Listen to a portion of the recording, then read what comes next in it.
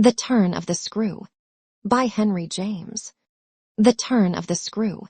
The story had held us, round the fire, sufficiently breathless, but except the obvious remark that it was gruesome, as on Christmas Eve in an old house, a strange tale should essentially be.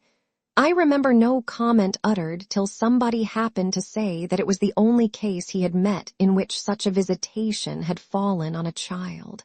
The case, I may mention, was that of an apparition in just such an old house as had gathered us for the occasion. An appearance of a dreadful kind, to a little boy sleeping in the room with his mother and waking her up in the terror of it, waking her not to dissipate his dread and soothe him to sleep again, but to encounter also herself, before she had succeeded in doing so, the same sight that had shaken him. It was this observation that drew from Douglas, not immediately, but later in the evening, a reply that had the interesting consequence to which I call attention. Someone else told a story not particularly effective, which I saw he was not following. This I took for a sign that he had himself something to produce, and that we should only have to wait. We waited, in fact, till 2 nights later, but that same evening, before we scattered, he brought out what was in his mind. I quite agree, in regard to Griffin's ghost, or whatever it was, that its appearing first to the little boy at so tender an age adds a particular touch. But it's not the first occurrence of its charming kind that I know to have involved a child. If the child gives the effect another turn of the screw, what do you say to 2 children? We say, of course, somebody exclaimed, that they give 2 turns, also that we want to hear about them. I can see Douglas there before the fire, to which he had got up to present his back, looking down at his interlocutor with his hands in his pockets. Nobody but me, till now, has ever heard. It's quite too horrible. This, naturally, was declared by several voices to give the thing the utmost price, and our friend, with quiet art, prepared his triumph by turning his eyes over the rest of us and going on. It's beyond everything. Nothing at all that I know touches it. For sheer terror, I remember asking. He seemed to say it was not so simple as that, to be really at a loss how to qualify it. He passed his hand over his eyes, made a little wincing grimace. For dreadful dreadfulness. Oh, how delicious, cried one of the women. He took no notice of her. He looked at me, but as if, instead of me, he saw what he spoke of. For general uncanny ugliness and horror and pain. Well then, I said, just sit right down and begin. He turned round to the fire, gave a kick to a log, watched it an instant. Then, as he faced us again, I can't begin. I shall have to send to town. There was a unanimous groan at this and much reproach, after which, in his preoccupied way, he explained. The story's written. It's in a locked drawer. It has not been out for years. I could write to my man and enclose the key. He could send down the packet as he finds it. It was to me, in particular, that he appeared to propound this, appeared almost to appeal for aid, not to hesitate. He had broken a thickness of ice, the formation of many a winter, had had his reasons for a long silence. The others resented postponement, but it was just his scruples that charmed me. I adjured him to write by the first post and to agree with us for an early hearing. Then I asked him if the experience in question had been his own. To this his answer was prompt. Oh, thank God, no. And is the record yours? You took the thing down. Nothing but the impression. I took that here. He tapped his heart. I've never lost it. Then your manuscript is in old, faded ink and in the most beautiful hand. He hung fire again. A woman's. She has been dead these 20 years. She sent me the pages in question before she died. They were all listening now, and of course there was somebody to be arch, or at any rate to draw the inference. but if he put the inference by without a smile, it was also without irritation. She was a most charming person, but she was 10 years older than I. She was my sister's governess, he quietly said. She was the most agreeable woman I've ever known in her position. She would have been worthy of any whatever. It was long ago, and this episode was long before. I was at Trinity, and I found her at home on my coming down the second summer. I was much there that year. It was a beautiful one, and we had in her off hours some strolls and talks in the garden, talks in which she struck me as awfully clever and nice. Oh yes, don't grin. I liked her extremely and am glad to this day to think she liked me too. If she hadn't, she wouldn't have told me. She had never told anyone. It wasn't simply that she said so, but that I knew she hadn't. I was sure. I could see. You'll easily judge why when you hear. Because the thing had been such a scare. He continued to fix me. You'll easily judge, he repeated. You will. I fixed him too. I see, she was in love. He laughed for the first time. You are acute. Yes, she was in love. That is, she had been. That came out. She couldn't tell her story without its coming out. I saw it, and she saw I saw it, but neither of us spoke of it. I remember the time and the place, the corner of the lawn, the shade of the great beeches, and the long, hot summer afternoon. It wasn't a scene for a shudder, but oh. He quitted the fire and dropped back into his chair. You'll receive the packet Thursday morning. I inquired. Probably not till the second post. Well then, after dinner. You'll all meet me here. He looked us round again. Isn't anybody going? It was almost the tone of hope. Everybody will stay. I will, and I will, cried the ladies whose departure had been fixed. Mrs. Griffin, however, expressed the need for a little more light. Who was it she was in love with? The story will tell. I took upon myself to reply. Oh, I can't wait for the story. The story won't tell, said Douglas. Not in any literal, vulgar way. More's the pity, then. That's the only way I ever understand. Won't you tell, Douglas? Somebody else inquired. He sprang to his feet again. Yes, tomorrow. Now I must go to bed. Good night. And quickly catching up a candlestick, he left us slightly bewildered. From our end of the great brown hall we heard his step on the stair, whereupon Mrs. Griffin spoke. Well, if I don't know who she was in love with, I know who he was. She was 10 years older, said her husband. Racine de plus, at that age. But it's rather nice, his long reticence. 40 years, Griffin put in. With this outbreak at last. The outbreak, I returned, will make a tremendous occasion of Thursday night. And everyone so agreed with me that, in the light of it, we lost all attention for everything else. The last story, however incomplete and like the mere opening of a serial, had been told. We handshook and candlestuck, as somebody said, and went to bed. I knew the next day that a letter containing the key had, by the first post, gone off to his London apartments. But in spite of, or perhaps just on account of, the eventual diffusion of this knowledge, we quite let him alone till after dinner, till such an hour of the evening, in fact, as might best accord with the kind of emotion on which our hopes were fixed. Then he became as communicative as we could desire, and indeed gave us his best reason for being so. We had it from him again, before the fire in the hall, as we had had our mild wonders of the previous night. It appeared that the narrative he had promised to read us really required for a proper intelligence a few words of prologue. Let me say here distinctly, to have done with it, that this narrative, from an exact transcript of my own made much later, is what I shall presently give. Poor Douglas, before his death, when it was in sight, committed to me the manuscript that reached him on the 3rd of these days, and that, on the same spot with immense effect, he began to read, to our hushed little circle, on the night of the 4th. The departing ladies who had said they would stay didn't, of course, thank heaven, stay.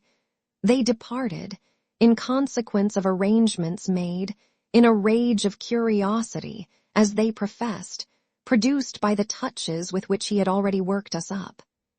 But that only made his little final auditory more compact and select, kept it, round the hearth, subject to a common thrill. The first of these touches conveyed that the written statement took up the tale at a point after it had, in a manner, begun. The fact to be in possession of was therefore that his old friend, the youngest of several daughters of a poor country parson, had at the age of 20, on taking service for the first time in the schoolroom, come up to London in trepidation, to answer in person an advertisement that had already placed her in brief correspondence with the advertiser. This person proved, on her presenting herself, for judgment at a house in Harley Street that impressed her as vast and imposing. This prospective patron proved a gentleman, a bachelor in the prime of life, such a figure as had never risen, save in a dream or an old novel, before a fluttered, anxious girl out of a Hampshire vicarage. One could easily fix his type. It never, happily, dies out. He was handsome and bold and pleasant, offhand and gay and kind. He struck her, inevitably, as gallant and splendid, but what took her most of all and gave her the courage she afterward showed was that he put the whole thing to her as a kind of favor, an obligation he should gratefully incur. She conceived him as rich, but as fearfully extravagant, saw him all in a glow of high fashion, of good looks, of expensive habits, of charming ways with women. He had for his own town residence a big house filled with the spoils of travel and the trophies of the chase. But it was to his country home, an old family place in Essex, that he wished her immediately to proceed. He had been left, by the death of their parents in India, guardian to a small nephew and a small niece, children of a younger, a military brother, whom he had lost 2 years before. These children were, by the strangest of chances for a man in his position, a lone man without the right sort of experience or a grain of patience, very heavily on his hands. It had all been a great worry, and on his own part doubtless, a series of blunders, but he immensely pitied the poor chicks and had done all he could. Had in particular sent them down to his other house, the proper place for them being of course the country, and kept them there from the first, with the best people he could find to look after them, parting even with his own servants to wait on them and going down himself, whenever he might, to see how they were doing. The awkward thing was that they had practically no other relations, and that his own affairs took up all his time. He had put them in possession of Bly, which was healthy and secure, and had placed at the head of their little establishment, but below stairs only, an excellent woman, Mrs. Groves, whom he was sure his visitor would like and who had formerly been maid to his mother. She was now housekeeper and was also acting for the time as superintendent to the little girl, of whom, without children of her own, she was, by good luck, extremely fond. There were plenty of people to help, but of course, the young lady who should go down as governess would be in supreme authority. She would also have, in holidays, to look after the small boy who had been for a term at school, young as he was to be sent, but what else could be done? And who, as the holidays were about to begin, would be back from one day to the other. There had been for the 2 children at first a young lady whom they had had the misfortune to lose. She had done for them quite beautifully. She was a most respectable person, till her death, the great awkwardness of which had precisely left no alternative but the school for little Miles. Mrs. Groves, since then, in the way of manners and things, had done as she could for Flora. And there were, further, a cook, a housemaid, a dairywoman, an old pony, an old groom, and an old gardener, all likewise thoroughly respectable. So far had Douglas presented his picture when someone put a question. And what did the former governess die of? Of so much respectability. Our friend's answer was prompt. That will come out, I don't anticipate. Excuse me, I thought that was just what you are doing. In her successor's place, I suggested, I should have wished to learn if the office brought with it necessary danger to life. Douglas completed my thought. She did wish to learn, and she did learn. You shall hear tomorrow what she learned. Meanwhile, of course, the prospect struck her as slightly grim. She was young, untried, nervous. It was a vision of serious duties and little company, of really great loneliness. She hesitated, took a couple of days to consult and consider. But the salary offered much exceeded her modest measure, and on a second interview she faced the music. She engaged. And Douglas, with this, made a pause that, for the benefit of the company, moved me to throw in. The moral of which was of course the seduction exercised by the splendid young man. She succumbed to it. He got up and, as he had done the night before, went to the fire, gave a stir to a log with his foot, then stood a moment with his back to us. She saw him only twice. Yes, but that's just the beauty of her passion. A little to my surprise on this, Douglas turned round to me. It was the beauty of it. There were others, he went on, who hadn't succumbed. He told her frankly all his difficulty, that for several applicants the conditions had been prohibitive. They were, somehow, simply afraid. It sounded dull. It sounded strange, and all the more so because of his main condition. Which was that she should never trouble him. But never, never. Neither appeal nor complain nor write about anything. Only meet all questions herself. Receive all moneys from his solicitor. Take the whole thing over and let him alone. She promised to do this. And she mentioned to me that when, for a moment, disburdened, delighted, he held her hand, thanking her for the sacrifice, she already felt rewarded. But was that all her reward? One of the ladies asked. She never saw him again. Oh, said the lady, which, as our friend immediately left us again, was the only other word of importance contributed to the subject till, the next night, by the corner of the hearth in the best chair, he opened the faded red cover of a thin, old-fashioned, gilt-edged album. The whole thing took indeed more nights than one, but on the first occasion the same lady put another question. What is your title? I haven't one. Oh, I have, I said. But Douglas, without heeding me, had begun to read with a fine clearness that was like a rendering to the ear of the beauty of his author's hand. Chapter 1. I remember the whole beginning as a succession of flights and drops, a little seesaw of the right throbs and the wrong. After rising, in town, to meet his appeal, I had at all events a couple of very bad days, found myself doubtful again, felt indeed sure I had made a mistake. In this state of mind, I spent the long hours of bumping, swinging coach that carried me to the stopping place at which I was to be met by a vehicle from the house. This convenience, I was told, had been ordered, and I found, toward the close of the June afternoon, a commodious fly in waiting for me. Driving at that hour, on a lovely day, through a country to which the summer sweetness seemed to offer me a friendly welcome, my fortitude mounted afresh, and as we turned into the avenue, encountered a reprieve that was probably but a proof of the point to which it had sunk. I suppose I had expected, or had dreaded, something so melancholy that what greeted me was a good surprise. I remember as a most pleasant impression the broad, clear front, its open windows and fresh curtains, and the pair of maids looking out. I remember the lawn and the bright flowers, and the crunch of my wheels on the gravel, and the clustered treetops over which the rooks circled and cawed in the golden sky.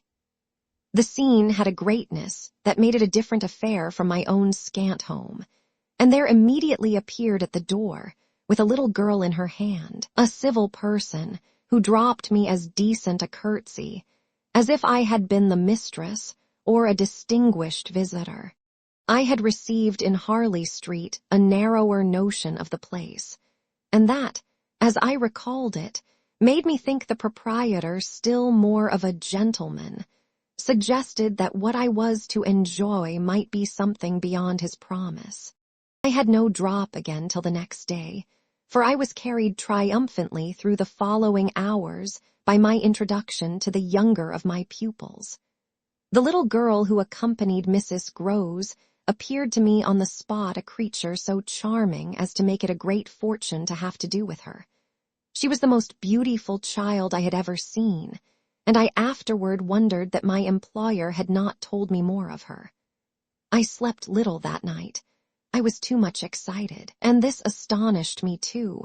I recollect, remained with me, adding to my sense of the liberality with which I was treated.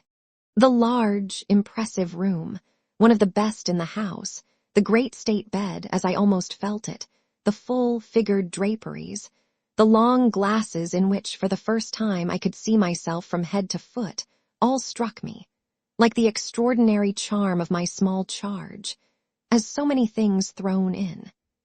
It was thrown in as well from the first moment that I should get on with Mrs. Groves in a relation over which, on my way in the coach, I fear I had rather brooded.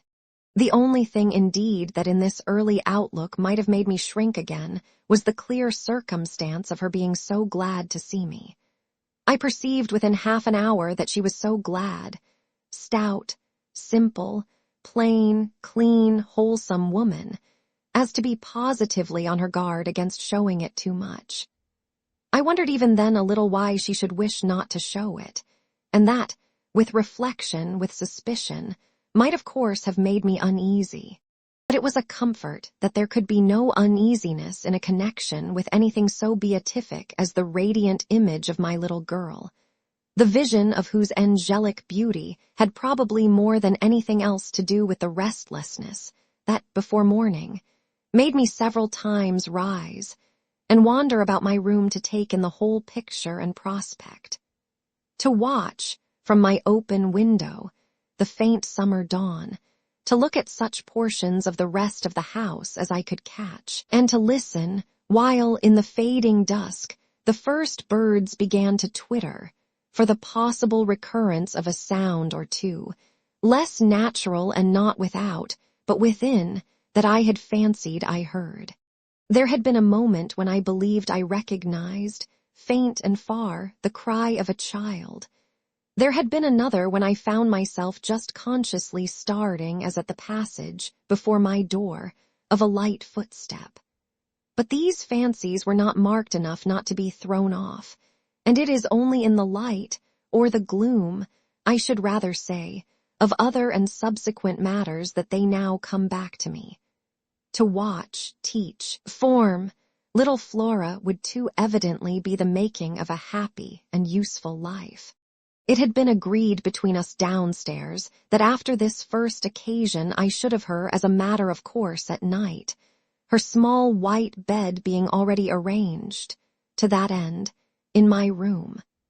What I had undertaken was the whole care of her, and she had remained, just this last time, with Mrs. Groves only as an effect of our consideration for my inevitable strangeness and her natural timidity. In spite of this timidity, which the child herself, in the oddest way in the world, had been perfectly frank and brave about, allowing it, without a sign of uncomfortable consciousness, with the deep, sweet serenity indeed of one of Raphael's holy infants, to be discussed, to be imputed to her, and to determine us. I feel quite sure she would presently like me. It was part of what I already liked Mrs. Groves herself for, the pleasure I could see her feel in my admiration and wonder as I sat at supper with 4 tall candles, and with my pupil, in a high chair and a bib, brightly facing me, between them, over bread and milk. There were naturally things that in Flora's presence could pass between us only as prodigious and gratified looks, obscure and roundabout illusions. And the little boy, does he look like her? Is he too so very remarkable? One wouldn't flatter a child. Oh, miss, most remarkable, if you think well of this one.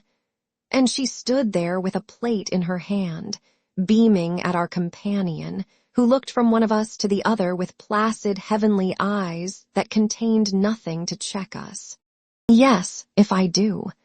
You will be carried away by the little gentleman. Well, that, I think, is what I came for, to be carried away. I'm afraid, however, I remember feeling the impulse to add, I'm rather easily carried away. I was carried away in London. I can still see Mrs. Grose's broad face as she took this in. In Harley Street. In Harley Street. Well, miss, you're not the first, and you won't be the last. Oh, I've no pretension, I could laugh, to being the only one.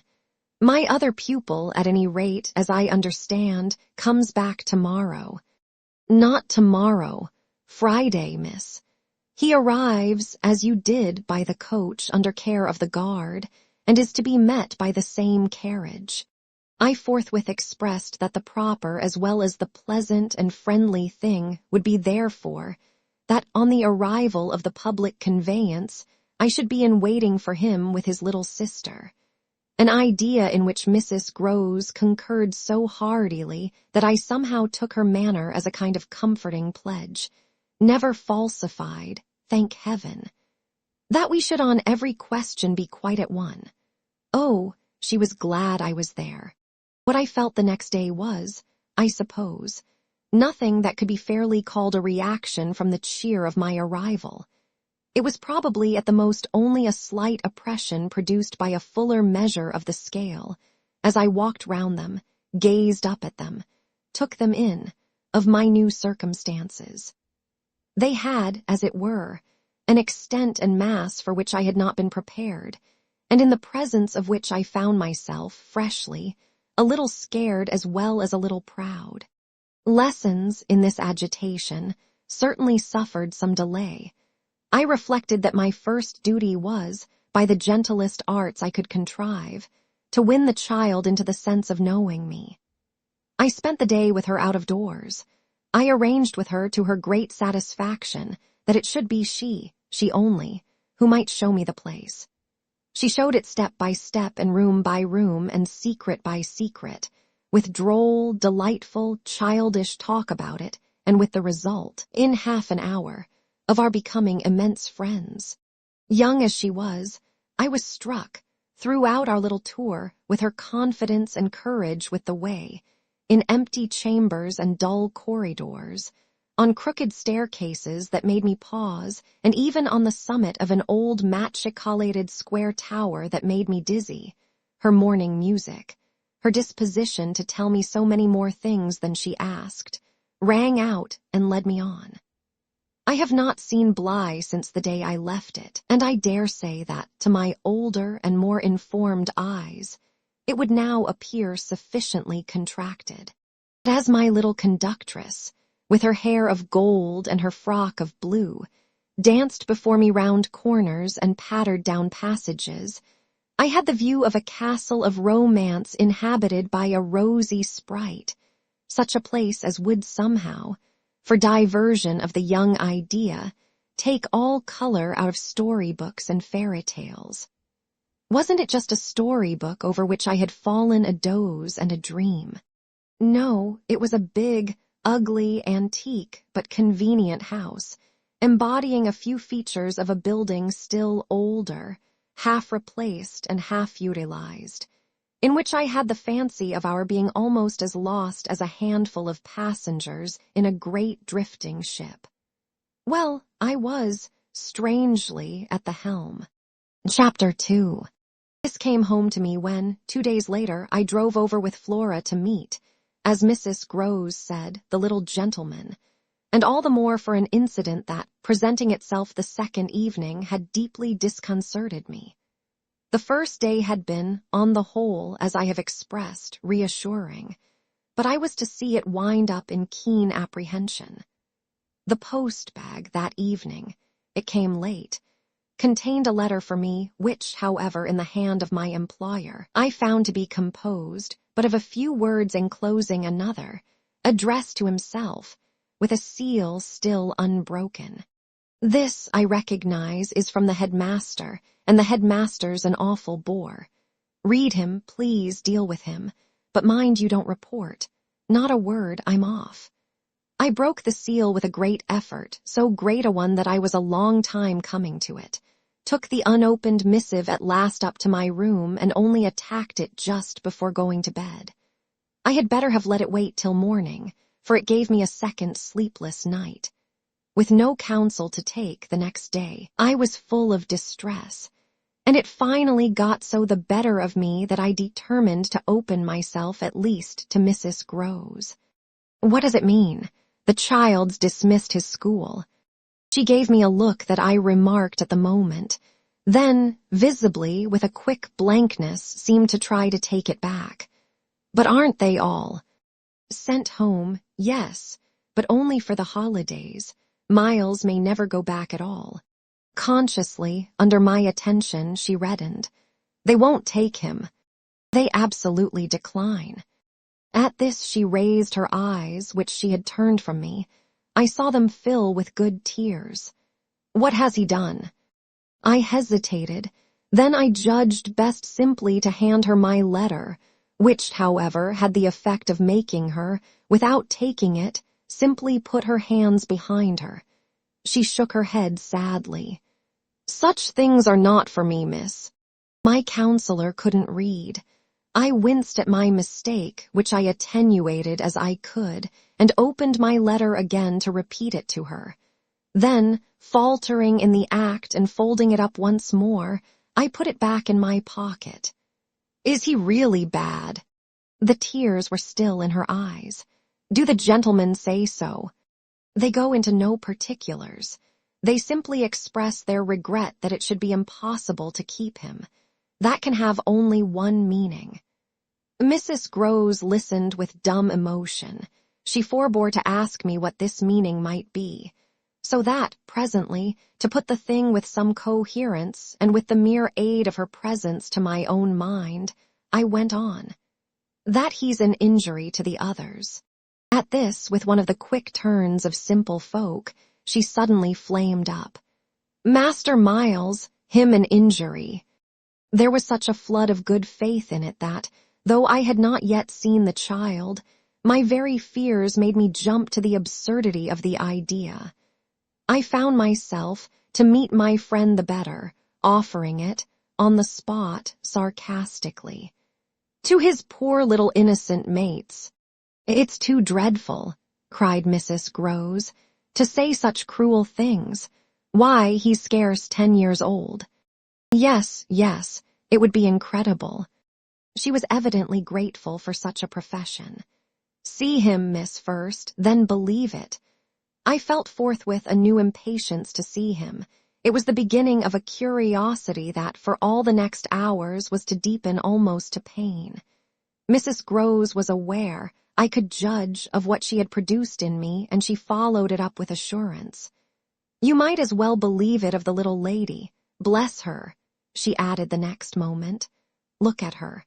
I turned and saw that Flora, whom, 10 minutes before, I had established in the schoolroom with a sheet of white paper, a pencil, and a copy of nice, round O's, now presented herself to view at the open door.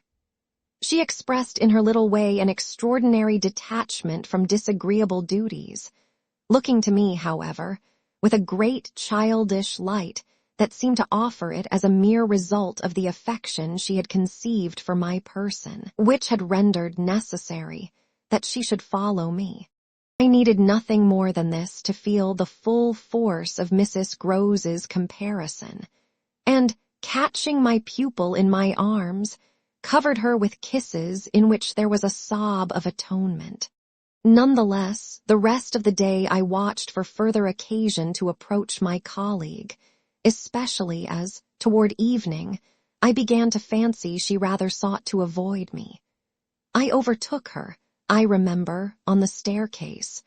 We went down together, and at the bottom I detained her, holding her there with a hand on her arm. I take what you said to me at noon as a declaration that you've never known him to be bad. She threw back her head. She had clearly, by this time, and very honestly, adopted an attitude. Oh, never known him. I don't pretend that. I was upset again. Then you have known him. Yes, indeed, miss, thank God. On reflection, I accepted this. You mean that a boy who never is no boy for me. I held her tighter. You like them with the spirit to be naughty. Then, keeping pace with her answer, so do I eagerly brought out, but not to the degree to contaminate. To contaminate. My big word left her at a loss. I explained it. To corrupt. She stared, taking my meaning in, but it produced in her an odd laugh. Are you afraid he'll corrupt you? She put the question with such a fine, bold humor that, with a laugh, a little silly doubtless, to match her own, I gave way for the time to the apprehension of ridicule. But the next day, as the hour for my drive approached, I cropped up in another place. What was the lady who was here before? The last governess. She was also young and pretty, almost as young and almost as pretty, miss, even as you. Ah, then, I hope her youth and her beauty helped her. I recollect throwing off. He seems to like us young and pretty. Oh, he did, Mrs. Groves assented. It was the way he liked everyone. She had no sooner spoken, indeed, than she caught herself up. I mean, that's his way, the master's. I was struck. But of whom did you speak first? She looked blank, but she colored. Why of him? Of the master. Of who else? There was so obviously no one else that the next moment I had lost my impression of her having accidentally said more than she meant, and I merely asked what I wanted to know.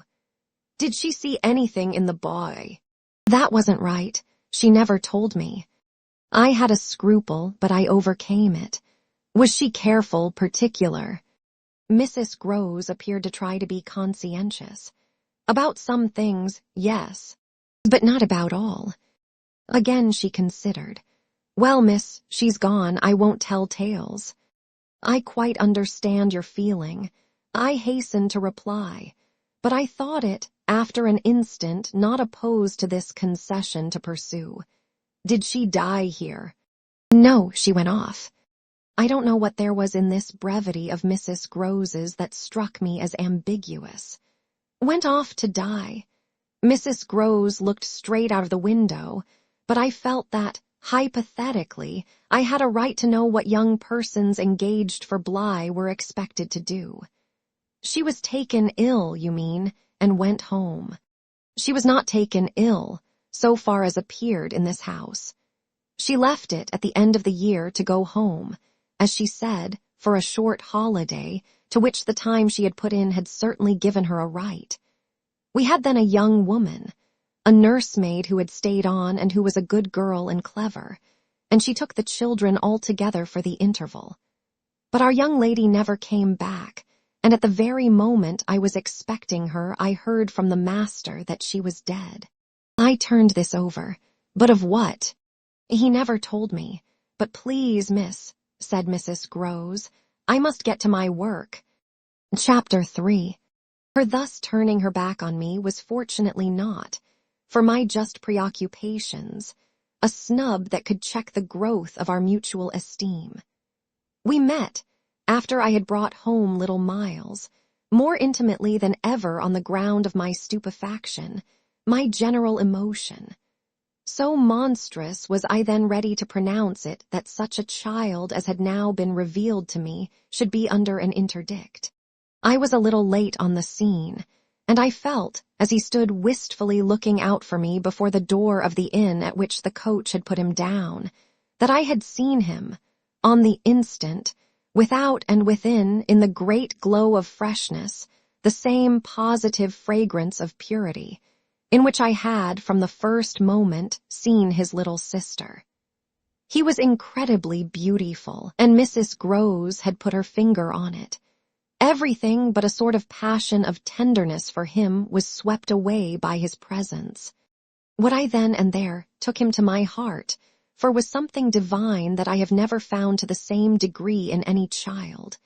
His indescribable little air of knowing nothing in the world but love. It would have been impossible to carry a bad name with a greater sweetness of innocence. And by the time I had got back to Bly with him, I remained merely bewildered.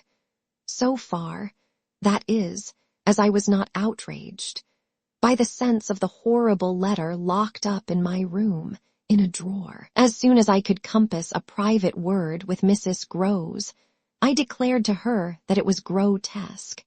She promptly understood me. "You mean the cruel charge? It doesn't live an instant. My dear woman, look at him." She smiled at my pretension to have discovered his charm. "I assure you, miss, I do nothing else. What will you say, then?" She immediately added, "In answer to the letter, I had made up my mind. Nothing. And to his uncle." I was incisive. "Nothing. And to the boy himself." I was wonderful. "Nothing." She gave with her apron a great wipe to her mouth. "Then I'll stand by you. We'll see it out." "We'll see it out," I ardently echoed, giving her my hand to make it a vow.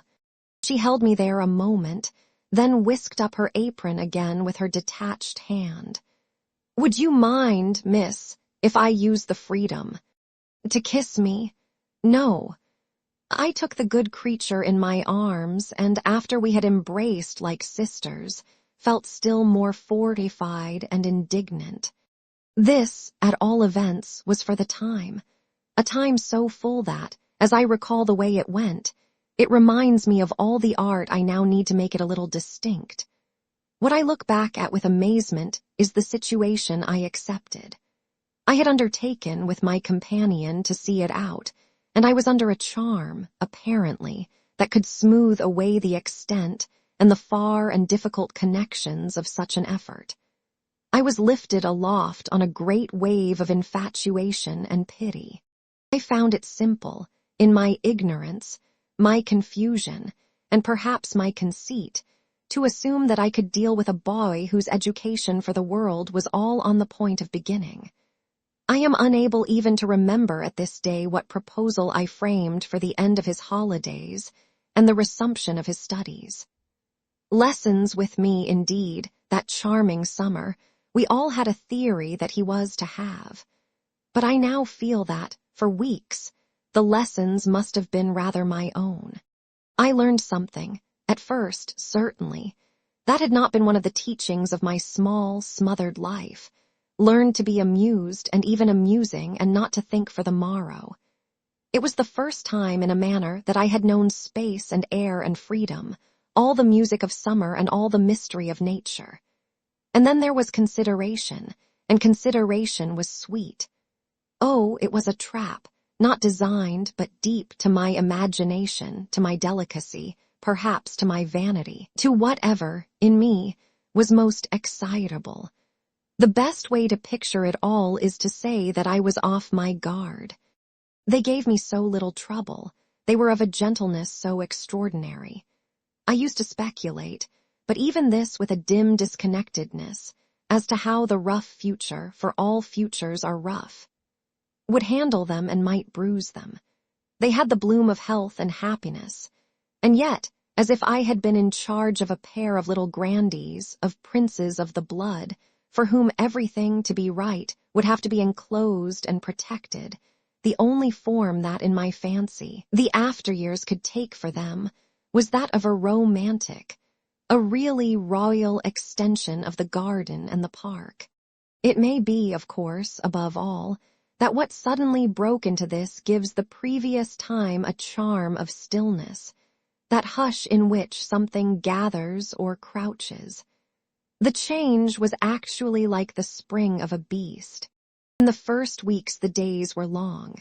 They often, at their finest, gave me what I used to call my own hour, the hour when, for my pupils, tea time and bedtime having come and gone, I had, before my final retirement, a small interval alone.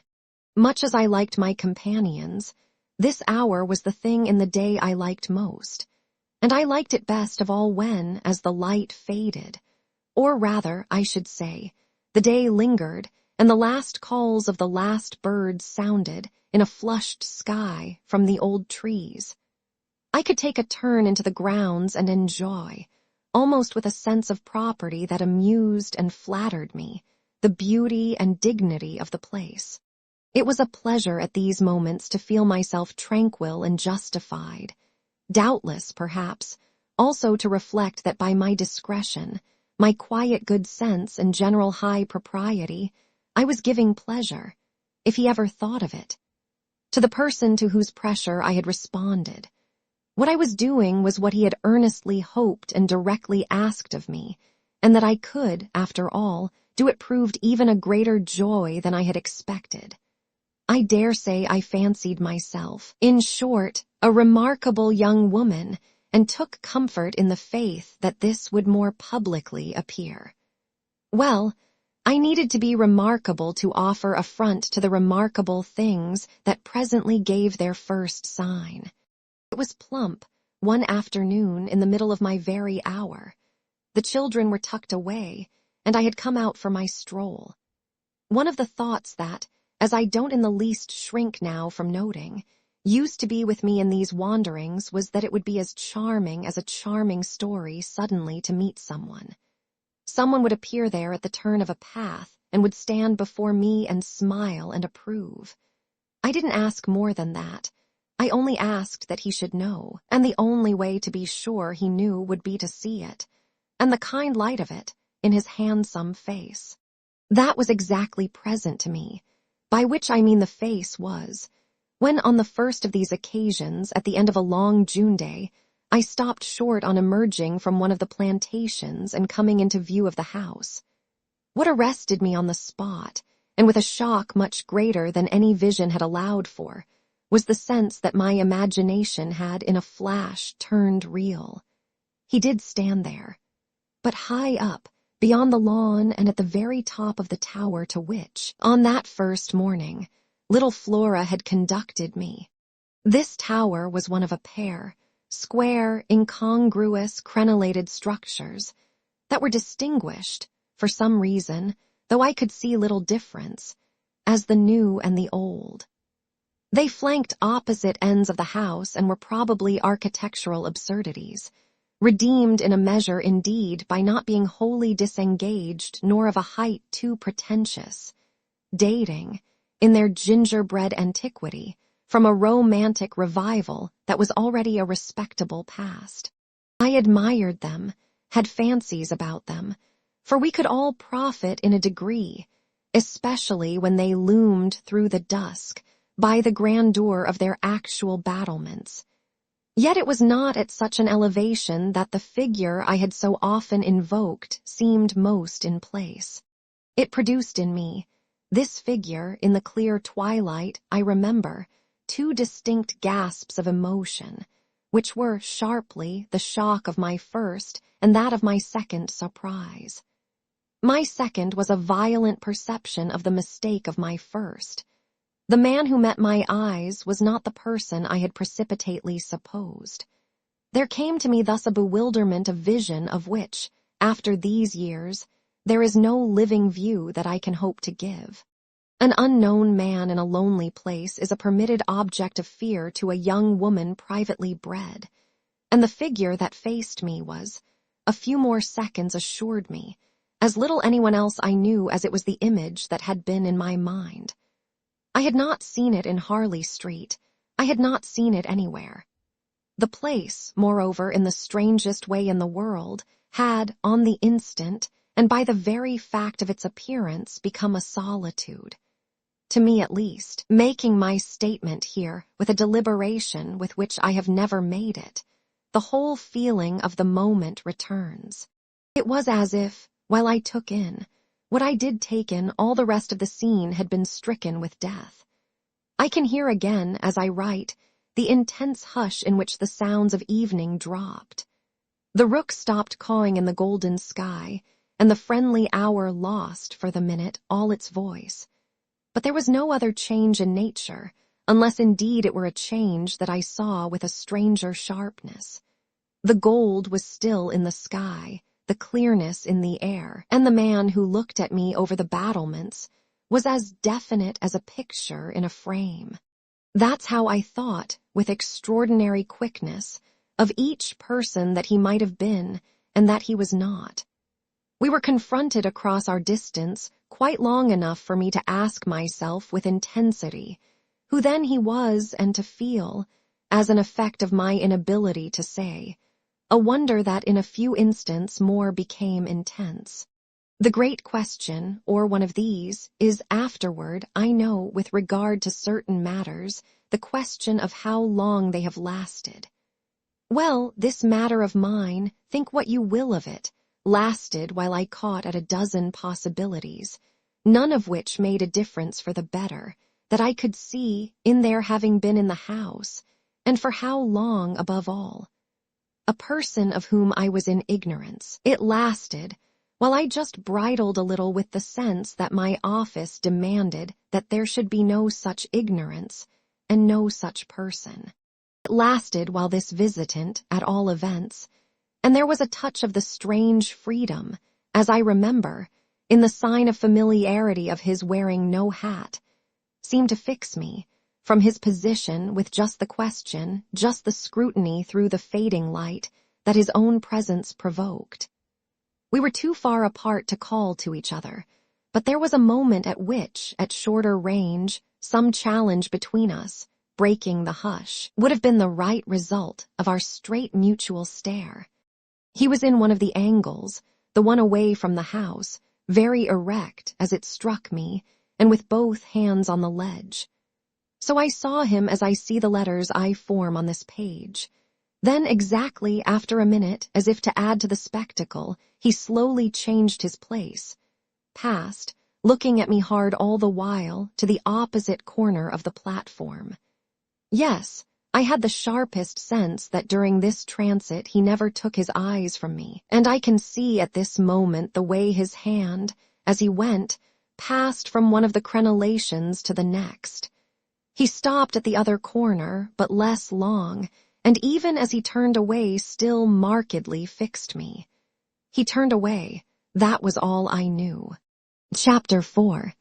It was not that I didn't wait, on this occasion, for more, for I was rooted as deeply as I was shaken. Was there a secret at Bly, a mystery of Udolpho, or an insane, an unmentionable relative kept in unsuspected confinement? I can't say how long I turned it over, or how long, in a confusion of curiosity and dread, I remained where I had had my collision. I only recall that when I re-entered the house, darkness had quite closed in. Agitation, in the interval, certainly had held me and driven me, for I must, in circling about the place, have walked 3 miles. But I was to be, later on, so much more overwhelmed that this mere dawn of alarm was a comparatively human chill. The most singular part of it, in fact, singular as the rest had been, was the part one became, in the hall, aware of in meeting Mrs. Groves. This picture comes back to me in the general train. The impression, as I received it on my return, of the wide, white-paneled space, bright in the lamplight, and with its portraits and red carpet, and of the good surprised look of my friend, which immediately told me she had missed me. It came to me straightway under her contact, that, with plain heartiness, mere relieved anxiety at my appearance, she knew nothing whatever that could bear upon the incident I had there ready for her. I had not suspected in advance that her comfortable face would pull me up, and I somehow measured the importance of what I had seen by my thus finding myself hesitate to mention it. Scarce anything in the whole history seems to me so odd as this fact that my real beginning of fear was one, as I may say, with the instinct of sparing my companion. on the spot, accordingly, in the pleasant hall, and with her eyes on me, I, for a reason that I couldn't then have phrased, achieved an inward resolution, offered a vague pretext for my lateness, and, with the plea of the beauty of the night and of the heavy dew and wet feet, went as soon as possible to my room. Here it was another affair. Here, for many days after, it was a queer affair enough. There were hours from day to day, or at least there were moments, snatched even from clear duties, when I had to shut myself up to think. It was not so much yet that I was more nervous than I could bear to be as that I was remarkably afraid of becoming so, for the truth I had now to turn over was, simply and clearly, the truth that I could arrive at no account whatever of the visitor with whom I had been so inexplicably, and yet, as it seemed to me, so intimately concerned. It took little time to see that I could sound without forms of inquiry, and without exciting remark any domestic complications. The shock I had suffered must have sharpened all my senses. I felt sure, at the end of 3 days, and as the result of mere closer attention, that I had not been practiced upon by the servants nor made the object of any game. Of whatever it was that I knew, nothing was known around me. There was but one sane inference. Someone had taken a liberty rather gross. That was what, repeatedly, I dipped into my room and locked the door to say to myself. We had been, collectively, subject to an intrusion. Some unscrupulous traveler, curious in old houses, had made his way in unobserved, enjoyed the prospect from the best point of view, and then stolen out as he came. If he had given me such a bold, hard stare, that was but a part of his indiscretion. The good thing, after all, was that we should surely see no more of him. This was not so good a thing, I admit, as not to leave me to judge that what, essentially, made nothing else much signify was simply my charming work. My charming work was just my life with Miles and Flora, and through nothing could I so like it as through feeling that I could throw myself into it in trouble.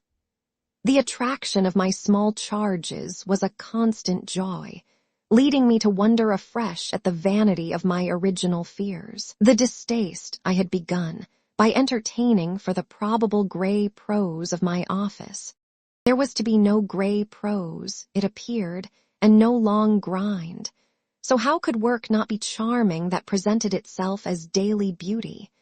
It was all the romance of the nursery and the poetry of the schoolroom. I don't mean by this, of course, that we studied only fiction and verse. I mean I can express no otherwise the sort of interest my companions inspired. How can I describe that except by saying that instead of growing used to them, and it's a marvel for a governess, I call the sisterhood to witness, I made constant fresh discoveries. There was one direction, assuredly, in which these discoveries stopped. Deep obscurity continued to cover the region of the boy's conduct at school. It had been promptly given me, I have noted, to face that mystery without a pang. Perhaps even it would be nearer the truth to say that, without a word, he himself had cleared it up. He had made the whole charge absurd. My conclusion bloomed there with the real rose flush of his innocence. He was only too fine and fair for the little horrid, unclean school world, and he had paid a price for it. I reflected acutely that the sense of such differences, such superiorities of quality, always, on the part of the majority, which could include even stupid, sordid headmasters, turn infallibly to the vindictive. Both the children had a gentleness. It was their only fault, and it never made Miles a muff that kept them. How shall I express it? Almost impersonal and certainly quite unpunishable. They were like the cherubs of the anecdote who had, morally, at any rate, nothing to whack. I remember feeling with Miles in especial as if he had had, as it were, no history. We expect of a small child a scant one, but there was in this beautiful little boy something extraordinarily sensitive, yet extraordinarily happy, that, more than in any creature of his age I have seen, struck me as beginning anew each day. He had never for a second suffered. I took this as a direct disproof of his having really been chastised. If he had been wicked, he would have caught it, and I should have caught it by the rebound. I should have found the trace. I found nothing at all, and he was therefore an angel. He never spoke of his school, never mentioned a comrade or a master, and I, for my part, was quite too much disgusted to allude to them. Of course I was under the spell, and the wonderful part is that, even at the time, I perfectly knew I was. But I gave myself up to it. It was an antidote to any pain, and I had more pains than one. I was in receipt in these days of disturbing letters from home, where things were not going well. But with my children, what things in the world mattered? That was the question I used to put to my scrappy retirements. I was dazzled by their loveliness.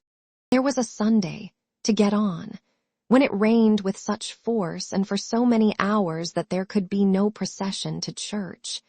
In consequence of which, as the day declined, I had arranged with Mrs. Grose that, should the evening show improvement, we would attend together the late service. The rain happily stopped, and I prepared for our walk, which, through the park and by the good road to the village, would be a matter of 20 minutes. Coming downstairs to meet my colleague in the hall, I remembered a pair of gloves that had required 3 stitches, and that had received them, with a publicity perhaps not edifying. While I sat with the children at their tea, served on Sundays, by exception, in that cold, clean temple of mahogany and brass, the grown-up dining room. The gloves had been dropped there, and I turned in to recover them. The day was gray enough, but the afternoon light still lingered, and it enabled me, on crossing the threshold, not only to recognize on a chair near the wide window, then closed, the articles I wanted, but to become aware of a person on the other side of the window and looking straight in. One step into the room had sufficed. My vision was instantaneous. It was all there. The person looking straight in was the person who had already appeared to me. He appeared thus again with I won't say greater distinctness, for that was impossible, but with a nearness that represented a forward stride in our intercourse and made me, as I met him, catch my breath and turn cold. He was the same, and seen, this time as he had been seen before from the waist up, the window, though the dining room was on the ground floor, not going down to the terrace on which he stood. His face was close to the glass, yet the effect of this better view was, strangely, only to show me how intense the former had been. He remained but a few seconds, long enough to convince me he also saw and recognized, but it was as if I had been looking at him for years and had known him always. Something, however, happened this time that had not happened before. His stare into my face, through the glass and across the room, was as deep and hard as then, but it quitted me for a moment during which I could still watch it, see it fix successively several other things. On the spot there came to me the added shock of a certitude that it was not for me he had come there. He had come for someone else. The flash of this knowledge, for it was knowledge in the midst of dread, produced in me the most extraordinary effect, started as I stood there, a sudden vibration of duty and courage. I say courage because I was beyond all doubt already far gone. I bounded straight out of the door again, reached that of the house, got, in an instant, upon the drive, and passing along the terrace as fast as I could rush, turned a corner and came full in sight. But it was in sight of nothing now. My visitor had vanished. I stopped, I almost dropped, with the real relief of this, but I took in the whole scene. I gave him time to reappear. I call it time, but how long was it? I can't speak to the purpose today of the duration of these things. That kind of measure must have left me. They couldn't have lasted as they actually appeared to me to last. The terrace and the whole place, the lawn and the garden beyond it, all I could see of the park, were empty with a great emptiness. There were shrubberies and big trees, but I remember the clear assurance I felt that none of them concealed him. He was there or was not there if I didn't see him. I got hold of this, then instinctively, instead of returning as I had come, went to the window. It was confusedly present to me that I ought to place myself where he had stood. I did so. I applied my face to the pane and looked as he had looked into the room. As if, at this moment, to show me exactly what his range had been, Mrs. Groves, as I had done for himself just before, came in from the hall. With this, I had the full image of a repetition of what had already occurred. She saw me as I had seen my own visitant. She pulled up short as I had done. I gave her something of the shock that I had received. She turned white, and this made me ask myself if I had blanched as much. She stared, in short, and retreated on just my lines, and I knew she had then passed out and come round to me, and that I should presently meet her. I remained where I was, and while I waited I thought of more things than one. But there's only one I take space to mention. I wondered why she should be scared. Chapter 5. Oh, she let me know as soon as, round the corner of the house, she loomed again into view. What in the name of goodness is the matter? She was now flushed and out of breath. I said nothing till she came quite near. With me, I must have made a wonderful face. Do I show it? You're as white as a sheet. You look awful. I considered. I could meet on this without scruple any innocence. My need to respect the bloom of Mrs. Groves's had dropped without a rustle from my shoulders, and if I wavered for the instant it was not with what I kept back. I put out my hand to her and she took it. I held her hard a little, liking to feel her close to me. There was a kind of support in the shy heave of her surprise. You came for me for church, of course, but I can't go. Has anything happened? Yes, you must know now. Did I look very queer? Through this window. Dreadful. Well, I said, I've been frightened. Mrs. Groves's eyes expressed plainly that she had no wish to be, yet also that she knew too well her place not to be ready to share with me any marked inconvenience. Oh, it was quite settled that she must share. Just what you saw from the dining room a minute ago was the effect of that. What I saw just before was much worse. Her hand tightened. What was it? An extraordinary man, looking in. What extraordinary man? I haven't the least idea. Mrs. Groves gazed round us in vain. Then, where is he gone? I know still less. Have you seen him before? Yes, once, on the old tower. She could only look at me harder. Do you mean he's a stranger? Oh, very much. Yet you didn't tell me. No, for reasons. But now that you've guessed. Mrs. Groves's round eyes encountered this charge. Ah, I haven't guessed, she said very simply. How can I if you don't imagine? I don't in the very least. You've seen him nowhere but on the tower. And on this spot just now. Mrs. Groves looked round again. What was he doing on the tower? Only standing there and looking down at me. She thought a minute. Was he a gentleman? I found I had no need to think. No, she gazed in deeper wonder. No. Then nobody about the place. Nobody from the village. Nobody. I didn't tell you, but I made sure. She breathed a vague relief. This was, oddly, so much to the good. It only went indeed a little way. But if he isn't a gentleman, what is he? He's a horror. A horror. God help me if I know what he is. Mrs. Groves looked round once more. She fixed her eyes on the duskier distance, then, pulling herself together, turned to me with abrupt inconsequence. It's time we should be at church. Oh, I'm not fit for church. Won't it do you good? It won't do them. I nodded at the house. The children. I can't leave them now. You're afraid. I spoke boldly. I'm afraid of him. Mrs. Grose's large face showed me. At this, for the first time, the faraway faint glimmer of a consciousness more acute. I somehow made out in it the delayed dawn of an idea I myself had not given her, and that was as yet quite obscure to me. It comes back to me that I thought instantly of this as something I could get from her, and I felt it to be connected with the desire she presently showed to know more. When was it? On the tower. It's about the middle of the month, at this same hour. Almost at dark, said Mrs. Grose. Oh, no, not nearly. I saw him as I see you. Then how did he get in? And how did he get out? I laughed. I had no opportunity to ask him. This evening, you see, I pursued, he has not been able to get in. He only peeps. I hope it will be confined to that.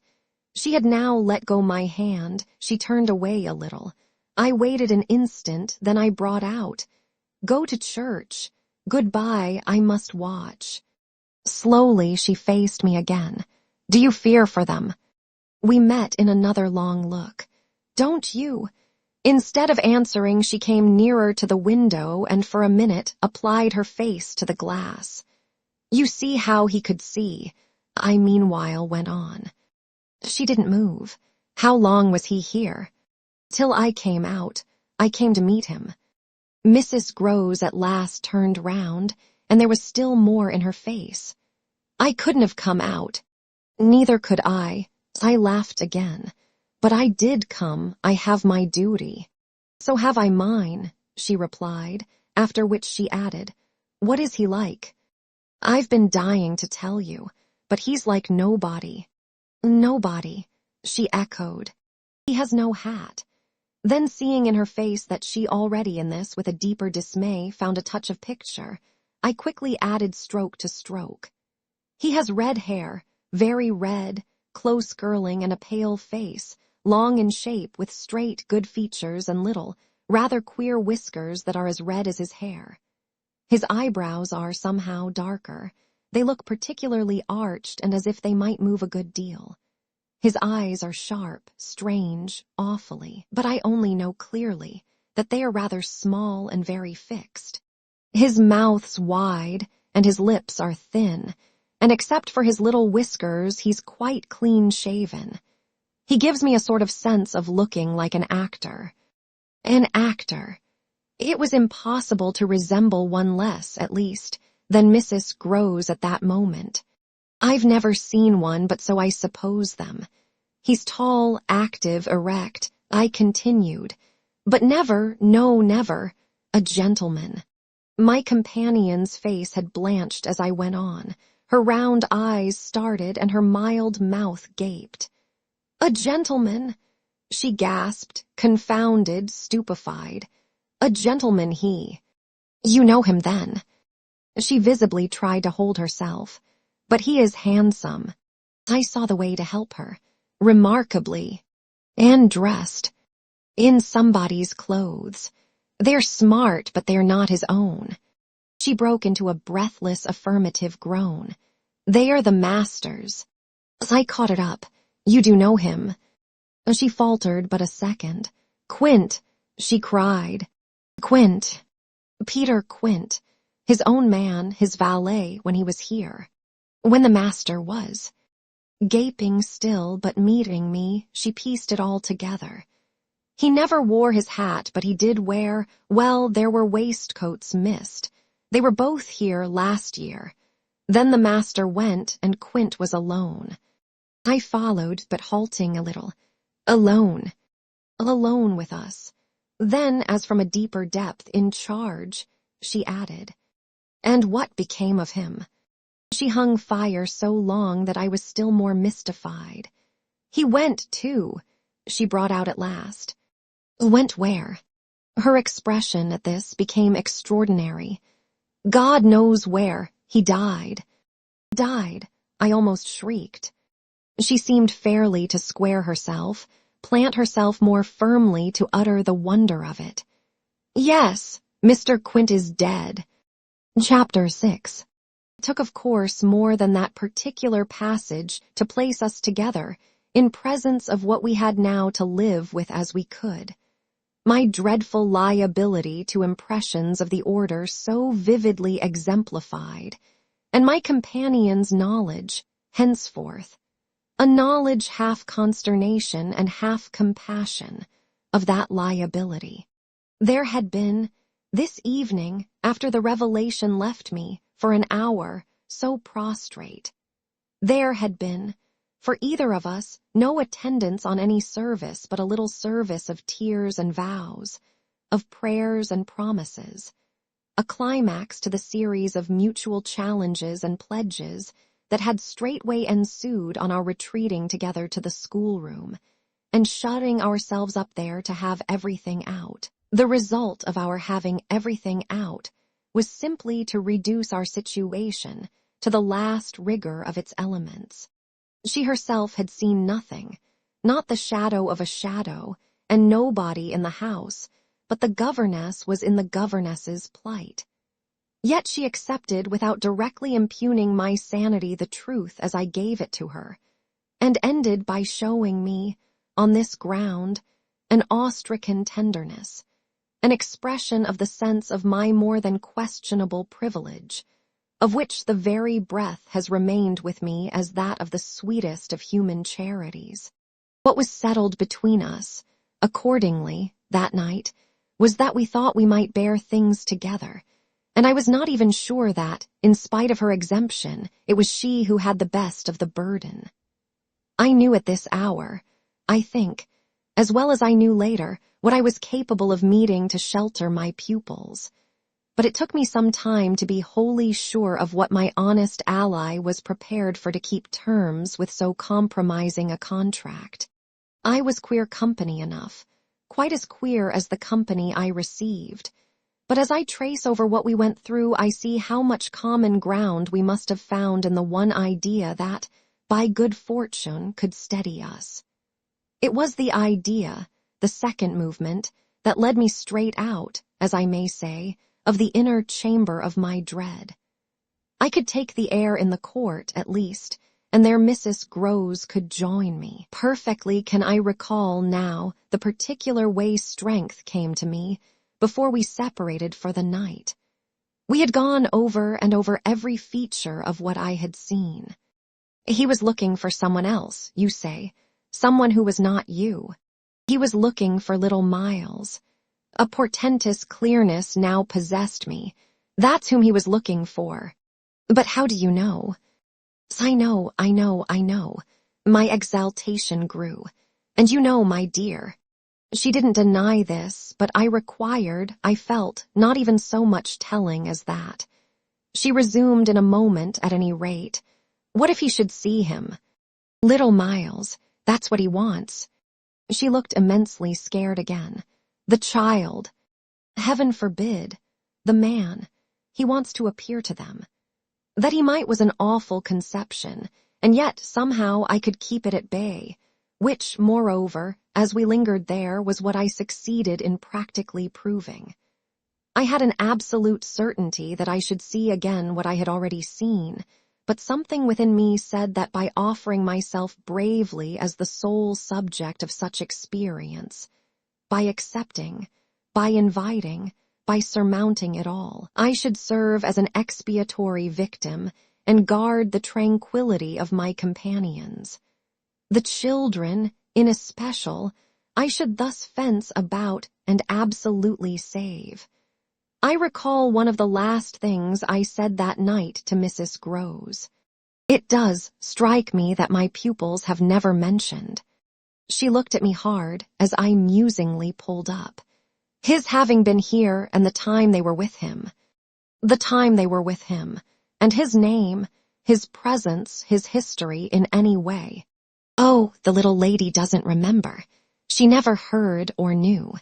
The circumstances of his death, I thought with some intensity. Perhaps not, but Miles would remember, Miles would know. Ah, don't try him. broke from Mrs. Groves. I returned her the look she had given me. Don't be afraid. I continued to think, it is rather odd that he has never spoken of him. Never by the least allusion. And you tell me they were great friends. Oh, it wasn't him, Mrs. Groves with emphasis declared. It was Quint's own fancy. To play with him, I mean to spoil him. She paused a moment, then she added, Quint was much too free. This gave me, straight from my vision of his face, such a face, a sudden sickness of disgust. Too free with my boy. Too free with everyone. I forbore, for the moment, to analyze this description further than by the reflection that a part of it applied to several of the members of the household, of the half-dozen maids and men who were still of our small colony. But there was everything for our apprehension in the lucky fact that no discomfortable legend, no perturbation of scullions, had ever, within anyone's memory, attached to the kind old place. It had neither bad name nor ill fame, and Mrs. Groves, most apparently, only desired to cling to me and to quake in silence. I even put her, the very last thing of all, to the test. It was when, at midnight, she had her hand on the schoolroom door to take leave. I have it from you, then, for it's of great importance, that he was definitely and admittedly bad. Oh, not admittedly. I knew it, but the master didn't. And you never told him. Well, he didn't like tale-bearing. He hated complaints. He was terribly short with anything of that kind, and if people were all right to him, he wouldn't be bothered with more. This squared well enough with my impressions of him. He was not a trouble-loving gentleman, nor so very particular, perhaps, about some of the company he kept. All the same, I pressed my interlocutress. I promise you I would have told. She felt my discrimination. I dare say I was wrong, but really I was afraid. Afraid of what? Of things that man could do. Quint was so clever, he was so deep. I took this in still more than probably I showed. You weren't afraid of anything else, not of his effect. His effect. She repeated with a face of anguish and waiting while I faltered. On innocent little precious lives. They were in your charge. No, they were not in mine. She roundly and distressfully returned. The master believed in him and placed him here because he was supposed not to be well and the country air so good for him. So he had everything to say. Yes, she let me have it, even about them. Them, that creature. I had to smother a kind of howl, and you could bear it. No, I couldn't, and I can't now. And the poor woman burst into tears. A rigid control from the next day was, as I have said, to follow them.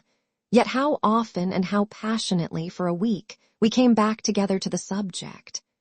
Much as we had discussed it that Sunday night, I was, in the immediate later hours in especial, for it may be imagined whether I slept, still haunted with the shadow of something she had not told me. I myself had kept back nothing, but there was a word Mrs. Groves had kept back. I was sure, moreover, by morning, that this was not from a failure of frankness, but because on every side there were fears. It seems to me, indeed, in retrospect, that by the time the morrow's sun was high I had restlessly read into the facts before us almost all the meaning they were to receive from subsequent and more cruel occurrences. What they gave me above all was just the sinister figure of the living man. The dead one would keep a while. And of the months he had continuously passed at Bly, which, added up, made a formidable stretch. The limit of this evil time had arrived only when, on the dawn of a winter's morning, Peter Quint was found, by a laborer going to early work, stone dead on the road from the village. A catastrophe explained, superficially at least, by a visible wound to his head, such a wound as might have been produced, And as on the final evidence had been by a fatal slip in the dark and after leaving the public house on the steepish, icy slope, a wrong path altogether at the bottom of which he lay. The icy slope, the turn mistaken at night and in liquor, accounted for much. Practically, in the end and after the inquest and boundless chatter, for everything. But there had been matters in his life, strange passages and perils, secret disorders, vices more than suspected, that would have accounted for a good deal more. I scarce know how to put my story into words that shall be a credible picture of my state of mind. But I was in these days literally able to find a joy in the extraordinary flight of heroism the occasion demanded of me.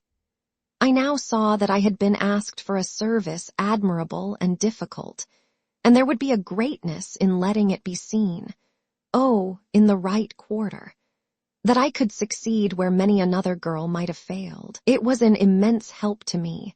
I confess I rather applaud myself as I look back, that I saw my service so strongly and so simply.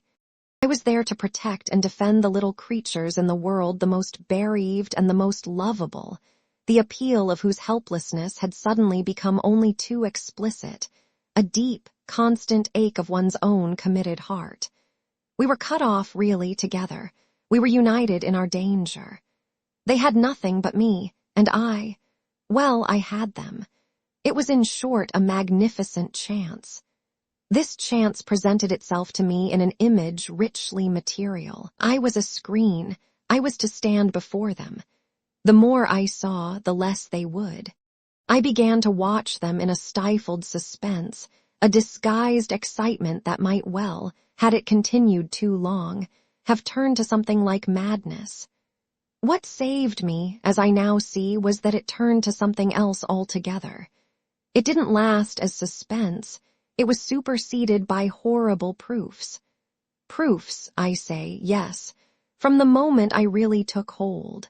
This moment dated from an afternoon hour that I happened to spend in the grounds with the younger of my pupils alone.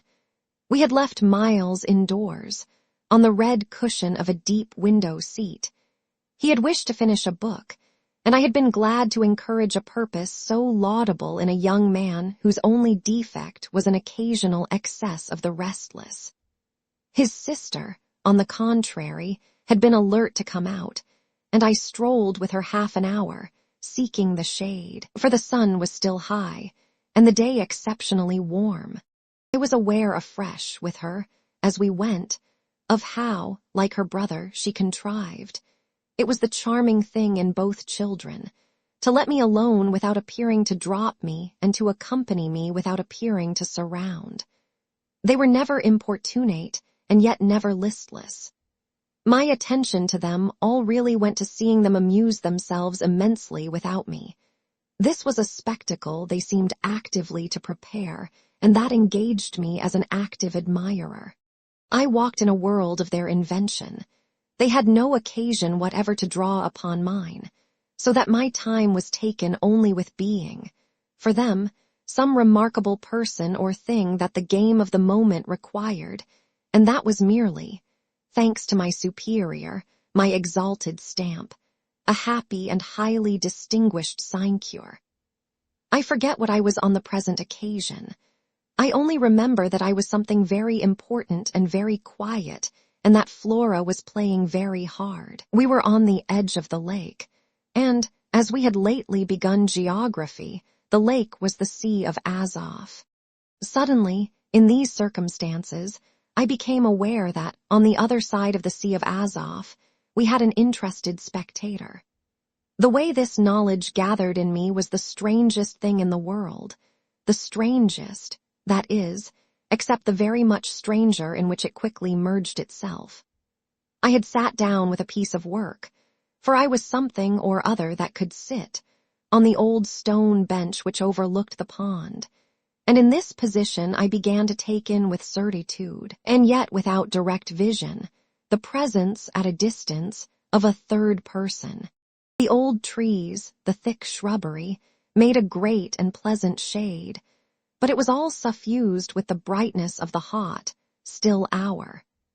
There was no ambiguity in anything, none whatever, at least, in the conviction I from one moment to another found myself forming as to what I should see straight before me and across the lake as a consequence of raising my eyes. They were attached at this juncture to the stitching in which I was engaged, and I can feel once more the spasm of my effort not to move them, till I should so have steadied myself as to be able to make up my mind what to do. There was an alien object in view, a figure whose right of presence I instantly, passionately questioned. I recollect counting over perfectly the possibilities, reminding myself that nothing was more natural, for instance, than the appearance of one of the men about the place, or even of a messenger, a postman, or a tradesman's boy from the village. That reminder had as little effect on my practical certitude as I was conscious, still even without looking, of its having upon the character and attitude of our visitor. Nothing was more natural than that these things should be the other things that they absolutely were not. Of the positive identity of the apparition, I would assure myself as soon as the small clock of my courage should have ticked out the right second. Meanwhile, with an effort that was already sharp enough, I transferred my eyes straight to little Flora, who, at the moment, was about 10 yards away.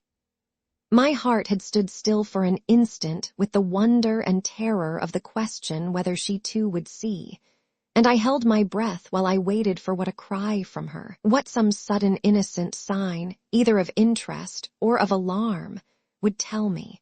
I waited, but nothing came. Then, in the first place, and there is something more dire in this, I feel, than in anything I have to relate, I was determined by a sense that, within a minute, all sounds from her had previously dropped, and in the second, by the circumstance that, also within the minute, she had in her play turned her back to the water. This was her attitude when I at last looked at her, looked with the confirmed conviction that we were still together, under direct personal notice. She had picked up a small flat piece of wood, which happened to have in it a little hole that had evidently suggested to her the idea of sticking in another fragment that might figure as a mast and make the thing a boat. This second morsel, as I watched her, she was very markedly and intently attempting to tighten in its place. My apprehension of what she was doing sustained me so that after some seconds I felt I was ready for more. Then I again shifted my eyes. I faced what I had to face. Chapter 7. I got hold of Mrs. Groves as soon after this as I could, and I can give no intelligible account of how I fought out the interval. Yet I still hear myself cry as I fairly threw myself into her arms. They know, it's too monstrous. They know. And what on earth? I felt her incredulity as she held me. Why, all that we know, and heaven knows what else besides. Then, as she released me, I made it out to her, made it out perhaps only now with full coherency even to myself. 2 hours ago in the garden, I could scarce articulate. Flora saw. Mrs. Groves took it as she might have taken a blow in the stomach. She has told you, she panted. Not a word, that's the horror. She kept it to herself. The child of 8, that child. Unutterable still for me was the stupefaction of it. Mrs. Groves, of course, could only gape the wider. Then how do you know? I was there. I saw with my eyes. Saw that she was perfectly aware. Do you mean aware of him? No, of her. I was conscious as I spoke that I looked prodigious things, for I got the slow reflection of them in my companion's face. Another person, this time, but a figure of quite as unmistakable horror and evil. A woman in black, pale and dreadful, with such an air also and such a face. On the other side of the lake, I was there with the child, quiet for the hour, and in the midst of it she came.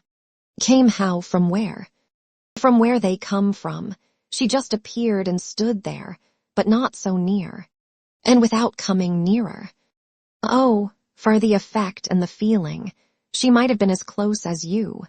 My friend, with an odd impulse, fell back a step. Was she someone you've never seen? Yes, but someone the child has, someone you have. Then, to show how I had thought it all out, my predecessor, the one who died. Miss Jessel, you don't believe me, I pressed. She turned right and left in her distress. How can you be sure? This drew from me, in the state of my nerves, a flash of impatience. Then ask Flora, she's sure. But I had no sooner spoken than I caught myself up. No, for God's sake, don't. She'll say she isn't, she'll lie. Mrs. Groves was not too bewildered instinctively to protest. Ah, how can you? Because I'm clear. Flora doesn't want me to know. It's only then to spare you. No, there are depths.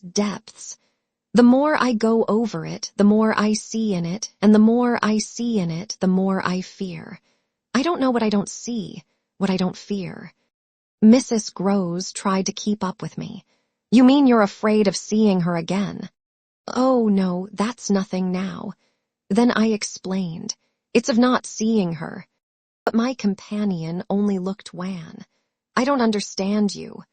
Why, it's that the child may keep it up, and that the child assuredly will, without my knowing it. At the image of this possibility, Mrs. Groves for a moment collapsed, yet presently to pull herself together again, as if from the positive force of the sense of what, should we yield an inch, there would really be to give way to. Dear, we must keep our heads, and after all, if she doesn't mind it. She even tried a grim joke. Perhaps she likes it. Like such things, a scrap of an infant. Isn't it just a proof of her blessed innocence? My friend bravely inquired. She brought me, for the instant, almost round. Oh, we must clutch at that, we must cling to it. If it isn't a proof of what you say, it's a proof of God knows what, for the woman's a horror of horrors. Mrs. Groves, at this, fixed her eyes a minute on the ground. Then at last, raising them, "Tell me how you know," she said. "Then you admit it's what she was," I cried. "Tell me how you know," my friend simply repeated. "No, by seeing her, by the way she looked." "At you, do you mean, so wickedly?" "Dear me, no, I could have borne that. She gave me never a glance. She only fixed the child." Mrs. Groves tried to see it. "Fixed her." Ah, with such awful eyes. She stared at mine as if they might really have resembled them. "Do you mean of dislike?" God help us, no, of something much worse. Worse than dislike. This left her indeed at a loss. With a determination, indescribable, with a kind of fury of intention. I made her turn pale. Intention. To get hold of her. Mrs. Groves, her eyes just lingering on mine, gave a shudder and walked to the window, and while she stood there looking out, I completed my statement. That's what Flora knows. After a little she turned round. The person was in black, you say? In mourning, rather poor, almost shabby, but yes, with extraordinary beauty. I now recognized to what I had at last, stroke by stroke, brought the victim of my confidence, for she quite visibly weighed this. Oh, handsome, very, very, I insisted. Wonderfully handsome, but infamous. She slowly came back to me. Miss Jessel was infamous. She once more took my hand in both her own, holding it as tight as if to fortify me against the increase of alarm I might draw from this disclosure. They were both infamous, she finally said. So for a little we faced it once more together, and I found absolutely a degree of help in seeing it now so straight. "I appreciate," I said, "the great decency of your not having hitherto spoken, but the time has certainly come to give me the whole thing." She appeared to assent to this, but still only in silence, seeing which I went on. I must have it now. Of what did she die? Come, there was something between them. There was everything. In spite of the difference. Oh, of their rank, their condition. She brought it woefully out. She was a lady. I turned it over, I again saw. Yes, she was a lady. And he so dreadfully below, said Mrs. Groves. I felt that I doubtless needn't press too hard, in such company, on the place of a servant in the scale. But there was nothing to prevent an acceptance of my companion's own measure of my predecessor's abasement. There was a way to deal with that, and I dealt, the more readily for my full vision, on the evidence of our employer's late clever, good-looking own man, impudent, assured, spoiled, depraved. The fellow was a hound. Mrs. Groves considered as if it were perhaps a little a case for a sense of shades. I've never seen one like him. He did what he wished. With her. With them all. It was as if now in my friend's own eyes Miss Jessel had again appeared. I seemed at any rate, for an instant, to see their evocation of her as distinctly as I had seen her by the pond, and I brought out with decision. It must have been also what she wished. Mrs. Groves's face signified that it had been indeed, but she said at the same time, "Poor woman, she paid for it." "Then you do know what she died of?" I asked. "No, I know nothing. I wanted not to know. I was glad enough I didn't, and I thanked heaven she was well out of this." "Yet you had, then, your idea?" "Of her real reason for leaving. Oh, yes, as to that. She couldn't have stayed. Fancy it here for a governess. And afterward I imagined, and I still imagine. And what I imagine is dreadful." "Not so dreadful as what I do," I replied, on which I must have shown her, as I was indeed but too conscious, a front of miserable defeat. It brought out again all her compassion for me, and at the renewed touch of her kindness my power to resist broke down. I burst, as I had the other time made her burst, into tears. She took me to her motherly breast, and my lamentation overflowed. "I don't do it," I sobbed in despair. "I don't save or shield them. It's far worse than I dreamed. They are lost." Chapter 8. What I had said to Mrs. Groves was true enough. There were in the matter I had put before her depths and possibilities that I lacked resolution to sound. So that when we met once more in the wonder of it, we were of a common mind about the duty of resistance to extravagant fancies. We were to keep our heads if we should keep nothing else, difficult indeed as that might be in the face of what, in our prodigious experience, was least to be questioned. Late that night, while the house slept, we had another talk in my room, when she went all the way with me as to its being beyond doubt that I had seen exactly what I had seen. To hold her perfectly in the pinch of that, I found I had only to ask her how, if I had made it up. I came to be able to give, of each of the persons appearing to me, a picture disclosing, to the last detail, their special marks, a portrait on the exhibition of which she had instantly recognized and named them. She wished, of course, small blame to her, to sink the whole subject, and I was quick to assure her that my own interest in it had now violently taken the form of a search for the way to escape from it. I encountered her on the ground of a probability that with recurrence, for recurrence we took for granted, I should get used to my danger, distinctly professing that my personal exposure had suddenly become the least of my discomforts. It was my new suspicion that was intolerable, and yet even to this complication, the later hours of the day had brought a little ease. On leaving her, after my first outbreak, I had of course returned to my pupils, associating the right remedy for my dismay with that sense of their charm which I had already found to be a thing I could positively cultivate, and which had never failed me yet. I had simply, in other words, plunged afresh into Flora's special society, and there become aware. It was almost a luxury. that she could put her little conscious hand straight upon the spot that ached. She had looked at me in sweet speculation, and then had accused me to my face of having cried.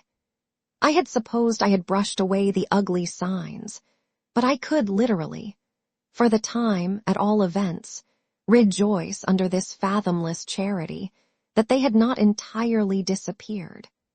To gaze into the depths of blue of the child's eyes and pronounce their loveliness a trick of premature cunning was to be guilty of a cynicism in preference to which I naturally preferred to abjure my judgment and, so far as might be, my agitation. I couldn't abjure for merely wanting to, but I could repeat to Mrs. Groves, as I did there over and over in the small hours, that with their voices in the air, their pressure on one's heart, and their fragrant faces against one's cheek, everything fell to the ground but their incapacity and their beauty. It was a pity that, somehow, to settle this once for all, I had equally to re-enumerate the signs of subtlety that, in the afternoon, by the lake, had made a miracle of my show of self-possession. It was a pity to be obliged to re-investigate the certitude of the moment itself, and repeat how it had come to me as a revelation that the inconceivable communion I then surprised was a matter, for either party, of habit. It was a pity that I should have had to quaver out again the reasons for my not having, in my delusion, so much as questioned that the little girl saw our visitant even as I actually saw Mrs. Groves herself, and that she wanted, by just so much as she did thus see, to make me suppose she didn't, and at the same time, without showing anything, arrive at a guess as to whether I myself did. It was a pity that I needed once more to describe the portentous little activity by which she sought to divert my attention. The perceptible increase of movement, the greater intensity of play, the singing, the gabbling of nonsense, and the invitation to romp. Yet if I had not indulged, to prove there was nothing in it, in this review I should have missed the 2 or 3 dim elements of comfort that still remained to me. I should not, for instance, have been able to asseverate to my friend that I was certain, which was so much to the good, that I at least had not betrayed myself. I should not have been prompted by stress of need, by desperation of mind, I scarce know what to call it, to invoke such further aid to intelligence as might spring from pushing my colleague fairly to the wall. She had told me, bit by bit under pressure, a great deal, but a small shifty spot on the wrong side of it all still sometimes brushed my brow like the wing of a bat, and I remember how on this occasion, for the sleeping house and the concentration alike of our danger and our watch seemed to help, I felt the importance of giving the last jerk to the curtain. "I don't believe anything so horrible," I recollect saying. "No, let us put it definitely, my dear, that I don't. But if I did, you know, there's a thing I should require now, just without sparing you the least bit more. Oh, not a scrap, come. To get out of you. What was it you had in mind when, in our distress, before Miles came back over the letter from his school, you said, under my insistence, that you didn't pretend for him that he had not literally ever been bad. He has not literally ever, in these weeks that I myself have lived with him and so closely watched him. He has been an imperturbable little prodigy of delightful, lovable goodness. Therefore you might perfectly have made the claim for him if you had not, as it happened, seen an exception to take. What was your exception? And to what passage in your personal observation of him did you refer? It was a dreadfully austere inquiry, but levity was not our note, and at any rate, before the gray dawn admonished us to separate, I had got my answer. What my friend had had in mind proved to be immensely to the purpose. It was neither more nor less than the circumstance that for a period of several months Quint and the boy had been perpetually together. It was in fact the very appropriate truth that she had ventured to criticize the propriety, to hint at the incongruity of so close an alliance, and even to go so far on the subject as a frank overture to Miss Jessel. Miss Jessel had, with a most strange manner, requested her to mind her business, and the good woman had, on this, directly approached little Miles. What she had said to him, since I pressed, was that she liked to see young gentlemen not forget their station. I pressed again, of course, at this. You reminded him that Quint was only a base menial, as you might say, and it was his answer, for one thing that was bad. And for another thing, I waited. He repeated your words to Quint. No, not that, it's just what he wouldn't. She could still impress upon me. I was sure, at any rate, she added, that he didn't, but he denied certain occasions. What occasions? When they had been about together quite as if Quint were his tutor, and a very grand one, and Miss Jessel only for the little lady. When he had gone off with the fellow, I mean, and spent hours with him. He then prevaricated about it. He said he hadn't. Her assent was clear enough to cause me to add in a moment, I see, he lied. Oh, Mrs. Grose mumbled. This was a suggestion that it didn't matter, which indeed she backed up by a further remark. You see, after all, Miss Jessel didn't mind. She didn't forbid him. I considered. Did he put that to you as a justification? At this she dropped again. No, he never spoke of it. Never mentioned her, in connection with Quint. She saw, visibly flushing, where I was coming out. Well, he didn't show anything. He denied, she repeated, he denied. Lord, how I pressed her now, so that you could see he knew what was between the two wretches. I don't know. The poor woman groaned. You do know, you dear thing, I replied. Only you haven't my dreadful boldness of mind, and you keep back out of timidity and modesty and delicacy, even the impression that in the past, when you had, without my aid, to flounder about in silence, most of all made you miserable. But I shall get it out of you yet. There was something in the boy that suggested to you, I continued, that he covered and concealed their relation. Oh, he couldn't prevent. You're learning the truth, I dare say.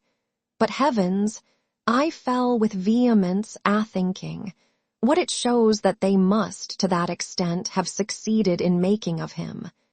Ah, nothing that's not nice now, Mrs. Grose lugubriously pleaded.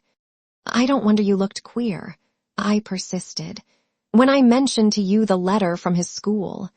I doubt if I looked as queer as you, she retorted with homely force. And if he was so bad then as that comes to, how is he such an angel now? Yes, indeed, and if he was a fiend at school, how? Well, I said in my torment, you must put it to me again, but I shall not be able to tell you for some days. Only put it to me again. I cried in a way that made my friend stare. There are directions in which I must not for the present let myself go. Meanwhile, I returned to her first example, the one to which she had just previously referred, of the boy's happy capacity for an occasional slip. If Quint, on your remonstrance at the time you speak of, was a base menial, one of the things Miles said to you, I find myself guessing, was that you were another. Again her admission was so adequate that I continued. And you forgave him that, wouldn't you? Oh, yes. And we exchanged there in the stillness a sound of the oddest amusement. Then I went on. At all events while he was with the man. Miss Flora was with the woman. It suited them all. It suited me, too, I felt, only too well. By which I mean that it suited exactly the particularly deadly view I was in the very act of forbidding myself to entertain. But I so far succeeded in checking the expression of this view that I will throw, just here, no further light on it than may be offered by the mention of my final observation to Mrs. Grose.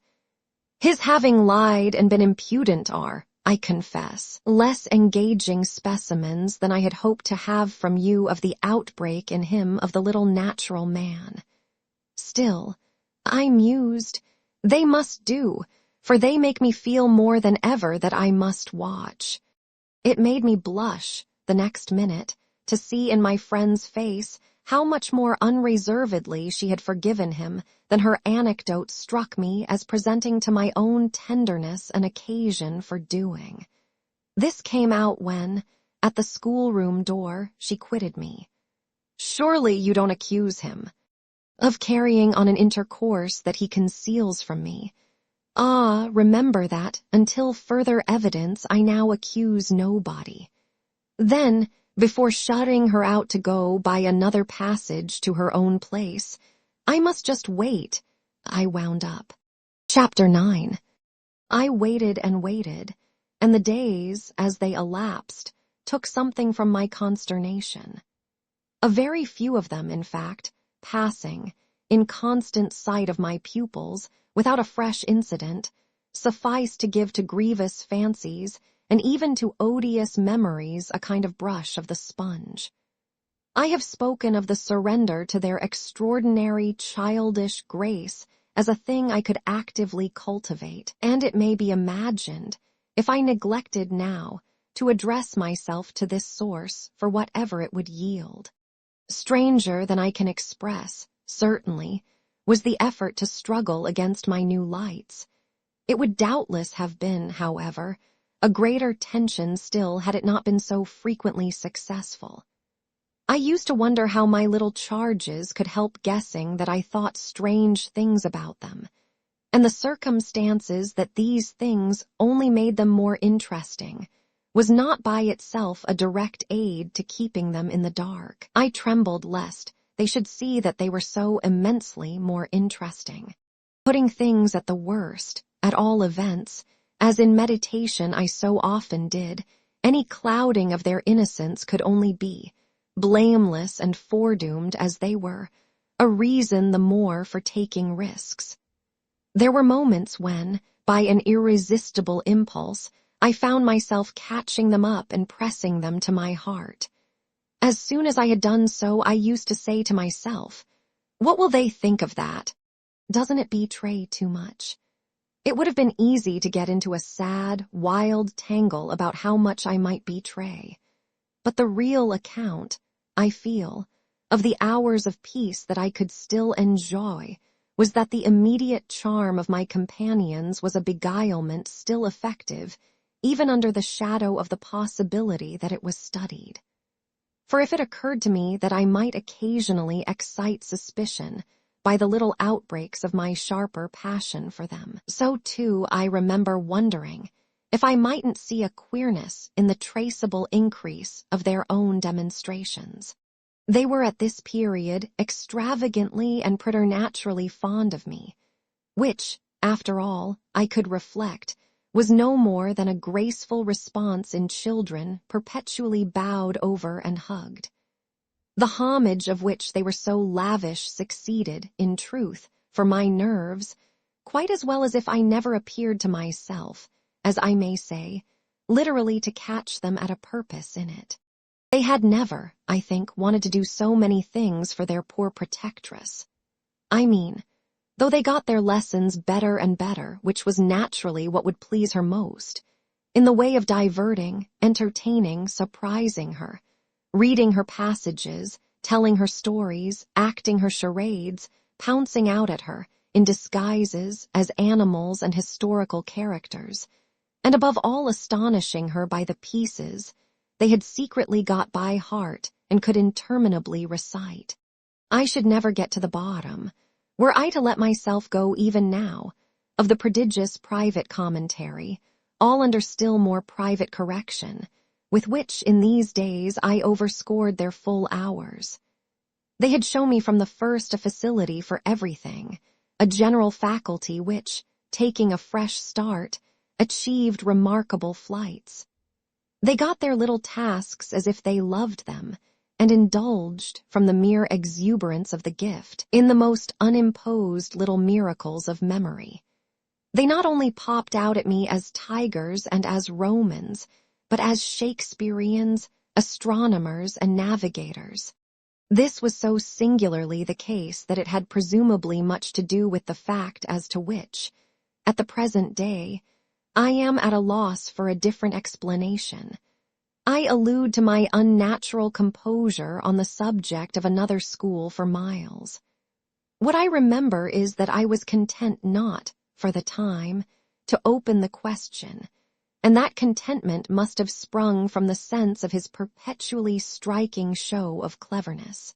He was too clever for a bad governess, for a parson's daughter, to spoil. And the strangest, if not the brightest thread in the pensive embroidery I just spoke of was the impression I might have got, if I had dared to work it out, that he was under some influence operating in his small intellectual life as a tremendous incitement. If it was easy to reflect, however, that such a boy could postpone school, it was at least as marked that for such a boy to have been kicked out by a schoolmaster was a mystification without end. Let me add that in their company now, and I was careful almost never to be out of it, I could follow no scent very far. We lived in a cloud of music and love and success and private theatricals. The musical sense in each of the children was of the quickest, but the elder in especial had a marvelous knack of catching and repeating. The schoolroom piano broke into all gruesome fancies, and when that failed there were confabulations in corners, with a sequel of one of them going out in the highest spirits in order to come in as something new. I had had brothers myself, and it was no revelation to me that little girls could be slavish idolaters of little boys. What surpassed everything was that there was a little boy in the world who could have for the inferior age, sex, and intelligence so fine a consideration. They were extraordinarily at one, and to say that they never either quarreled or complained is to make the note of praise coarse for their quality of sweetness. Sometimes, indeed, when I dropped into coarseness, I perhaps came across traces of little understandings between them by which one of them should keep me occupied while the other slipped away.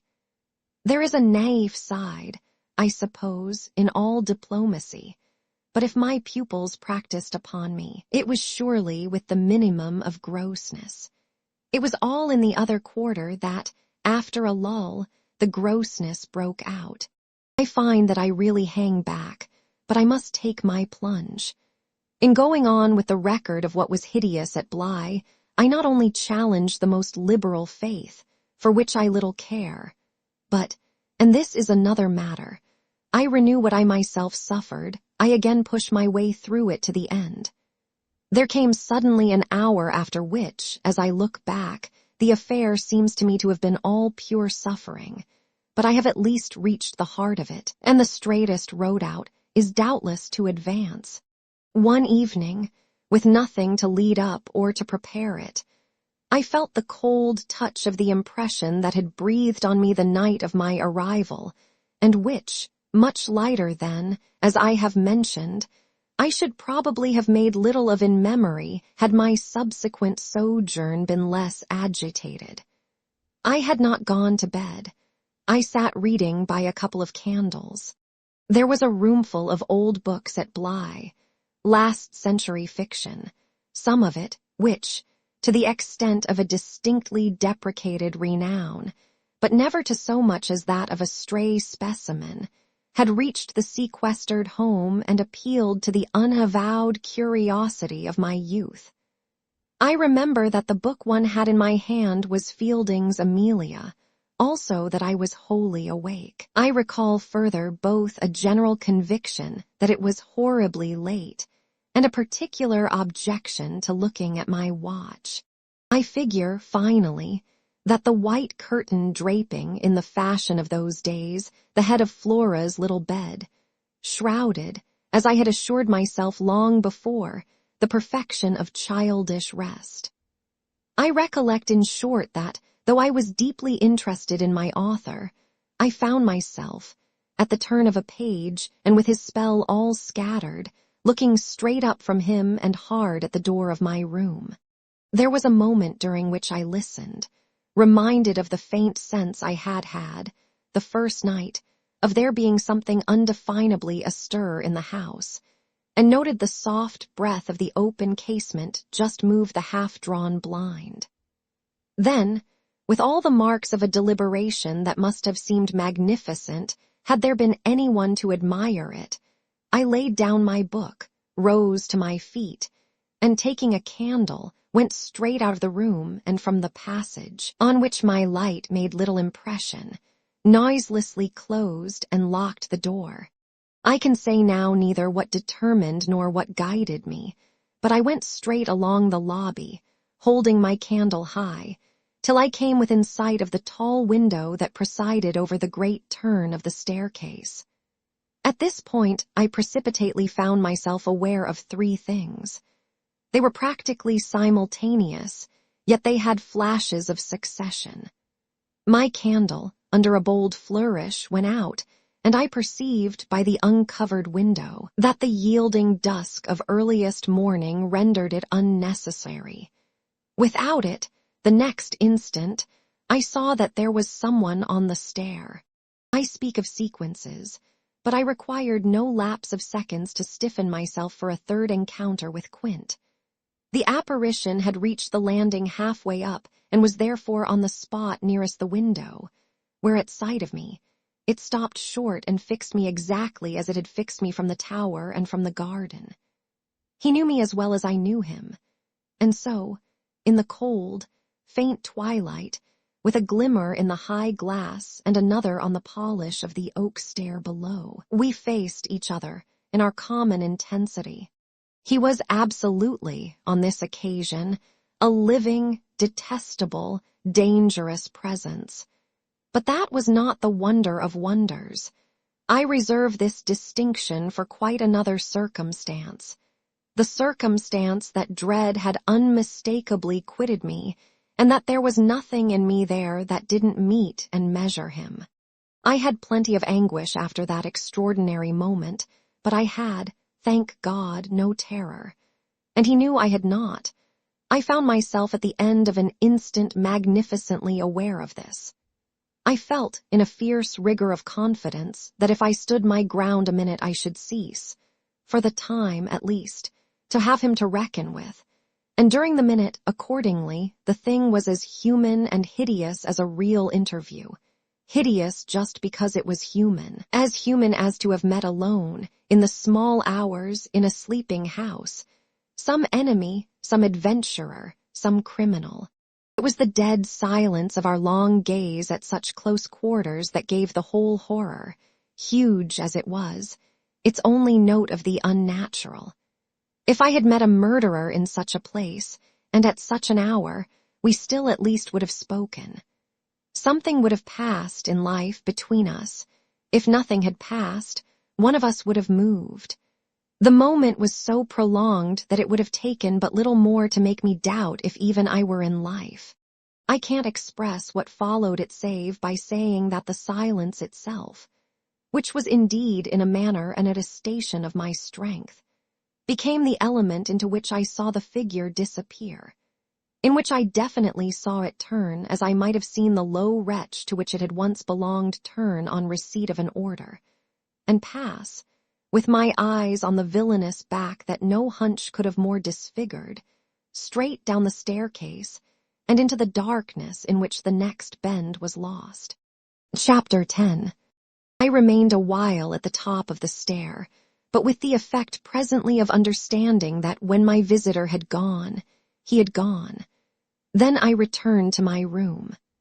The foremost thing I saw there by the light of the candle I had left burning was that Flora's little bed was empty, and on this I caught my breath with all the terror that, 5 minutes before, I had been able to resist. I dashed at the place in which I had left her lying and over which, for the small silk counterpane and the sheets were disarranged. The white curtains had been deceivingly pulled forward. Then my step, to my unutterable relief, produced an answering sound. I perceived an agitation of the window blind. and the child, ducking down, emerged rosily from the other side of it.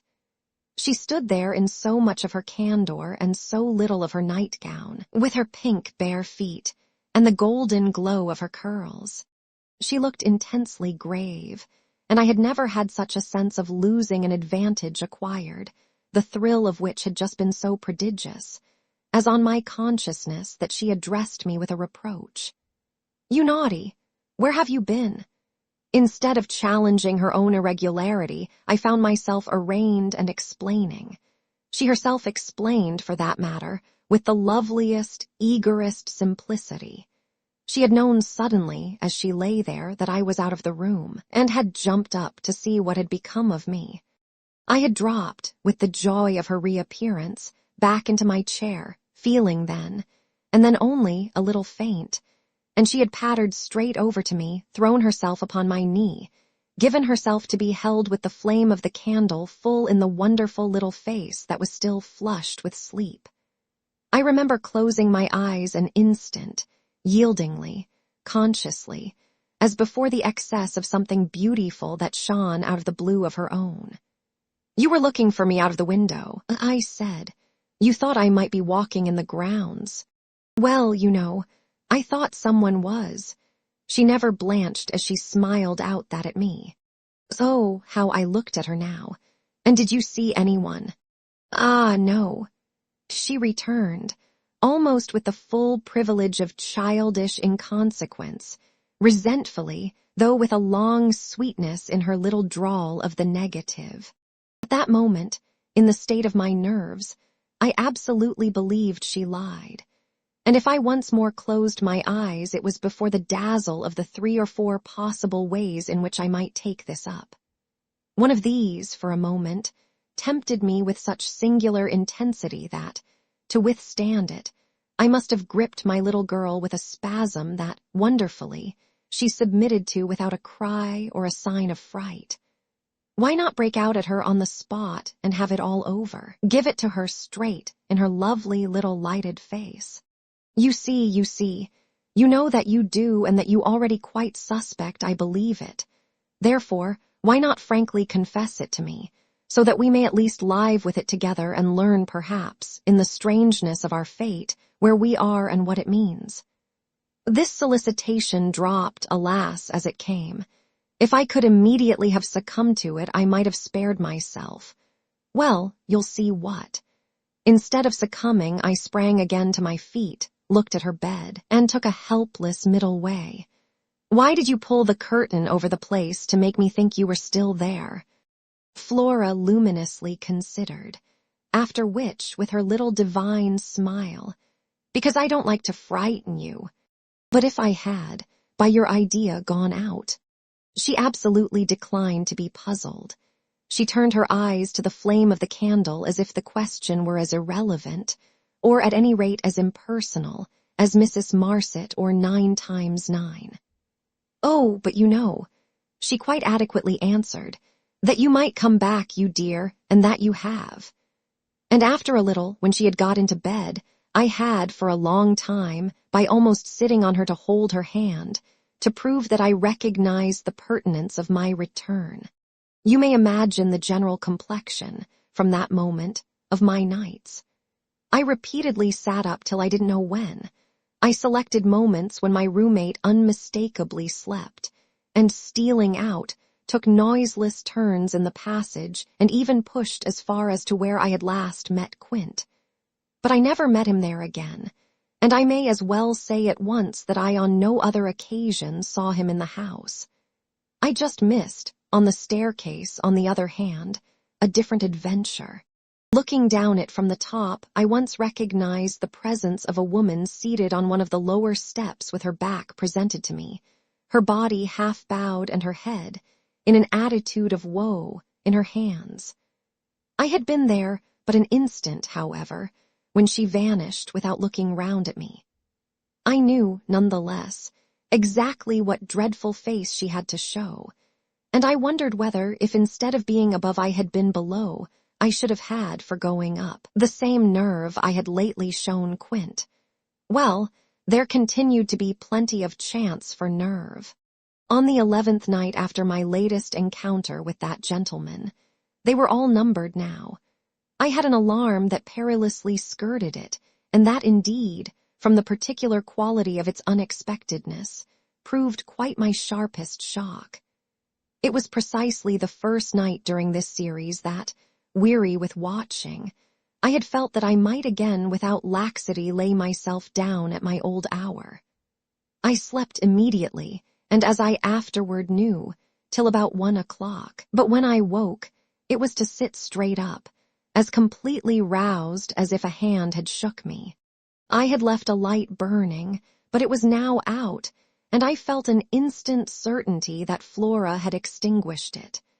This brought me to my feet and straight, in the darkness, to her bed, which I found she had left. A glance at the window enlightened me further, and the striking of a match completed the picture. The child had again got up, this time blowing out the taper, and had again, for some purpose of observation or response, squeezed in behind the blind and was peering out into the night.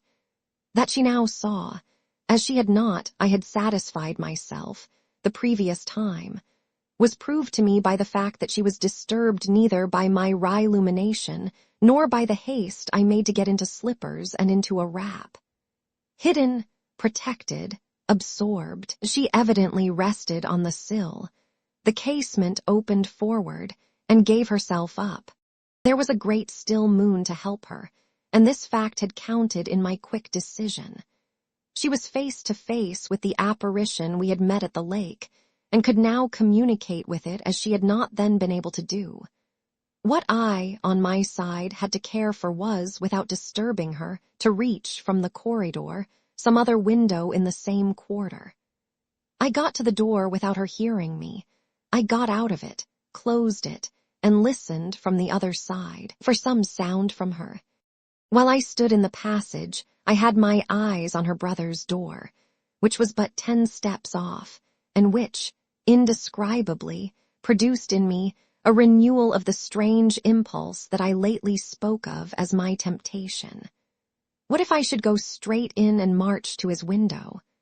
What if, by risking to his boyish bewilderment a revelation of my motive, I should throw across the rest of the mystery the long halter of my boldness? This thought held me sufficiently to make me cross to his threshold and pause again. I preternaturally listened. I figured to myself what might portentously be. I wondered if his bed were also empty and he too were secretly at watch. It was a deep, soundless minute, at the end of which my impulse failed. He was quiet. He might be innocent. The risk was hideous. I turned away. There was a figure in the grounds, a figure prowling for a sight, the visitor with whom Flora was engaged. But it was not the visitor most concerned with my boy. I hesitated afresh, but on other grounds and only for a few seconds. Then I had made my choice.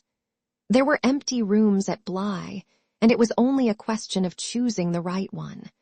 The right one suddenly presented itself to me as the lower one, though high above the gardens, in the solid corner of the house that I have spoken of as the old tower. This was a large, square chamber, arranged with some state as a bedroom, the extravagant size of which made it so inconvenient that it had not for years, though kept by Mrs. Grose in exemplary order, been occupied. I had often admired it, and I knew my way about in it. I had only, after just faltering at the first chill gloom of its disuse, to pass across it and unbolt as quietly as I could one of the shutters. Achieving this transit, I uncovered the glass without a sound, and applying my face to the pane, was able, the darkness without being much less than within, to see that I commanded the right direction. Then I saw something more. The moon made the night extraordinarily penetrable, and showed me on the lawn a person, diminished by distance, who stood there motionless and as if fascinated, looking up to where I had appeared. Looking, that is, not so much straight at me as at something that was apparently above me. There was clearly another person above me. There was a person on the tower, but the presence on the lawn was not in the least what I had conceived and had confidently hurried to meet. The presence on the lawn, I felt sick as I made it out, was poor little Miles himself. Chapter 11. It was not till late next day that I spoke to Mrs. Groves. The rigor with which I kept my pupils in sight, making it often difficult to meet her privately, and the more as we each felt the importance of not provoking, on the part of the servants quite as much as on that of the children, any suspicion of a secret flurry or that of a discussion of mysteries. I drew a great security in this particular from her mere smooth aspect. There was nothing in her fresh face to pass on to others my horrible confidences. She believed me, I was sure, absolutely. If she hadn't, I don't know what would have become of me, for I couldn't have borne the business alone. But she was a magnificent monument to the blessing of a want of imagination, and if she could see in our little charges nothing but their beauty and amiability, their happiness and cleverness, she had no direct communication with the sources of my trouble.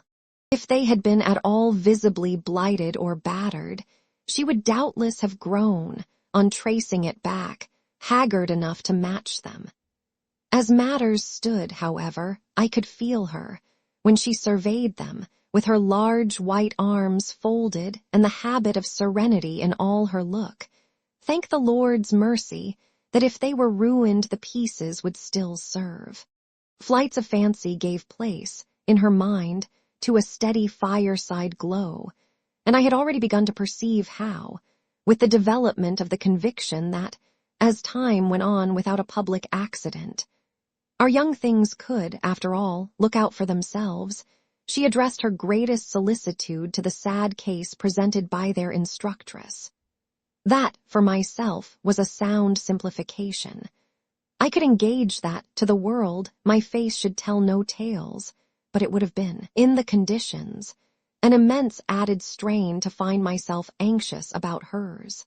At the hour I now speak of she had joined me, under pressure, on the terrace, where, with the lapse of the season, the afternoon sun was now agreeable, and we sat there together while, before us at a distance, but within call if we wished, the children strolled to and fro in one of their most manageable moods. They moved slowly, in unison, below us, over the lawn, the boy, as they went, reading aloud from a storybook and passing his arm round his sister to keep her quite in touch. Mrs. Groves watched them with positive placidity. Then I caught the suppressed intellectual creak with which she conscientiously turned to take from me a view of the back of the tapestry. I had made her a receptacle of lurid things, but there was an odd recognition of my superiority, my accomplishments and my function, in her patience under my pain. She offered her mind to my disclosures, as, had I wished to mix a witch's broth and proposed it with assurance, she would have held out a large, clean saucepan. This had become thoroughly her attitude by the time that, in my recital of the events of the night, I reached the point of what Miles had said to me when, after seeing him, at such a monstrous hour, almost on the very spot where he happened now to be, I had gone down to bring him in, choosing then, at the window, with a concentrated need of not alarming the house, rather that method than a signal more resonant. I had left her meanwhile in little doubt of my small hope of representing with success, even to her actual sympathy, my sense of the real splendor of the little inspiration with which, after I had got him into the house, the boy met my final articulate challenge.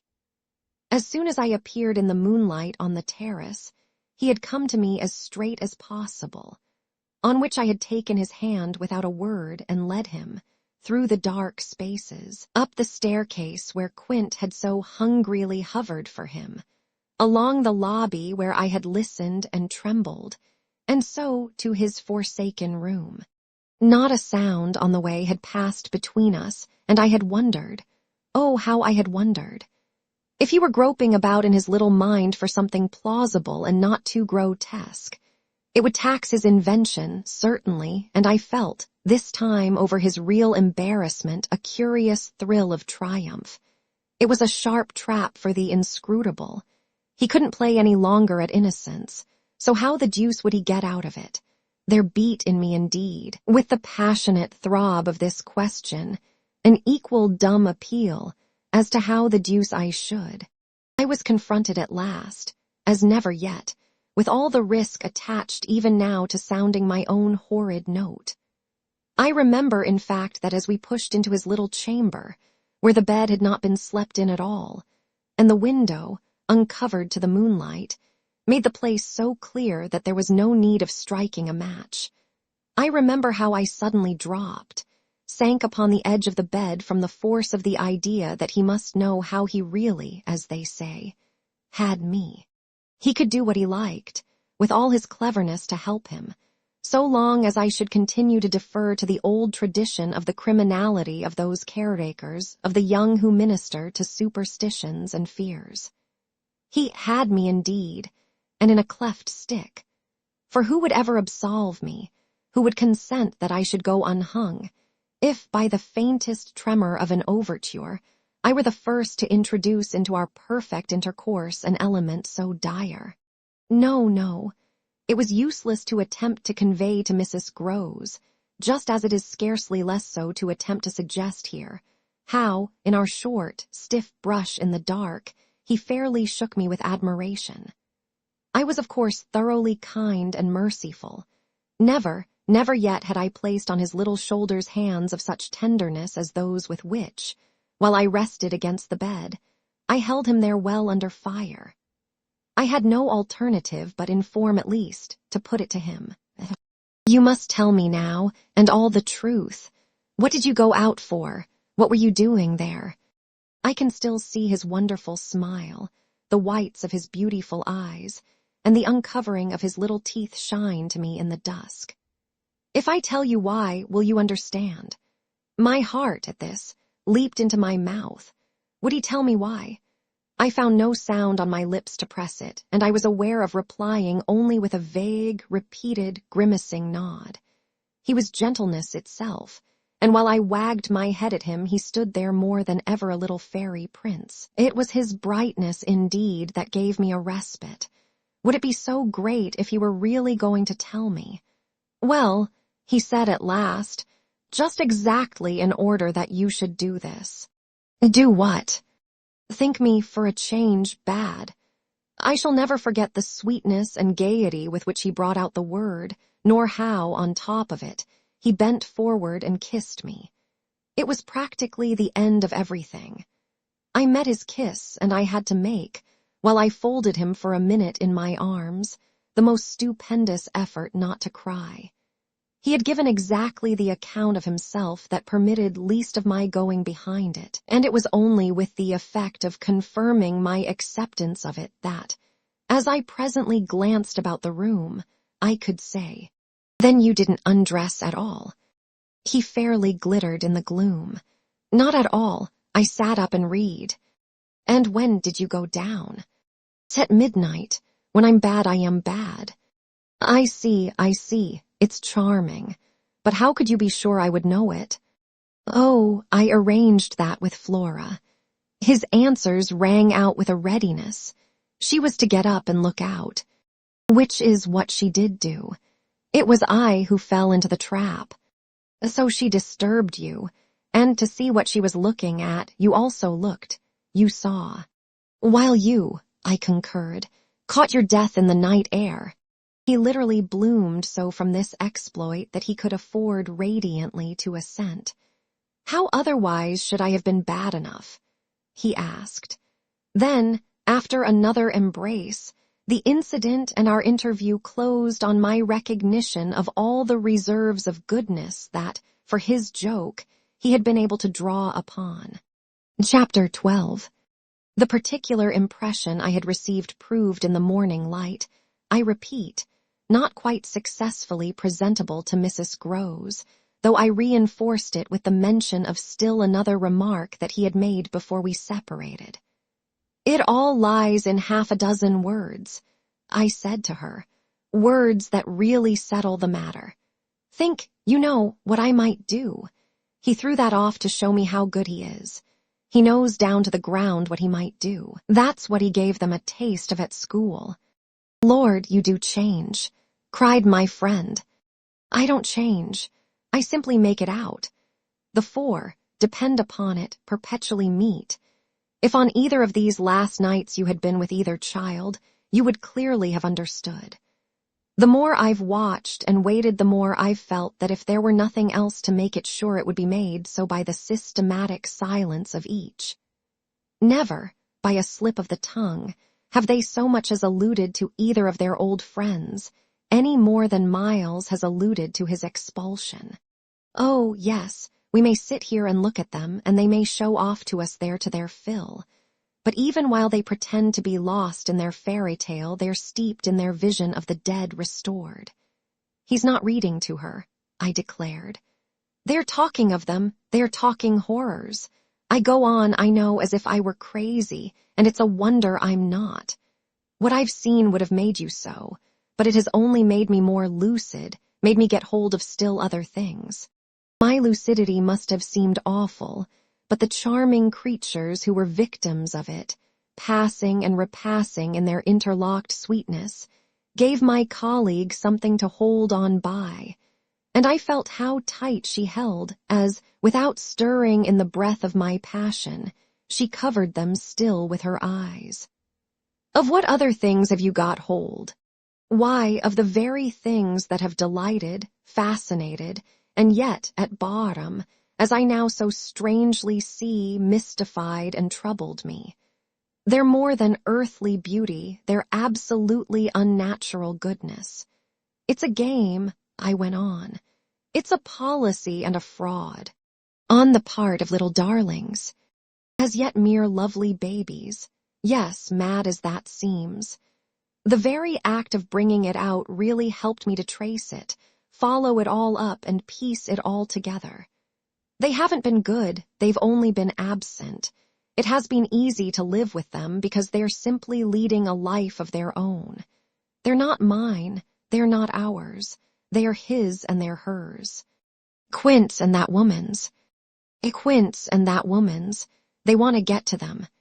Oh, how at this, poor Mrs. Grose appeared to study them. But for what? For the love of all the evil that, in those dreadful days, the pair put into them, and to ply them with that evil still, to keep up the work of demons, is what brings the others back. Laws, said my friend under her breath. The exclamation was homely, but it revealed a real acceptance of my further proof of what, in the bad time, for there had been a worse even than this, must have occurred. There could have been no such justification for me as the plain assent of her experience to whatever depth of depravity I found credible in our brace of scoundrels. It was an obvious submission of memory that she brought out after a moment. They were rascals, but what can they now do? She pursued. Do? I echoed so loud that Miles and Flora, as they passed at their distance, paused an instant in their walk and looked at us. Don't they do enough? I demanded in a lower tone, while the children, having smiled and nodded and kissed hands to us, resumed their exhibition. We were held by it a minute. Then I answered, They can destroy them. At this my companion did turn, but the inquiry she launched was a silent one, the effect of which was to make me more explicit. They don't know, as yet, quite how, but they're trying hard. They're seen only across, as it were, and beyond, in strange places and on high places, the top of towers, the roof of houses, the outside of windows, the further edge of pools. But there's a deep design on either side to shorten the distance and overcome the obstacle, and the success of the tempters is only a question of time. They've only to keep to their suggestions of danger, for the children to come, and perish in the attempt. Mrs. Grose slowly got up, and I scrupulously added, unless, of course, we can prevent. Standing there before me while I kept my seat, she visibly turned things over. Their uncle must do the preventing. He must take them away. And who's to make him? She had been scanning the distance, but she now dropped on me a foolish face. You, miss. By writing to him that his house is poisoned, and his little nephew and niece mad. But if they are, miss, and if I am myself, you mean, that's charming news to be sent him by a governess whose prime undertaking was to give him no worry. Mrs. Groves considered, following the children again. Yes, he do hate worry. That was the great reason. Why those fiends took him in so long. No doubt, though his indifference must have been awful. As I'm not a fiend, at any rate, I shouldn't take him in. My companion, after an instant and for all answer, sat down again and grasped my arm. Make him at any rate come to you. I stared. To me, I had a sudden fear of what she might do. Him. He ought to be here. He ought to help. I quickly rose, and I think I must have shown her a queerer face than ever yet. You see me asking him for a visit? No, with her eyes on my face she evidently couldn't. Instead of it even, as a woman reads another, she could see what I myself saw. His derision, his amusement, his contempt for the breakdown of my resignation at being left alone, and for the fine machinery I had set in motion to attract his attention to my slighted charmiss she didn't know. No one knew. How proud I had been to serve him and to stick to our terms. Yet she nonetheless took the measure, I think, of the warning I now gave her, if you should so lose your head as to appeal to him for me. She was really frightened. Yes, miss. I would leave, on the spot, both him and you. Chapter 13. It was all very well to join them, but speaking to them proved quite as much as ever an effort beyond my strength, offered, in close quarters, difficulties as insurmountable as before. This situation continued a month, and with new aggravations and particular notes, the note above all, sharper and sharper, of the small ironic consciousness on the part of my pupils. It was not, I am as sure today as I was sure then, my mere infernal imagination. It was absolutely traceable that they were aware of my predicament, and that this strange relation made, in a manner, for a long time, the air in which we moved. I don't mean that they had their tongues in their cheeks or did anything vulgar, for that was not one of their dangers.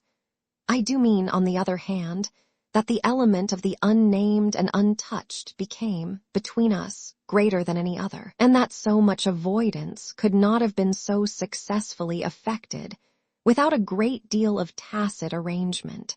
It was as if, at moments, we were perpetually coming into sight of subjects before which we must stop short, turning suddenly out of alleys that we perceived to be blind, closing with a little bang that made us look at each other. For, like all bangs, it was something louder than we had intended. The doors we had indiscreetly opened. All roads lead to Rome, and there were times when it might have struck us that almost every branch of study or subject of conversation skirted forbidden ground. Forbidden ground was the question of the return of the dead in general, and of whatever, in especial, might survive in memory of the friends little children had lost. There were days when I could have sworn that one of them had, with a small invisible nudge, said to the other, "She thinks she'll do it this time, but she won't." To do it would have been to indulge, for instance, and for once in a way, in some direct reference to the lady who had prepared them for my discipline. They had a delightful, endless appetite for passages in my own history, to which I had again and again treated them. They were in possession of everything that had ever happened to me, had, with every circumstance, the story of my smallest adventures, and of those of my brothers and sisters, and of the cat and the dog at home, as well as many particulars of the eccentric nature of my father, of the furniture and arrangement of our house, and of the conversation of the old women of our village. There were things enough, taking one with another, to chatter about, if one went very fast and knew by instinct when to go round. They pulled with an art of their own the strings of my invention and my memory, and nothing else perhaps, when I thought of such occasions afterward, gave me so the suspicion of being watched from under cover. It was in any case over my life, my past, and my friends alone that we could take anything like our ease. A state of affairs that led them sometimes without the least pertinence to break out into sociable reminders.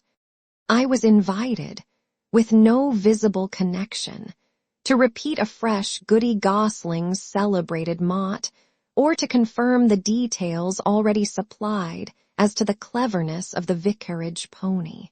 It was partly at such junctures as these and partly at quite different ones that, with the turn my matters had now taken, my predicament, as I have called it, grew most sensible. The fact that the days passed for me without another encounter ought, it would have appeared, to have done something toward soothing my nerves. Since the light brush, that second night on the upper landing, of the presence of a woman at the foot of the stair, I had seen nothing, whether in or out of the house, that one had better not have seen. There was many a corner round which I expected to come upon Quint, and many a situation that, in a merely sinister way, would have favored the appearance of Miss Jessel. The summer had turned, the summer had gone, the autumn had dropped upon Bly and had blown out half our lights. The place, with its gray sky and withered garlands, its bared spaces and scattered dead leaves, was like a theater after the performance, all strewn with crumpled playbills. There were exactly states of the air, conditions of sound and of stillness, unspeakable impressions of the kind of ministering moment, that brought back to me, long enough to catch it, the feeling of the medium in which, that June evening out of doors, I had had my first sight of Quint, and in which, too, at those other instants, I had, after seeing him through the window, looked for him in vain in the circle of shrubbery. I recognized the signs, the portents. I recognized the moment, the spot. They remained unaccompanied and empty, and I continued unmolested. If unmolested one could call a young woman whose sensibility had, in the most extraordinary fashion, not declined, but deepened. I had said in my talk with Mrs. Grose on that horrid scene of Flora's by the lake, and had perplexed her by so saying, that it would from that moment distress me much more to lose my power than to keep it. I had then expressed what was vividly in my mind, the truth that, whether the children really saw or not, since, that is, it was not yet definitely proved, I greatly preferred, as a safeguard, the fullness of my own exposure. I was ready to know the very worst that was to be known. What I had then had an ugly glimpse of was that my eyes might be sealed just while theirs were most opened. Well, my eyes were sealed, it appeared, at present, a consummation for which it seemed blasphemous not to thank God. There was, alas, a difficulty about that. I would have thanked him with all my soul had I not had in a proportionate measure this conviction of the secret of my pupils. How can I retrace today the strange steps of my obsession? There were times of our being together when I would have been ready to swear that, literally in my presence, but with my direct sense of it closed, they had visitors who were known and were welcome. Then it was that, had I not been deterred by the very chance that such an injury might prove greater than the injury to be averted, my exultation would have broken out. They are here, you little wretches, I would have cried, and you can't deny it now. The little wretches denied it with all the added volume of their sociability and their tenderness, in just the crystal depths of which, like the flash of a fish in a stream, the mockery of their advantage peeped up. The shock, in truth, had sunk into me still deeper than I knew on the night when, looking out to see either Quint or Miss Jessel under the stars. I had beheld the boy over whose rest I watched, and who had immediately brought in with him, had straightway there turned it on me. The lovely upward look with which, from the battlements above me, the hideous apparition of Quint had played. If it was a question of a scare, my discovery on this occasion had scared me more than any other, and it was in the condition of nerves produced by it that I made my actual inductions. They harassed me so that sometimes, at odd moments, I shut myself up audibly to rehearse. It was at once a fantastic relief and a renewed despair, the manner in which I might come to the point. I approached it from one side and the other while, in my room, I flung myself about, but I always broke down in the monstrous utterance of names. As they died away on my lips, I said to myself that I should indeed help them to represent something infamous, if by pronouncing them I should violate as rare a little case of instinctive delicacy as any schoolroom, probably, had ever known. When I said to myself, "They have the manners to be silent, and you, trusted as you are, the baseness to speak," I felt myself crimson, and I covered my face with my hands. After these secret scenes I chattered more than ever, going on volubly enough till one of our prodigious, palpable hushes occurred. I can call them nothing else. The strange, dizzy lift or swim, I try for terms. Into a stillness, a pause of all life that had nothing to do with the more or less noise that at the moment we might be engaged in making, and that I could hear through any deepened exhilaration or quickened recitation or louder strum of the piano. Then it was that the others, the outsiders, were there. Though they were not angels, they passed, as the French say, causing me, while they stayed, to tremble with the fear of their addressing to their younger victims some yet more infernal message or more vivid image than they had thought good enough for myself.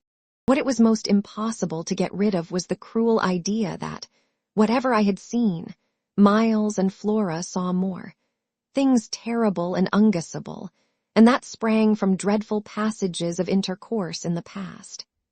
Such things naturally left on the surface, for the time, a chill which we vociferously denied that we felt. And we had, all three with repetition, got into such splendid training that we went, each time, almost automatically, to mark the close of the incident, through the very same movements. It was striking of the children, at all events, to kiss me inveterately with a kind of wild irrelevance and never to fail, one or the other, of the precious question that had helped us through many a peril. "When do you think he will come? Don't you think we ought to write?"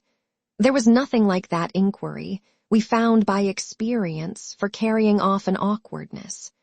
He, of course, was their uncle in Harley Street, and we lived in much profusion of theory, that he might at any moment arrive to mingle in our circle. It was impossible to have given less encouragement than he had done to such a doctrine. But if we had not had the doctrine to fall back upon, we should have deprived each other of some of our finest exhibitions. He never wrote to them. That may have been selfish, but it was a part of the flattery of his trust of me. For the way in which a man pays his highest tribute to a woman is apt to be, but by the more festal celebration of one of the sacred laws of his comfort. And I held that I carried out the spirit of the pledge given not to appeal to him, when I let my charges understand that their own letters were but charming literary exercises. They were too beautiful to be posted. I kept them myself. I have them all to this hour. This was a rule indeed, which only added to the satiric effect of my being plied with the supposition that he might at any moment be among us. It was exactly as if my charges knew how almost more awkward than anything else that might be for me. There appears to me, moreover, as I look back, no note in all this more extraordinary than the mere fact that, in spite of my tension and of their triumph, I never lost patience with them. Adorable they must in truth have been, I now reflect, that I didn't in these days hate them. Would exasperation, however, if relief had longer been postponed, finally have betrayed me? It little matters, for relief arrived. I call it relief, though it was only the relief that a snap brings to a strain or the burst of a thunderstorm to a day of suffocation. It was at least change, and it came with a rush. Chapter 14. Walking to church a certain Sunday morning, I had little Miles at my side and his sister, in advance of us and at Mrs. Grose's, well in sight. It was a crisp, clear day, the first of its order for some time. The night had brought a touch of frost, and the autumn air, bright and sharp, made the church bells almost gay.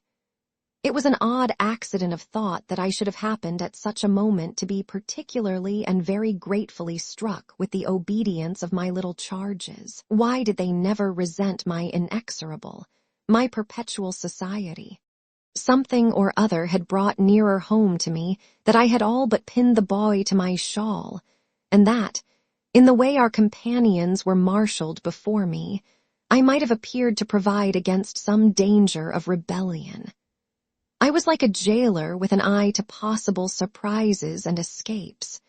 But all this belonged, I mean their magnificent little surrender, just to the special array of the facts that were most abysmal, turned out for Sunday by his uncle's tailor, who had had a free hand and a notion of pretty waistcoats, and of his grand little heir, Miles's whole title to independence, the rights of his sex and situation, were so stamped upon him that if he had suddenly struck for freedom, I should have had nothing to say. I was by the strangest of chances wondering how I should meet him when the revolution unmistakably occurred. I call it a revolution because I now see how. With the word he spoke, the curtain rose on the last act of my dreadful drama, and the catastrophe was precipitated. "Look here, my dear, you know," he charmingly said, "when in the world, please, am I going back to school?" Transcribed here the speech sounds harmless enough, particularly as uttered in the sweet, high, casual pipe with which, at all interlocutors, but above all at his eternal governess, he threw off intonations as if he were tossing roses.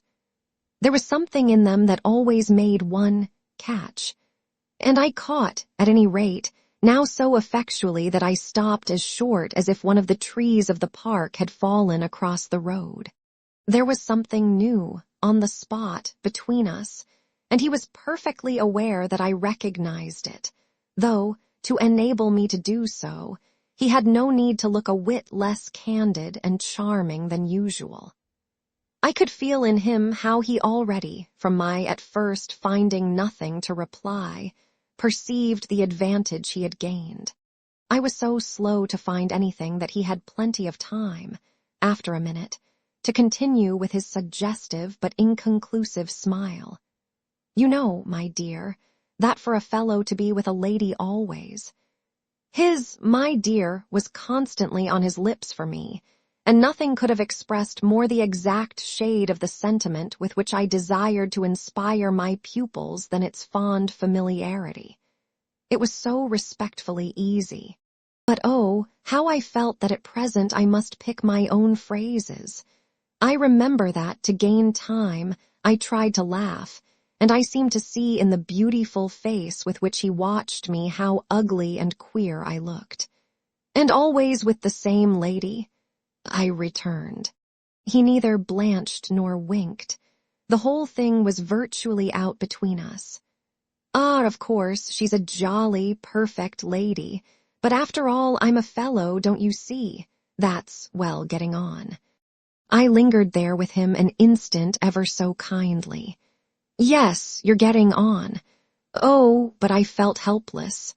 I have kept to this day the heart-breaking little idea of how he seemed to know that and to play with it. And you can't say I've not been awfully good, can you? I laid my hand on his shoulder, for, though I felt how much better it would have been to walk on, I was not yet quite able. "No, I can't say that, Miles. Except just that one night, you know. That one night, I couldn't look as straight as he. Why, when I went out of the house? Oh, yes, but I forget what you did it for. You forget. He spoke with the sweet extravagance of childish reproach. Why, it was to show you I could. Oh, yes, you could. And I can again. I felt that I might, perhaps, after all, succeed in keeping my wits about me. Certainly, but you won't. No, not that again. It was nothing. It was nothing, I said, but we must go on. He resumed our walk with me, passing his hand into my arm. Then, when am I going back? I wore, in turning it over, my most responsible air. Were you very happy at school? He just considered. Oh, I'm happy enough anywhere. Well then, I quavered, if you're just as happy here. Ah, but that isn't everything. Of course you know a lot. But you hint that you know almost as much. I risked as he paused. Not half I want to, Miles honestly professed, but it isn't so much that. What is it then? Well, I want to see more life. I see. We had arrived within sight of the church and of various persons, including several of the household of Bly, on their way to it and clustered about the door to see us go in. I quickened our step. I wanted to get there before the question between us opened up much further. I reflected hungrily that, for more than an hour, he would have to be silent, and I thought with envy of the comparative dusk of the pew, and of the almost spiritual help of the hassock on which I might bend my knees. I seemed literally to be running a race with some confusion to which he was about to reduce me, but I felt that he had got in first when, before we had even entered the churchyard, he threw out, "I want my own sort." It literally made me bound forward. "There are not many of your own sort, Miles." I laughed. "Unless perhaps dear little Flora. You really compare me to a baby girl." This found me singularly weak. "Don't you, then, love our sweet Flora?" "If I didn't, and you, too, if I didn't." He repeated as if retreating for a jump, yet leaving his thoughts so unfinished that, after we had come into the gate, another stop which he imposed on me by the pressure of his arm had become inevitable. Mrs. Grose and Flora had passed into the church, the other worshippers had followed, and we were, for the minute, alone among the old, thick graves. We had paused, on the path from the gate, by a low, oblong, table-like tomb. "Yes, if you didn't." He looked while I waited at the graves. "Well, you know what?" But he didn't move, and he presently produced something that made me drop straight down on the stone slab, as if suddenly to rest. "Does my uncle think what you think?" I markedly rested. "How do you know what I think?" "Ah, well, of course I don't, for it strikes me you never tell me. But I mean, does he know?" "Know what, Miles?" "Why, the way I'm going on." I perceived quickly enough that I could make, to this inquiry, no answer that would not involve something of a sacrifice of my employer. Yet it appeared to me that we were all, at Bly, sufficiently sacrificed to make that venial. "I don't think your uncle much cares." Miles, on this, stood looking at me. "Then don't you think he can be made too?" "In what way?" "Why, by his coming down." "But who'll get him to come down?" "I will," the boy said with extraordinary brightness and emphasis. He gave me another look charged with that expression, and then marched off alone into church. Chapter 15. The business was practically settled from the moment I never followed him.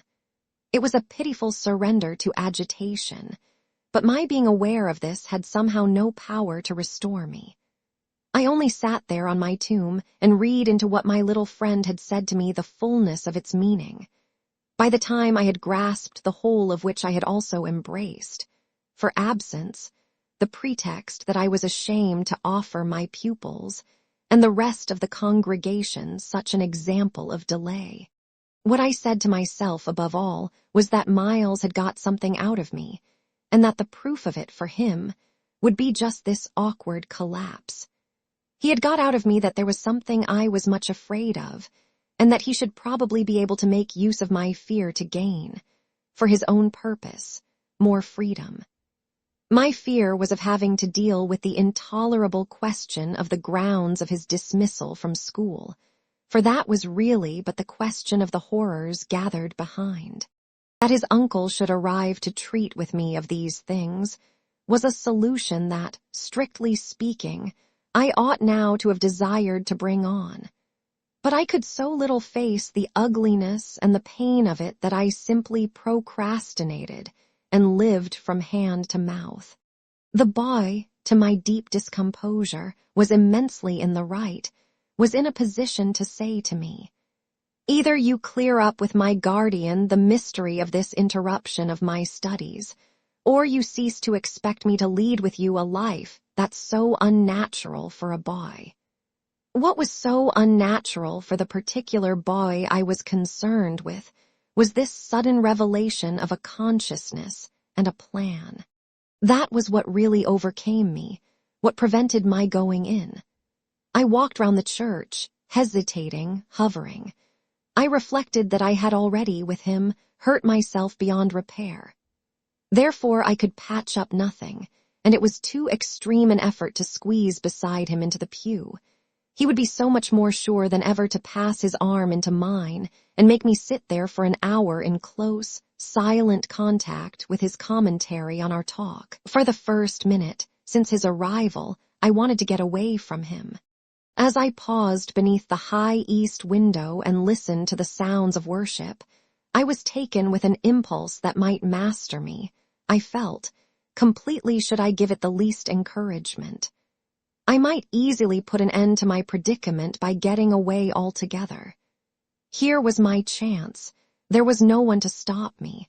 I could give the whole thing up, turn my back and retreat. It was only a question of hurrying again for a few preparations to the house which the attendance at church of so many of the servants would practically have left unoccupied. No one, in short, could blame me if I should just drive desperately off. What was it to get away if I got away only till dinner? That would be in a couple of hours, at the end of which I had the acute provision. My little pupils would play at innocent wonder about my non-appearance in their train. "What did you do, you naughty bad thing? Why in the world to worry us so, and take our thoughts off too, don't you know? Did you desert us at the very door?" I couldn't meet such questions, nor, as they asked them, their false little lovely eyes.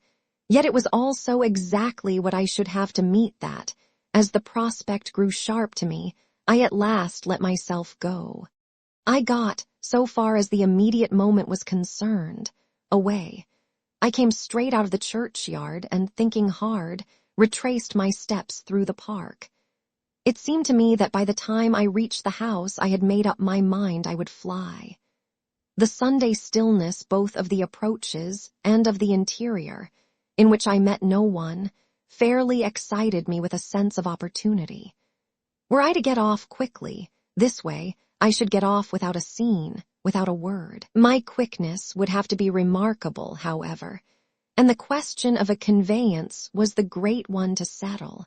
Tormented, in the hall, with difficulties and obstacles, I remember sinking down at the foot of the staircase, suddenly collapsing there on the lowest step, and then, with a revulsion, recalling that it was exactly where more than a month before, in the darkness of night and just so bowed with evil things, I had seen the specter of the most horrible of women. At this I was able to straighten myself. I went the rest of the way up. I made, in my bewilderment, for the schoolroom, where there were objects belonging to me that I should have to take. But I opened the door to find again, in a flash, my eyes unsealed. In the presence of what I saw, I reeled straight back upon my resistance.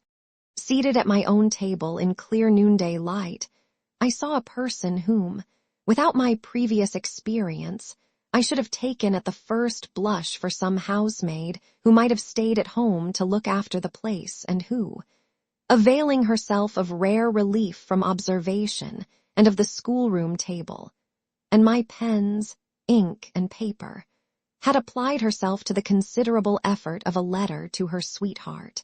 There was an effort in the way that, while her arms rested on the table, her hands with evident weariness supported her head. But at the moment I took this in, I had already become aware that, in spite of my entrance, her attitude strangely persisted. Then it was, with the very act of its announcing itself, that her identity flared up in a change of posture. She rose, not as if she had heard me, but with an indescribable grand melancholy of indifference and detachment, and, within a dozen feet of me, stood there as my vile predecessor. Dishonored and tragic, she was all before me, but even as I fixed, and for memory secured it, the awful image passed away. Dark as midnight in her black dress, her haggard beauty and her unutterable woe, she had looked at me long enough to appear to say that her right to sit at my table was as good as mine to sit at hers. While these instants lasted, indeed, I had the extraordinary chill of feeling that it was I who was the intruder. It was as a wild protest against it that, actually addressing her, "You terrible, miserable woman," I heard myself break into a sound that, by the open door, rang through the long passage and the empty house. She looked at me as if she heard me, but I had recovered myself and cleared the air. There was nothing in the room the next minute but the sunshine and a sense that I must stay. Chapter 16. I had so perfectly expected that the return of my pupils would be marked by a demonstration that I was freshly upset at having to take into account that they were dumb about my absence. Instead of gaily denouncing and caressing me, they made no allusion to my having failed them, and I was left, for the time, on perceiving that she too said nothing, to study Mrs. Grose's odd face. I did this to such purpose that I made sure they had in some way bribed her to silence, a silence that, however, I would engage to break down on the first private opportunity. This opportunity came before tea. I secured 5 minutes with her in the housekeeper's room, where, in the twilight, amid a smell of lately baked bread, but with the place all swept and garnished, I found her sitting in pained placidity before the fire. So I see her still, so I see her best. Facing the flame from her straight chair in the dusky, shining room, a large, clean image of the put away, of drawers closed and locked and rest without a remedy. Oh, yes, they asked me to say nothing, and to please them. So long as they were there, of course, I promised. But what had happened to you? I only went with you for the walk, I said. I had then to come back to meet a friend. She showed her surprise. A friend, you? Oh, yes, I have a couple. I laughed. But did the children give you a reason? For not alluding to your leaving us? Yes, they said you would like it better. Do you like it better? My face had made her rueful. No, I like it worse. But after an instant I added, did they say why I should like it better? No, Master Miles only said, we must do nothing but what she likes. I wish indeed he would. And what did Flora say? Miss Flora was too sweet. She said, oh, of course. And I said the same. I thought a moment. You were too sweet, too. I can hear you all. But nonetheless, between Miles and me, it's now all out. All out, my companion stared. But what, miss? Everything, it doesn't matter. I've made up my mind. I came home, my dear. I went on, for a talk with Miss Jessel. I had by this time formed the habit of having Mrs. Grose literally well in hand in advance of my sounding that note, so that even now, as she bravely blinked under the signal of my word, I could keep her comparatively firm. A talk? Do you mean she spoke? It came to that. I found her on my return in the schoolroom. And what did she say? I can hear the good woman still, and the candor of her stupefaction. That she suffers the torments. It was this of a truth that made her, as she filled out my picture, gape. "Do you mean," she faltered, "of the lost? Of the lost, of the damned, and that's why, to share them." I faltered myself with the horror of it. But my companion, with less imagination, kept me up. To share them. She wants Flora. Mrs. Groves might, as I gave it to her, fairly have fallen away from me had I not been prepared. I still held her there to show I was. As I've told you, however, it doesn't matter. Because you've made up your mind. But to what? To everything. And what do you call everything? Why, sending for their uncle. "Oh, miss, in pity do," my friend broke out. "Ah, but I will. I see it's the only way. What's out, as I told you, with Miles is that if he thinks I'm afraid to, and has ideas of what he gains by that, he shall see he's mistaken. Yes, his uncle shall have it here from me on the spot, and before the boy himself, if necessary, that if I'm to be reproached with having done nothing again about more school." "Yes, miss," my companion pressed me. "Well, there's that awful reason." There were now clearly so many of these for my poor colleague that she was excusable for being vague. "But, which?" "Why, the letter from his old place. You'll show it to the master." I ought to have done so on the instant. "Oh, no," said Mrs. Groves with decision. "I'll put it before him," I went on inexorably, "that I can't undertake to work the question on behalf of a child who has been expelled. For we've never in the least known what," Mrs. Groves declared. "For wickedness, for what else, when he's so clever and beautiful and perfect? Is he stupid? Is he untidy? Is he infirm? Is he ill-natured? He's exquisite, so it can be only that, and that would open up the whole thing. After all," I said, "it's their uncle's fault, if he left here such people. He didn't really in the least know them. The fault's mine." She had turned quite pale. "Well, you shan't suffer," I answered. "The children shan't," she emphatically returned. I was silent a while. We looked at each other. "Then what am I to tell him?"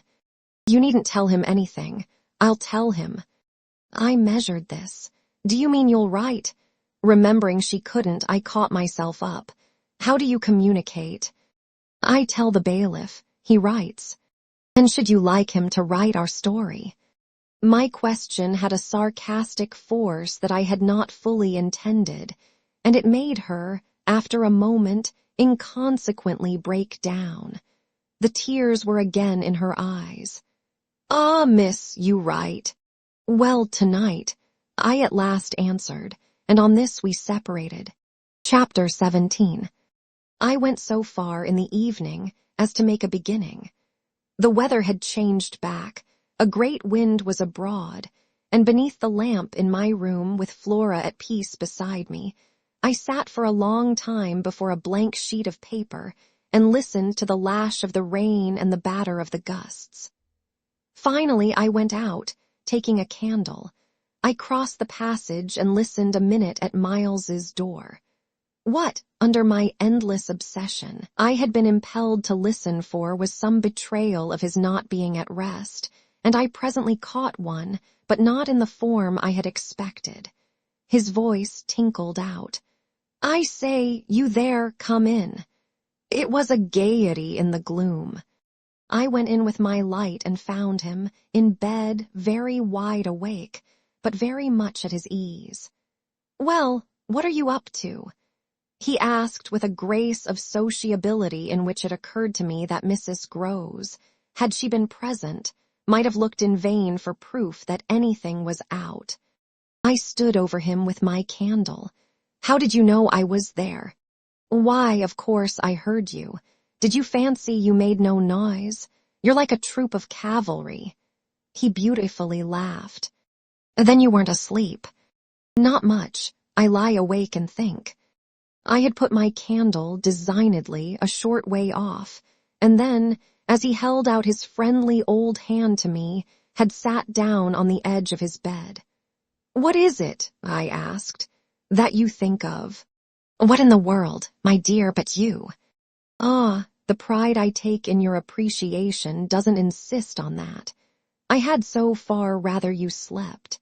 Well, I think also, of this queer business of ours. I marked the coolness of his firm little hand.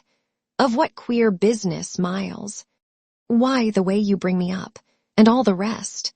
I fairly held my breath a minute, and even from my glimmering taper, there was light enough to show how he smiled up at me from his pillow. What do you mean by all the rest? Oh, you know. I could say nothing for a minute, though I felt, as I held his hand and our eyes continued to meet, that my silence had all the air of admitting his charge, and that nothing in the whole world of reality was perhaps at that moment so fabulous as our actual relation. Certainly you shall go back to school, I said, if it be that troubles you, but not to the old place. We must find another, a better. How could I know it did trouble you, this question, when you never told me so, never spoke of it at all? His clear, listening face, framed in its smooth whiteness, made him for the minute as appealing as some wistful patient in a children's hospital. And I would have given, as the resemblance came to me, all I possessed on earth really to be the nurse or the sister of charity who might have helped to cure him. Well, even as it was, I perhaps might help. Do you know you've never said a word to me about your school? I mean the old one, never mentioned it in any way. He seemed to wonder, he smiled with the same loveliness. But he clearly gained time, he waited, he called for guidance. Haven't I? It wasn't for me to help him, it was for the thing I had met. Something in his tone and the expression of his face, as I got this from him, set my heart aching with such a pang as it had never yet known. So unutterably touching was it to see his little brain puzzled, and his little resources taxed to play under the spell laid on him, a part of innocence and consistency. No, never, from the hour you came back. You've never mentioned to me one of your masters, one of your comrades, nor the least little thing that ever happened to you at school. Never, little Miles. No, never. Have you given me an inkling of anything that may have happened there? Therefore you can fancy how much I'm in the dark. Until you came out, that way this morning, you had, since the first hour I saw you, scarce even made a reference to anything in your previous life. You seemed so perfectly to accept the present. It was extraordinary how my absolute conviction of his secret precocity, or whatever I might call the poison of an influence that I dared but half to phrase, made him, in spite of the faint breath of his inward trouble, appear as accessible as an older person, imposed him almost as an intellectual equal. I thought you wanted to go on as you are. It struck me that at this he just faintly colored. He gave, at any rate, like a convalescent slightly fatigued, a languid shake of his head. I want to get away. You're tired of Bly. Oh, no, I like Bly. Well, then. Oh, you know what a boy wants. I felt that I didn't know so well as Miles, and I took temporary refuge. You want to go to your uncle. Again, at this, with his sweet, ironic face, he made a movement on the pillow. Ah, you can't get off with that. I was silent a little, and it was I now, I think, who changed color. My dear, I don't want to get off. You can't, even if you do. You can't. He lay beautifully staring. My uncle must come down, and you must completely settle things. If we do, I returned with some spirit, you may be sure it will be to take you quite away. Well, don't you understand that that's exactly what I'm working for? You'll have to tell him about the way you've let it all drop. You'll have to tell him a tremendous lot. The exultation with which he uttered this helped me somehow, for the instant, to meet him rather more. And how much will you, Miles, have to tell him? There are things he'll ask you. He turned it over. Very likely, but what things? The things you've never told me. To make up his mind what to do with you. He can't send you back. So, I don't want to go back. He broke in. I want a new field. He said it with admirable serenity, with positive, unimpeachable gaiety. And doubtless it was that very note that most evoked for me the poignancy, the unnatural, childish tragedy of his probable reappearance at the end of 3 months with all this bravado and still more dishonor. It overwhelmed me now that I should never be able to bear that, and it made me let myself go. I threw myself upon him, and in the tenderness of my pity I embraced him. Dear little Miles, dear little Miles.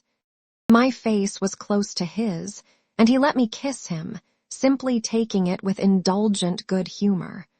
Well, old lady, is there nothing at all that you want to tell me? He turned off a little, facing round toward the wall and holding up his hand to look at as one had seen sick children look. I told you this morning. Oh, I was sorry for him. That you just want me not to worry you. He looked round at me now, as if in recognition of my understanding him.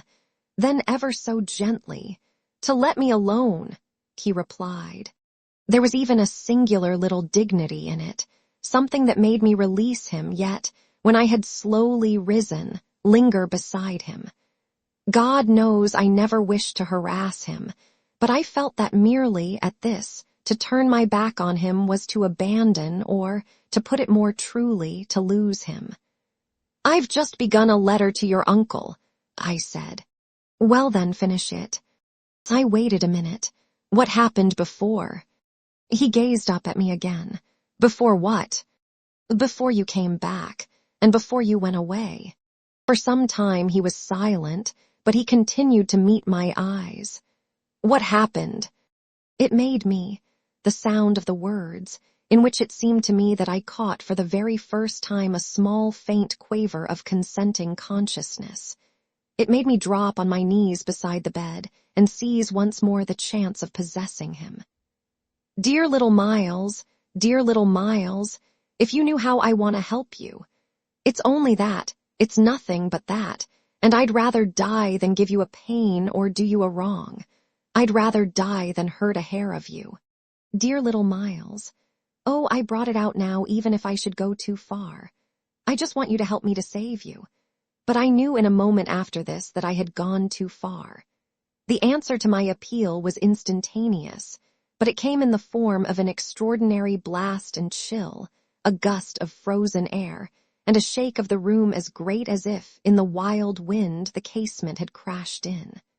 The boy gave a loud, high shriek, which, lost in the rest of the shock of sound, might have seemed, indistinctly, though I was so close to him, a note either of jubilation or of terror. I jumped to my feet again and was conscious of darkness.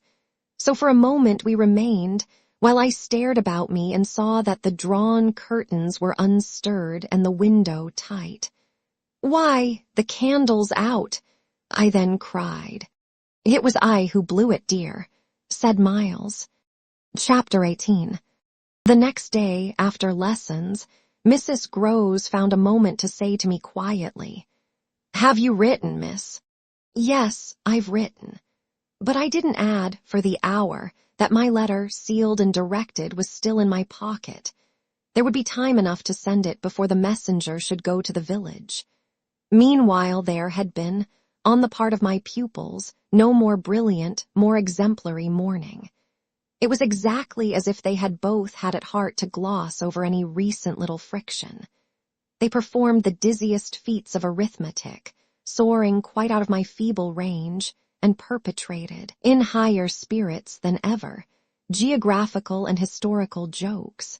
It was conspicuous, of course, in Miles in particular that he appeared to wish to show how easily he could let me down. This child, to my memory, really lives in a setting of beauty and misery that no words can translate. There was a distinction all his own in every impulse he revealed. Never was a small natural creature, to the uninitiated eye all frankness and freedom, a more ingenious, a more extraordinary little gentleman. I had perpetually to guard against the wonder of contemplation into which my initiated view betrayed me, to check the irrelevant gaze and discouraged sigh in which I constantly both attacked and renounced the enigma of what such a little gentleman could have done that deserved a penalty. Say that, by the dark prodigy I knew, the imagination of all evil had been opened up to him. All the justice within me ached for the proof that it could ever have flowered into an act. He had never, at any rate, been such a little gentleman as when, after our early dinner on this dreadful day, he came round to me and asked if I shouldn't like him, for half an hour, to play to me. David playing to Saul could never have shown a finer sense of the occasion. It was literally a charming exhibition of tact, of magnanimity, and quite tantamount to his saying outright, "The true knights we love to read about never push an advantage too far. I know what you mean now. You mean that, to be let alone yourself and not followed up, you'll cease to worry and spy upon me, won't keep me so close to you, will let me go and come. Well, I come, you see, but I don't go. There'll be plenty of time for that. I do really delight in your society, and I only want to show you that I contended for a principle." It may be imagined whether I resisted this appeal or failed to accompany him again, hand in hand, to the schoolroom. He sat down at the old piano and played as he had never played. And if there are those who think he had better have been kicking a football, I can only say that I wholly agree with them. For at the end of a time that under his influence I had quite ceased to measure, I started up with a strange sense of having literally slept at my post. It was after luncheon, and by the schoolroom fire, and yet I hadn't really in the least slept. I had only done something much worse. I had forgotten. Where, all this time, was Flora? When I put the question to Miles, he played on a minute before answering and then could only say, "Why, my dear, how do I know?" breaking moreover into a happy laugh which, immediately after, as if it were a vocal accompaniment, he prolonged into incoherent, extravagant song. I went straight to my room, but his sister was not there. Then, before going downstairs, I looked into several others. As she was nowhere about, she would surely be with Mrs. Grose, whom, in the comfort of that theory, I accordingly proceeded in quest of. I found her where I had found her the evening before, but she met my quick challenge with blank, scared ignorance.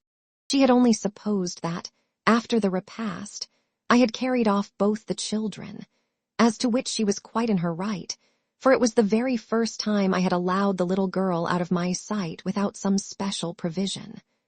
Of course now indeed she might be with the maids, so that the immediate thing was to look for her without an air of alarm. This we promptly arranged between us, but when, 10 minutes later and in pursuance of our arrangement, we met in the hall, it was only to report on either side that after guarded inquiries, we had altogether failed to trace her. For a minute there, apart from observation, we exchanged mute alarms, and I could feel with what high interest my friend returned me all those I had from the first given her. "She'll be above," she presently said, "in one of the rooms you haven't searched." "No, she's at a distance. I had made up my mind. She has gone out." Mrs. Grose stared. "Without a hat?" I naturally also looked volumes. "Isn't that woman always without one?" "She's with her." "She's with her," I declared. "We must find them." My hand was on my friend's arm, but she failed for the moment, confronted with such an account of the matter, to respond to my pressure. She communed, on the contrary, on the spot with her uneasiness. "And where's Master Miles?" "Oh, he's with Quint. They're in the schoolroom." "Lord, miss." My view, I was myself aware, and therefore I suppose my tone, had never yet reached so calm an assurance. "The trick's played," I went on. "They've successfully worked their plan. He found the most divine little way to keep me quiet while she went off." "Divine," Mrs. Groves bewilderedly echoed.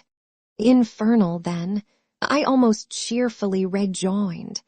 "He has provided for himself as well, but come." She had helplessly gloomed at the upper regions. "You leave him." "So long with Quint. Yes, I don't mind that now." She always ended, at these moments, by getting possession of my hand, and in this manner she could at present still stay me. But after gasping an instant at my sudden resignation, "Because of your letter," she eagerly brought out. I quickly, by way of answer, felt for my letter, drew it forth, held it up, and then, freeing myself, went and laid it on the great hall table. "Luke will take it," I said as I came back. I reached the house door and opened it. I was already on the steps. My companion still demurred. The storm of the night and the early morning had dropped, but the afternoon was damp and gray. I came down to the drive while she stood in the doorway. "You go with nothing on." "What do I care when the child has nothing? I can't wait to dress," I cried, "and if you must do so, I leave you. Try meanwhile yourself upstairs." "With them." Oh, on this, the poor woman promptly joined me. Chapter 19. We went straight to the lake, as it was called at Bly, and I dare say rightly called, though I reflect that it may in fact have been a sheet of water less remarkable than it appeared to my untraveled eyes. My acquaintance with sheets of water was small, and the pool of Bly, at all events on the few occasions of my consenting, under the protection of my pupils, to affront its surface in the old flat-bottomed boat moored there for our use, had impressed me both with its extent and its agitation. The usual place of embarkation was 1/2 mile from the house, but I had an intimate conviction that, wherever Flora might be, she was not near home. She had not given me the slip for any small adventure, and since the day of the very great one that I had shared with her by the pond, I had been aware, in our walks, of the quarter to which she most inclined. This was why I had now given to Mrs. Groves's steps so marked a direction that made her, when she perceived it, oppose a resistance that showed me she was freshly mystified. "You're going to the water, miss. You think she's in." She may be, though the depth is, I believe, nowhere very great. But what I judge most likely is that she's on the spot from which, the other day, we saw together what I told you, when she pretended not to see. With that astounding self-possession, I've always been sure she wanted to go back alone, and now her brother has managed it for her. Mrs. Groves still stood where she had stopped. "You suppose they really talk of them?" I could meet this with a confidence. "They say things that, if we heard them, would simply appall us. And if she is there—" "Yes, then Miss Jessel is." "Beyond a doubt. You shall see." "Oh, thank you," my friend cried, planted so firm that, taking it in, I went straight on without her. By the time I reached the pool, however, she was close behind me, and I knew that, whatever to her apprehension might befall me, the exposure of my society struck her as her least danger. She exhaled a moan of relief as we at last came in sight of the greater part of the water without a sight of the child. There was no trace of Flora on that nearer side of the bank where my observation of her had been most startling, and none on the opposite edge, where, save for a margin of some 20 yards, a thick copse came down to the water. The pond, oblong in shape, had a width so scant compared to its length that, with its ends out of view, it might have been taken for a scant river. We looked at the empty expanse, and then I felt the suggestion of my friend's eyes. I knew what she meant, and I replied with a negative headshake. No, wait, she has taken the boat. My companions stared at the vacant mooring place and then again across the lake. Then, where is it? Our not seeing it is the strongest of proofs. She has used it to go over, and then has managed to hide it. All alone, that child. She's not alone, and at such times she's not a child. She's an old woman. I scanned all the visible shore while Mrs. Groves took again, into the queer element I offered her, one of her plunges of submission.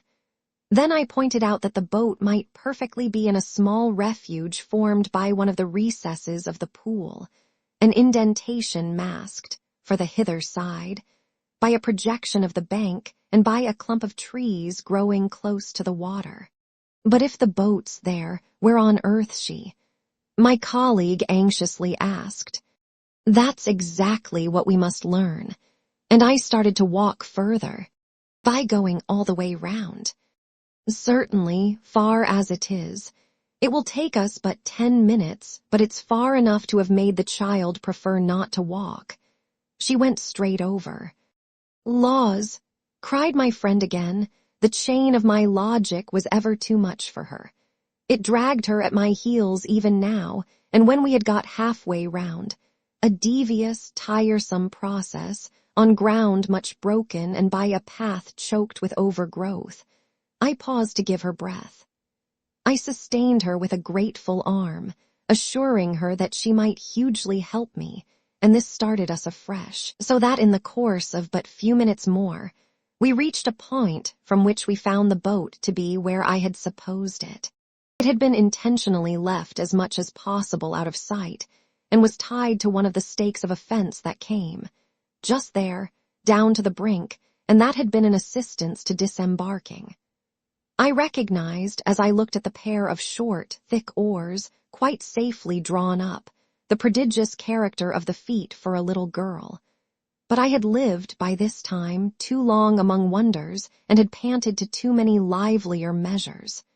There was a gate in the fence, through which we passed, and that brought us, after a trifling interval, more into the open. Then, there she is! We both exclaimed at once. Flora, a short way off, stood before us on the grass and smiled as if her performance was now complete. The next thing she did, however, was to stoop straight down and pluck, quite as if it were all she was there for, a big, ugly spray of withered fern. I instantly became sure she had just come out of the copse. She waited for us, not herself taking a step, and I was conscious of the rare solemnity with which we presently approached her. She smiled, and we met, but it was all done in a silence by this time, flagrantly ominous. Mrs. Groves was the first to break the spell. She threw herself on her knees, and drawing the child to her breast, clasped in a long embrace the little tender, yielding body. While this dumb convulsion lasted, I could only watch it, which I did the more intently when I saw Flora's face peep at me over our companion's shoulder. It was serious now. The flicker had left it, but it strengthened the pang with which I at that moment envied Mrs. Groves the simplicity of her relation. Still, all this while, nothing more passed between us save that Flora had let her foolish fern again drop to the ground. What she and I had virtually said to each other was that pretexts were useless now. When Mrs. Groves finally got up, she kept the child's hand, so that the two were still before me, and the singular reticence of our communion was even more marked in the frank look she launched me. "I'll be hanged," it said, "if I'll speak." It was Flora who, gazing all over me in candid wonder, was the first. She was struck with our bareheaded aspect. "Why, where are your things?" "Where yours are, my dear," I promptly returned. She had already got back her gaiety, and appeared to take this as an answer quite sufficient. "And where's Miles?" she went on.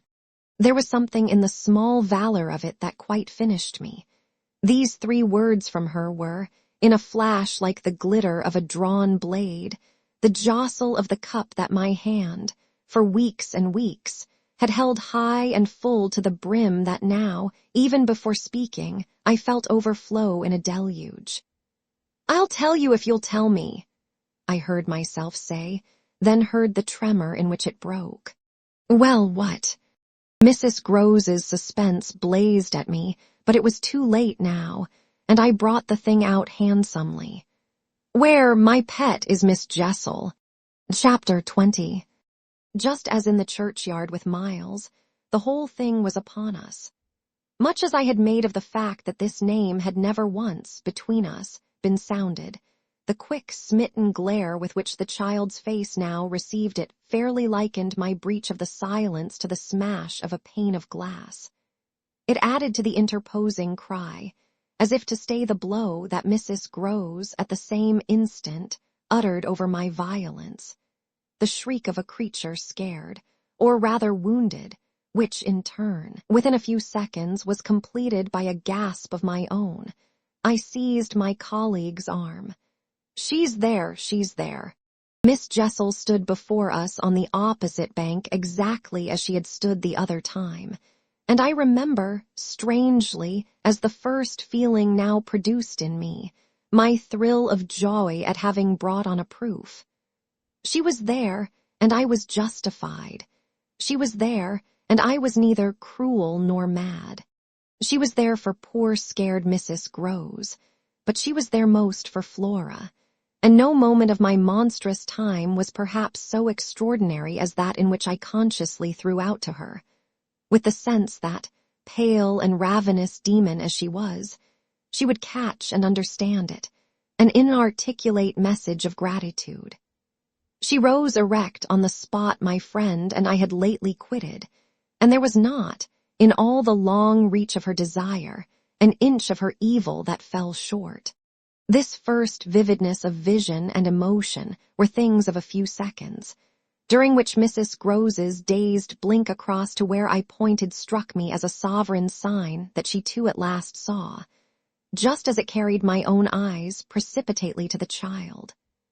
The revelation then of the manner in which Flora was affected startled me, in truth, far more than it would have done to find her also merely agitated, for direct dismay was of course not what I had expected. Prepared and on her guard as our pursuit had actually made her, she would repress every betrayal, and I was therefore shaken, on the spot, by my first glimpse of the particular one for which I had not allowed.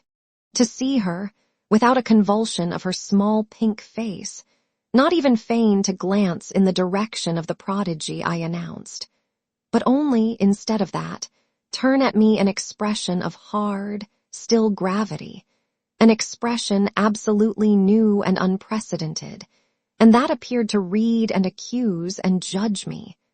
This was a stroke that somehow converted the little girl herself into the very presence that could make me quail. I quailed even though my certitude that she thoroughly saw was never greater than at that instant, and in the immediate need to defend myself, I called it passionately to witness. "She's there, you little unhappy thing. There, and you see her as well as you see me." I had said shortly before to Mrs. Grose that she was not at these times a child, but an old, old woman, and that description of her could not have been more strikingly confirmed than in the way in which, for all answer to this, she simply showed me, without a concession, an admission of her eyes, a countenance of deeper and deeper, of indeed suddenly quite fixed reprobation. I was by this time, if I can put the whole thing at all together, more appalled at what I may properly call her manner than at anything else, though it was simultaneously with this that I became aware of having Mrs. Grose also, and very formidably, to reckon with. My elder companion, the next moment, at any rate, blotted out everything but her own flushed face and her loud, shocked protest, a burst of high disapproval.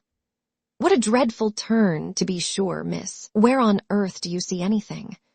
I could only grasp her more quickly yet, for even while she spoke, the hideous, plain presence stood undimmed and undaunted. It had already lasted a minute, and it lasted while I continued, seizing my colleague, quite thrusting her at it and presenting her to it, to insist with my pointing hand. You don't see her exactly as we see. You mean to say you don't now? Now? She's as big as a blazing fire. Only look, dearest woman, look. She looked, even as I did, and gave me, with her deep groan of negation, repulsion, compassion, the mixture with her pity of her relief at her exemption, a sense, touching to me even then, that she would have backed me up if she could. I might well have needed that, for with this hard blow of the proof that her eyes were hopelessly sealed, I felt my own situation horribly crumble. I saw my livid predecessor press, from her position, on my defeat, and I was conscious, more than all, of what I should have from this instant to deal with in the astounding little attitude of Flora. Into this attitude Mrs. Groves immediately and violently entered, breaking, even while there pierced through my sense of ruin a prodigious private triumph, into breathless reassurance. She isn't there, little lady, and nobody's there, and you never see nothing, my sweet.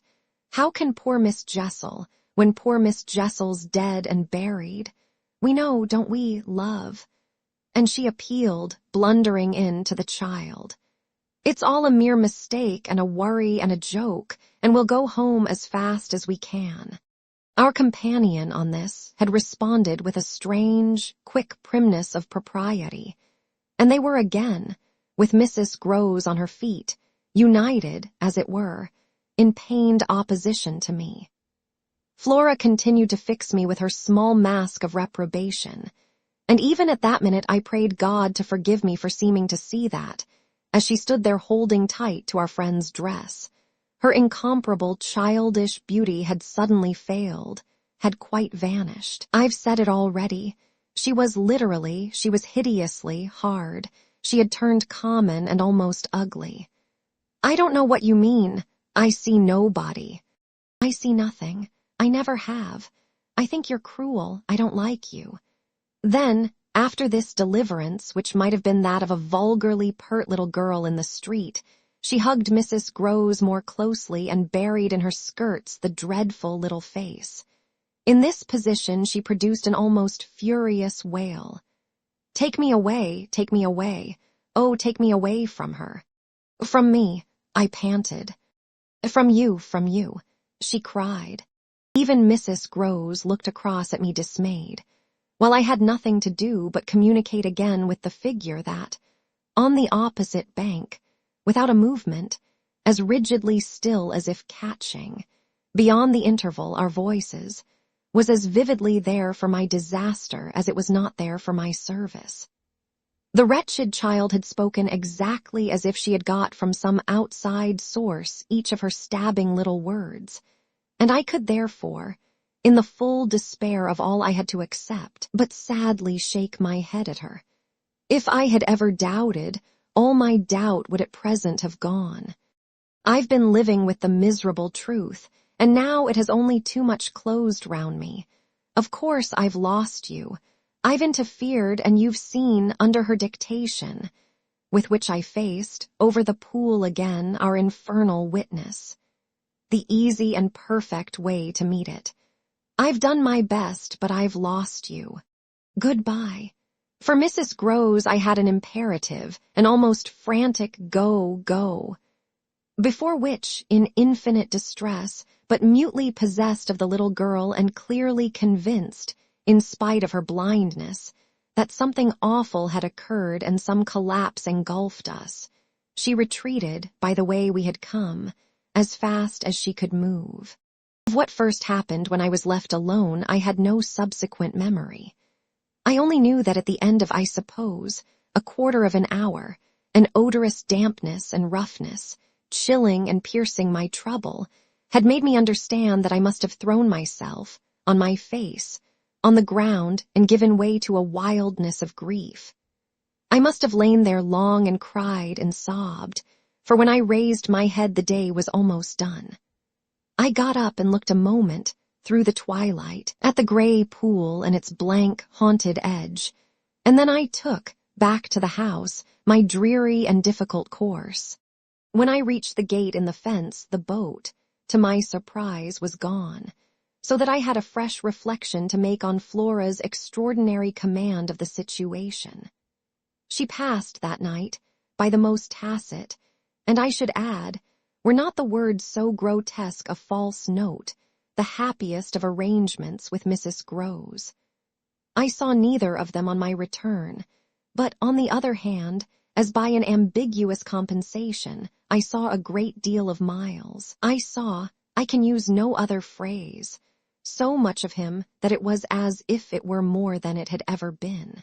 No evening I had passed at Bly had the portentous quality of this one, in spite of which, and in spite also of the deeper depths of consternation that had opened beneath my feet, there was literally, in the ebbing actual, an extraordinarily sweet sadness.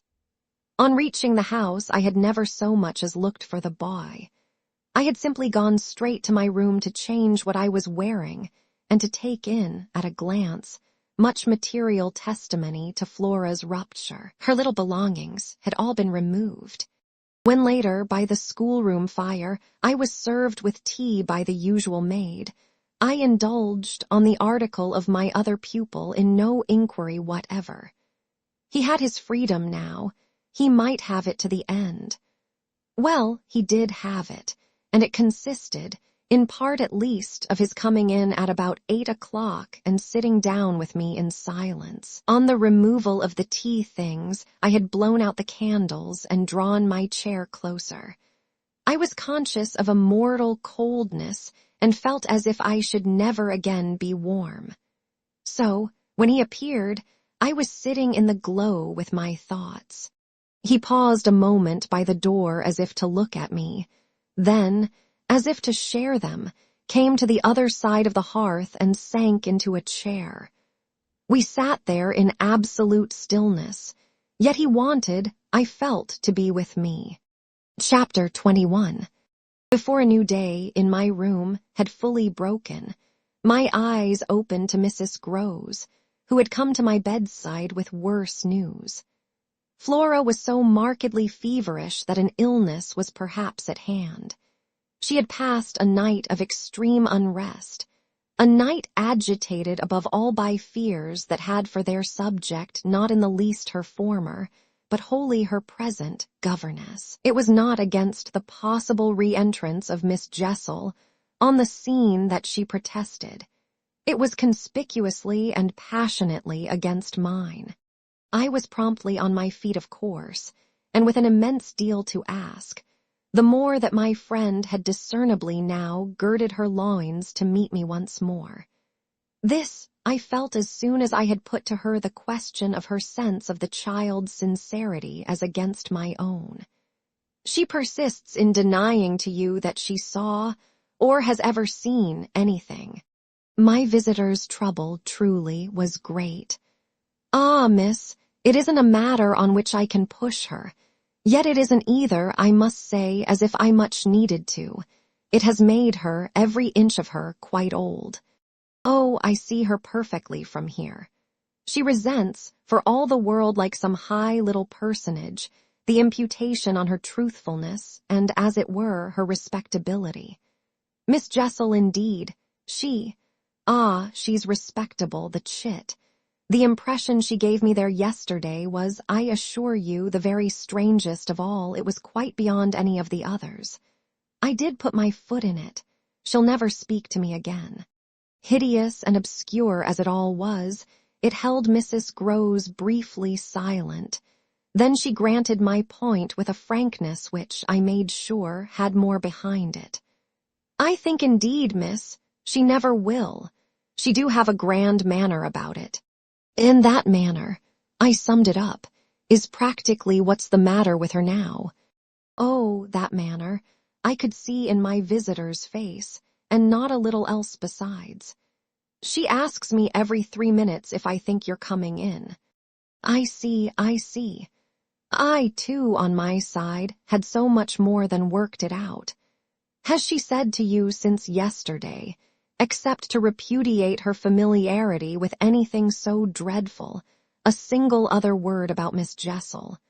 Not one, miss, and of course you know, my friend added. I took it from her by the lake that just then and there at least there was nobody. Rather, and naturally you take it from her still. I don't contradict her. What else can I do? Nothing in the world. You've the cleverest little person to deal with. They've made them their two friends, still cleverer even than nature did, for it was wondrous material to play on. Flora has now her grievance, and she'll work it to the end. Yes, miss, but to what end? Why, that of dealing with me to her uncle. She'll make me out to him the lowest creature. I winced at the fair show of the scene in Mrs. Grose's face. She looked for a minute as if she sharply saw them together. And him who thinks so well of you. He has an odd way, it comes over me now, I laughed, of proving it, but that doesn't matter. What Flora wants, of course, is to get rid of me. My companion bravely concurred. Never again to so much as look at you. So that what you've come to me now for, I asked, is to speed me on my way.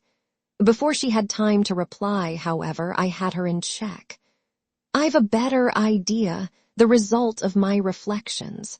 My going would seem the right thing, and on Sunday I was terribly near it. Yet that won't do. It's you who must go, you must take Flora. My visitor at this did speculate. But where in the world? Away from here, away from them, away even most of all now from me, straight to her uncle. Only to tell on you. No, not only. To leave me in addition with my remedy. She was still vague. And what is your remedy? Your loyalty, to begin with, and then Miles's. She looked at me hard. Do you think he won't, if he has the chance, turn on me? Yes, I venture still to think it. At all events, I want to try. Get off with his sister as soon as possible and leave me with him alone. I was amazed, myself, at the spirit I had still in reserve, and therefore perhaps a trifle the more disconcerted at the way in which, in spite of this fine example of it, she hesitated. There's one thing, of course, I went on. They mustn't, before she goes, see each other for 3 seconds. Then it came over me that, in spite of Flora's presumable sequestration from the instant of her return from the pool, it might already be too late. Do you mean, I anxiously asked, that they have met? At this she quite flushed. Ah, miss, I'm not such a fool as that. If I've been obliged to leave her 3 or 4 times, it has been each time with one of the maids, and at present, though she's alone, she's locked in safe. And yet, there were too many things. And yet what? Well, are you so sure of the little gentleman? I'm not sure of anything but you. But I have, since last evening, a new hope. I think he wants to give me an opening. I do believe that, poor little exquisite wretch. He wants to speak. Last evening, in the firelight and the silence, he sat with me for 2 hours as if it were just coming.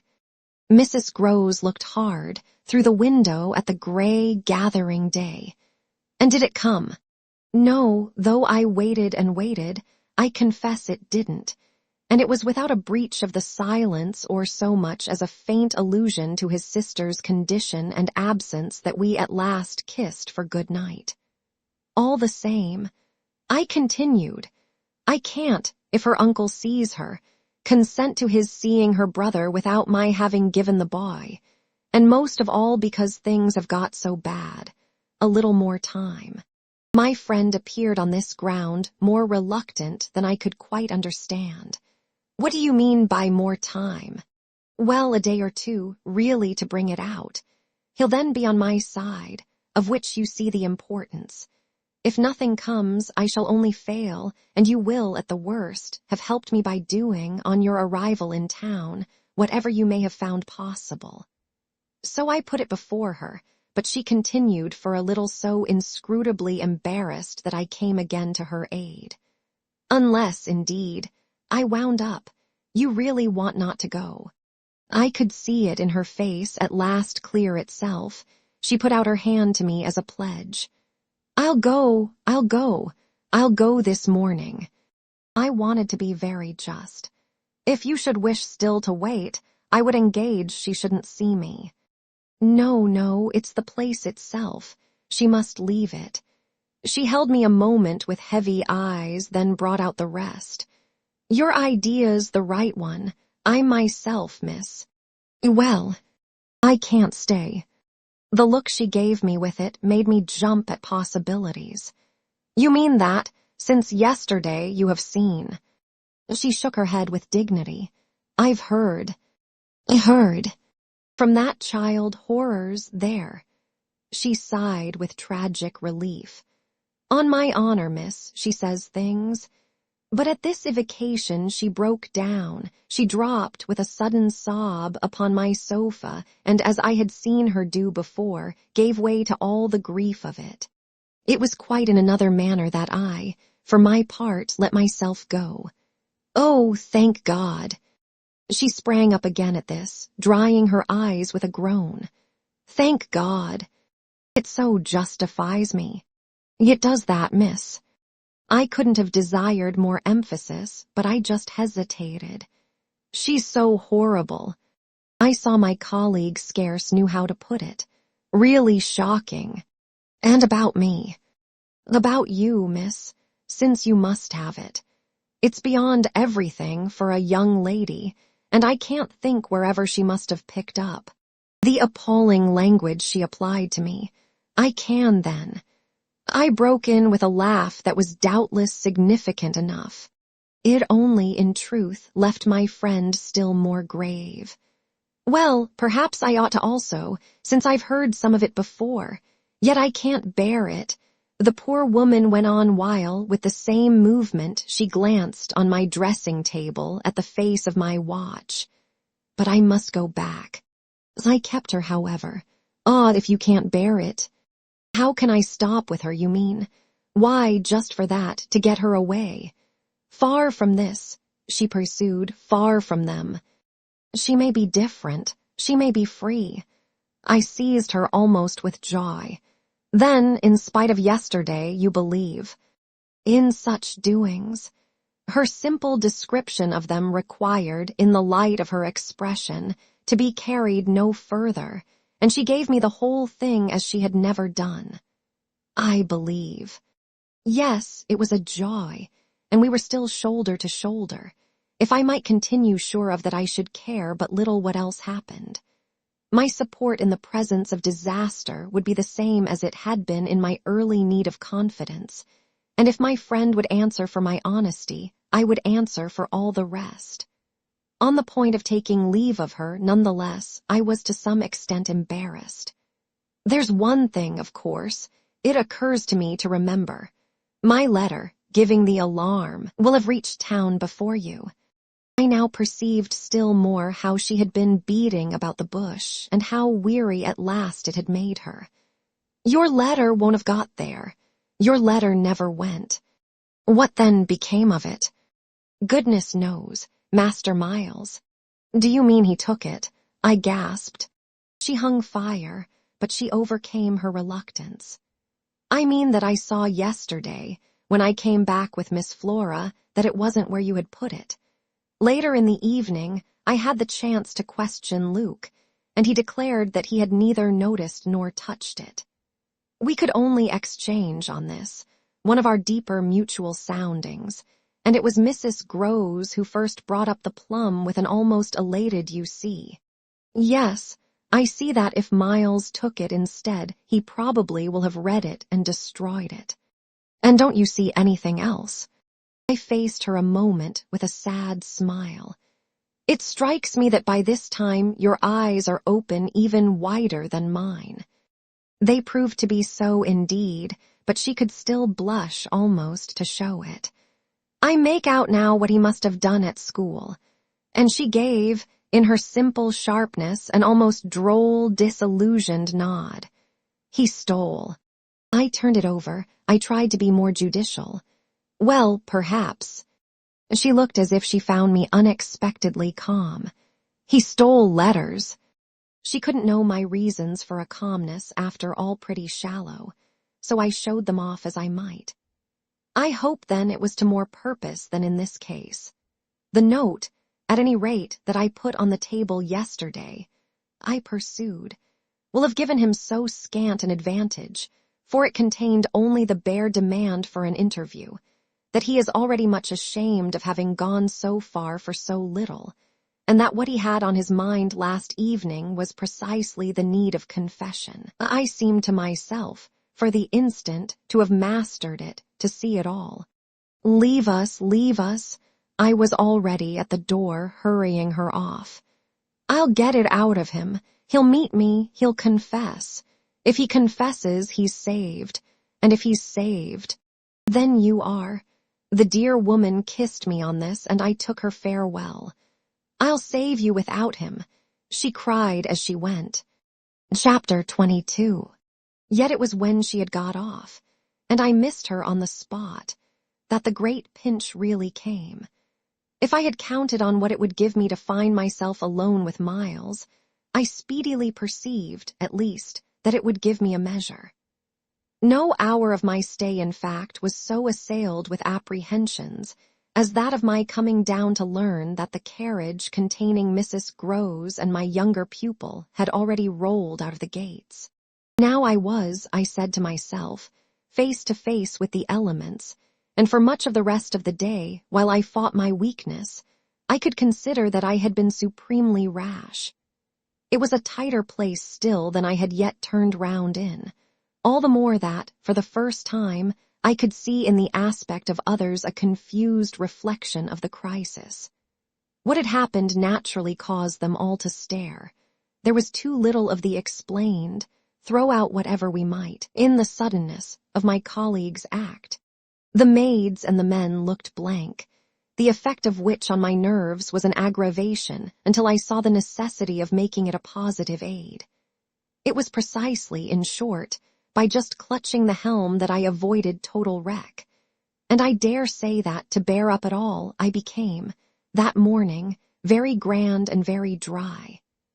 I welcomed the consciousness that I was charged with much to do, and I caused it to be known as well that, left thus to myself, I was quite remarkably firm. I wandered with that manner, for the next hour or two, all over the place and looked, I have no doubt, as if I were ready for any onset. So, for the benefit of whom it might concern, I paraded with a sick heart. The person it appeared least to concern proved to be, till dinner, little Miles himself. My perambulations had given me, meanwhile, no glimpse of him, but they had tended to make more public the change taking place in our relation as a consequence of his having at the piano, the day before, kept me, in Flora's interest, so beguiled and befooled. The stamp of publicity had of course been fully given by her confinement and departure, and the change itself was now ushered in by our non-observance of the regular custom of the schoolroom. He had already disappeared when, on my way down, I pushed open his door, and I learned below that he had breakfasted, in the presence of a couple of the maids, with Mrs. Groves and his sister. He had then gone out, as he said, for a stroll, than which nothing, I reflected, could better have expressed his frank view of the abrupt transformation of my office. What he would not permit this office to consist of was yet to be settled. There was a queer relief, at all events, I mean for myself in especial, in the renouncement of one pretension. If so much had sprung to the surface, I scarce put it too strongly in saying that what had perhaps sprung highest was the absurdity of our prolonging the fiction that I had anything more to teach him. It sufficiently stuck out that, by tacit little tricks in which even more than myself he carried out the care for my dignity. I had had to appeal to him to let me off straining to meet him on the ground of his true capacity. He had at any rate his freedom now.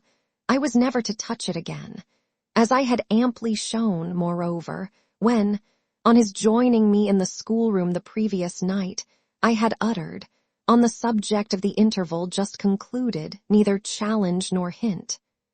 I had too much, from this moment, my other ideas. Yet when he at last arrived, the difficulty of applying them, the accumulations of my problem, were brought straight home to me by the beautiful little presence on which what had occurred had as yet, for the eye, dropped neither stain nor shadow. To mark, for the house, the high state I cultivated, I decreed that my meals with the boy should be served, as we called it, downstairs, so that I had been awaiting him in the ponderous pomp of the room outside of the window of which I had had from Mrs. Groves, that first scared Sunday, my flash of something it would scarce have done to call light. Here at present I felt afresh, for I had felt it again and again, how my equilibrium depended on the success of my rigid will, the will to shut my eyes as tight as possible to the truth that what I had to deal with was, revoltingly, against nature. I could only get on at all by taking nature into my confidence and my account, by treating my monstrous ordeal as a push in a direction unusual, of course and unpleasant, but demanding, after all, for a fair front, only another turn of the screw of ordinary human virtue. No attempt, nonetheless, could well require more tact than just this attempt to supply, one's self, all the nature. How could I put even a little of that article into a suppression of reference to what had occurred?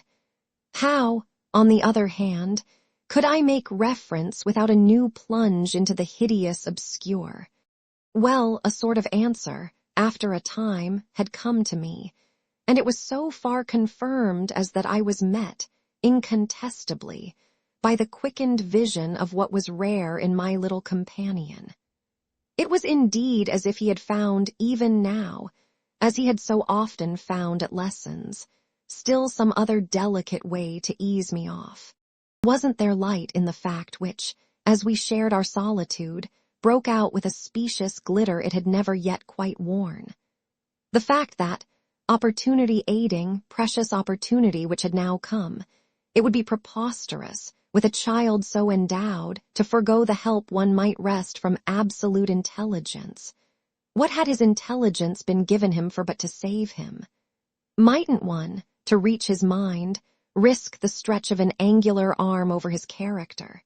It was as if, when we were face to face in the dining room, he had literally shown me the way.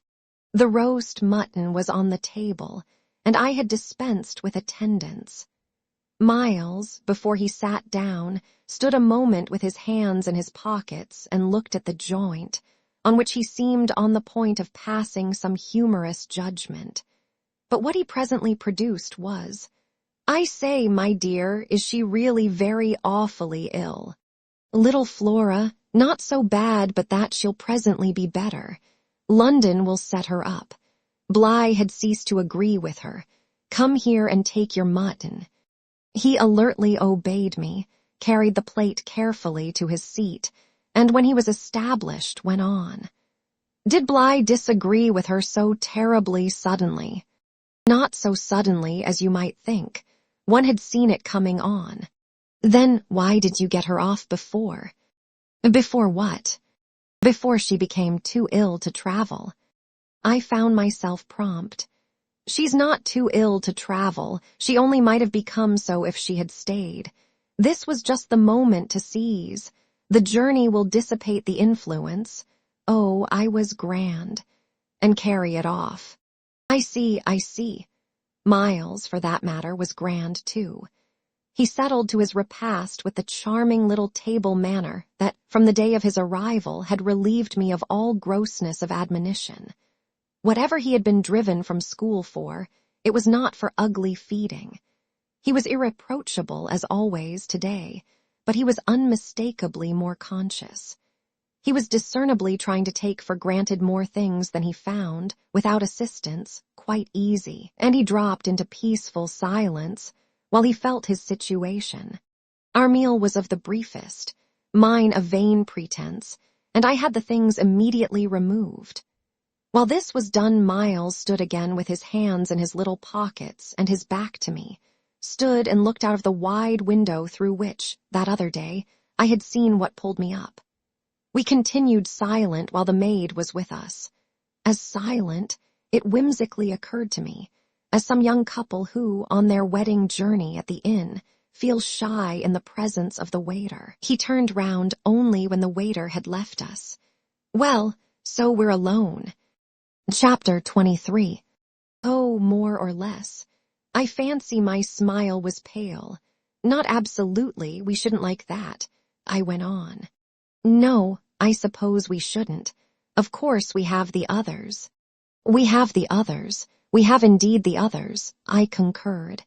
Yet even though we have them, he returned, still with his hands in his pockets and planted there in front of me, they don't much count, do they? I made the best of it, but I felt wan. It depends on what you call much. Yes, with all accommodation. Everything depends. On this, however, he faced to the window again and presently reached it with his vague, restless, cogitating step. He remained there a while, with his forehead against the glass, in contemplation of the stupid shrubs I knew and the dull things of November.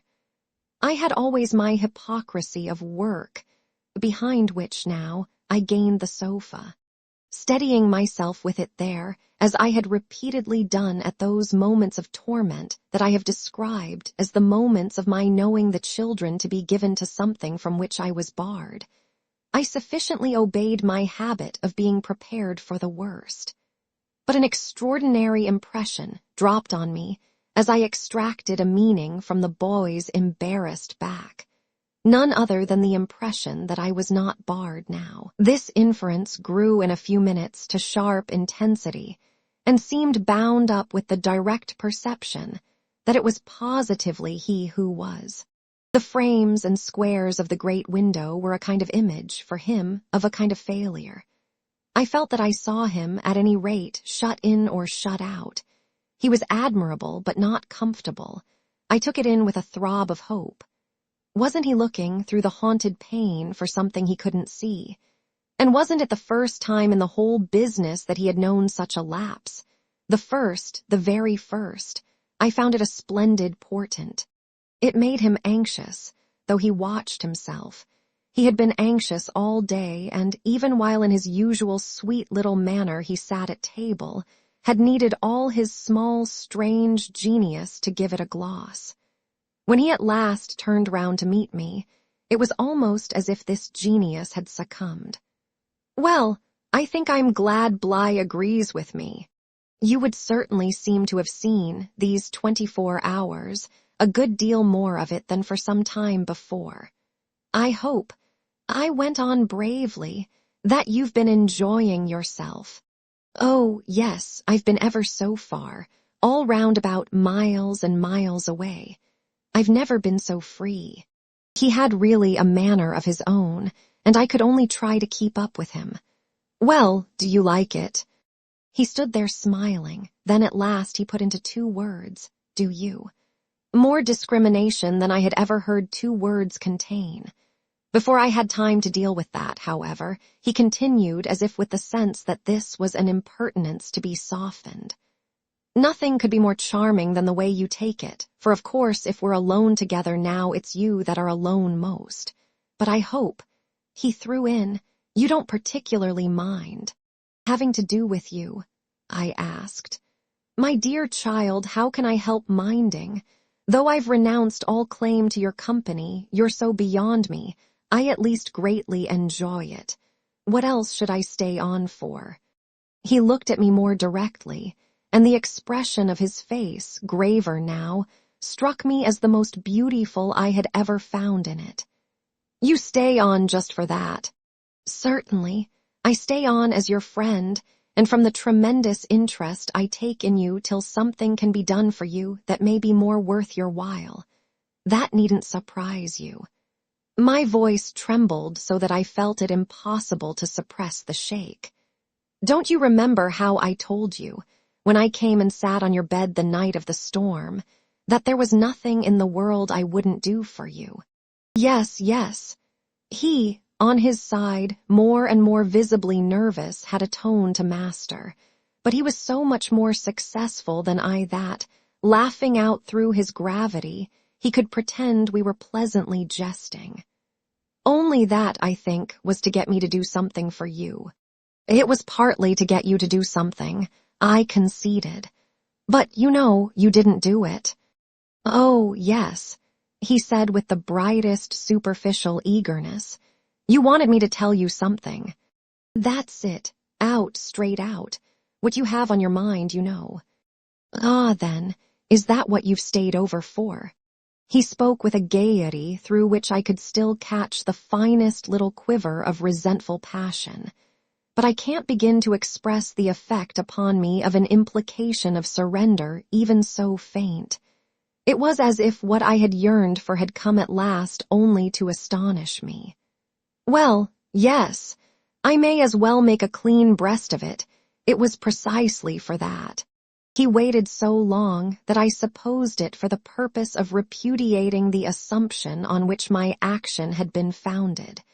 But what he finally said was, "Do you mean now, here?" There couldn't be a better place or time.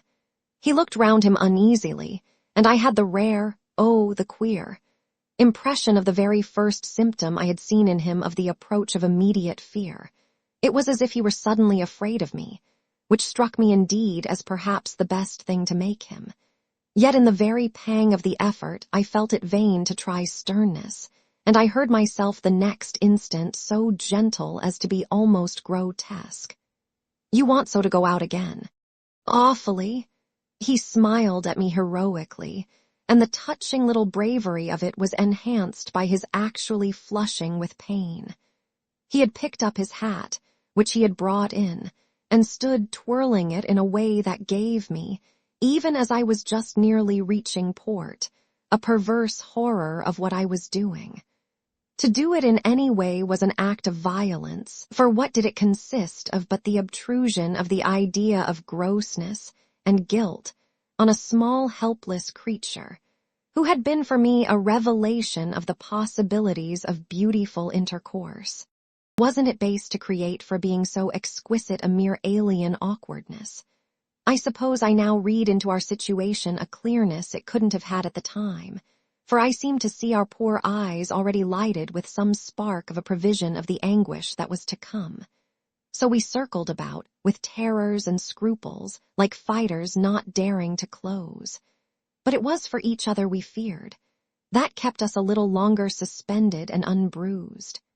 "I'll tell you everything," Miles said. "I'll tell you anything you like. You'll stay on with me, and we shall both be all right, and I will tell you, I will. But not now." "Why not now?" My insistence turned him from me, and kept him once more at his window in a silence during which, between us, you might have heard a pin drop. Then he was before me again with the air of a person for whom, outside, someone who had frankly to be reckoned with was waiting. "I have to see Luke." I had not yet reduced him to quite so vulgar a lie, and I felt proportionately ashamed. But horrible as it was, his lies made up my truth. I achieved thoughtfully a few loops of my knitting. "Well, then, go to Luke, and I'll wait for what you promise. Only, in return for that, satisfy, before you leave me, one very much smaller request." He looked as if he felt he had succeeded enough to be able still a little to bargain. "Very much smaller." "Yes, a mere fraction of the whole. Tell me." Oh, my work preoccupied me, and I was offhand. "If, yesterday afternoon, from the table in the hall, you took, my letter." Chapter 24. My sense of how he received this suffered for a minute from something that I can describe only as a fierce split of my attention. a stroke that at first, as I sprang straight up, reduced me to the mere blind movement of getting hold of him, drawing him close. And while I just fell for support against the nearest piece of furniture, instinctively keeping him with his back to the window, the appearance was full upon us that I had already had to deal with here. Peter Quint had come into view like a sentinel before a prison. The next thing I saw was that, from outside, he had reached the window, and then I knew that, close to the glass and glaring in through it, he offered once more to the room his white face of damnation. It represents but grossly what took place within me at the sight to say that on the second my decision was made. Yet I believe that no woman so overwhelmed ever in so short a time recovered her grasp of the act. It came to me in the very horror of the immediate presence that the act would be, seeing and facing what I saw and faced, to keep the boy himself unaware. The inspiration, I can call it by no other name, was that I felt how voluntarily, how transcendently I might. It was like fighting with a demon for a human soul, and when I had fairly so appraised it, I saw how the human soul, held out in the tremor of my hands at arm's length, had a perfect dew of sweat on a lovely childish forehead. The face that was close to mine was as white as the face against the glass, and out of it presently came a sound, not low nor weak, but as if from much further away, that I drank like a waft of fragrance. Yes, I took it. At this, with a moan of joy, I drew him close, and while I held him to my breast, where I could feel in the sudden fever of his little body the tremendous pulse of his little heart, I kept my eyes on the thing at the window and saw it move and shift its posture. I have likened it to a sentinel, but its slow wheel for a moment was rather the prowl of a baffled beast. My present quickened courage, however, was such that, not too much to let it through, I had to shade, as it were, my flame. Meanwhile, the glare of the face was again at the window, the scoundrel fixed as if to watch and wait. It was the very confidence that I might now defy him, as well as the positive certitude, by this time, of the child's unconsciousness, that made me go on. What did you take it for? To see what you said about me. You opened the letter. I opened it. My eyes were now, as I held him off a little again, on Miles's own face, in which the collapse of mockery showed me how complete was the ravage of uneasiness. What was prodigious was that at last, by my success, his sense was sealed and his communication stopped. He knew that he was in presence, but knew not of what, and knew still less that I also was, and that I did know. And what did this strain of trouble matter when my eyes went back to the window only to see that the air was clear again, and by my personal triumph, the influence quenched? There was nothing there. I felt that the cause was mine and that I should surely get all. And you found nothing. I let my elation out. He gave the most mournful, thoughtful little headshake. Nothing. Nothing, nothing. I almost shouted in my joy. Nothing, nothing, he sadly repeated. I kissed his forehead. It was drenched. So what have you done with it? I've burned it. Burned it. It was now or never. Is that what you did at school? Oh, what this brought up. At school. Did you take letters? Or other things? Other things? He appeared now to be thinking of something far off, and that reached him only through the pressure of his anxiety. Yet it did reach him. Did I steal? I felt myself redden to the roots of my hair, as well as wonder if it were more strange to put to a gentleman such a question, or to see him take it with allowances that gave the very distance of his fall in the world. Was it for that you mightn't go back? The only thing he felt was rather a dreary little surprise. Did you know I mightn't go back? I know everything. He gave me at this the longest and strangest look. Everything. Everything, Therefore did you. But I couldn't say it again. Miles could, very simply. No, I didn't steal.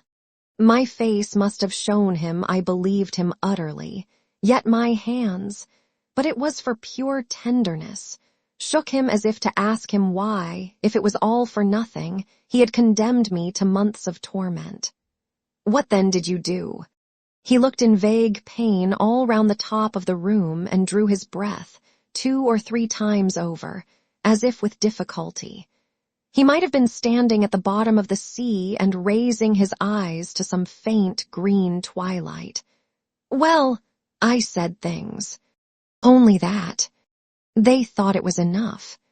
To turn you out for. Never, truly, had a person turned out, shown so little to explain it as this little person. He appeared to weigh my question, but in a manner quite detached and almost helpless. Well, I suppose I oughtn't. But to whom did you say them? He evidently tried to remember, but it dropped. He had lost it. I don't know. He almost smiled at me in the desolation of his surrender, which was indeed practically, by this time, so complete that I ought to have left it there.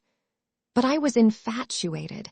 I was blind with victory, though even then the very effect that was to have brought him so much nearer was already that of added separation. Was it to everyone? I asked.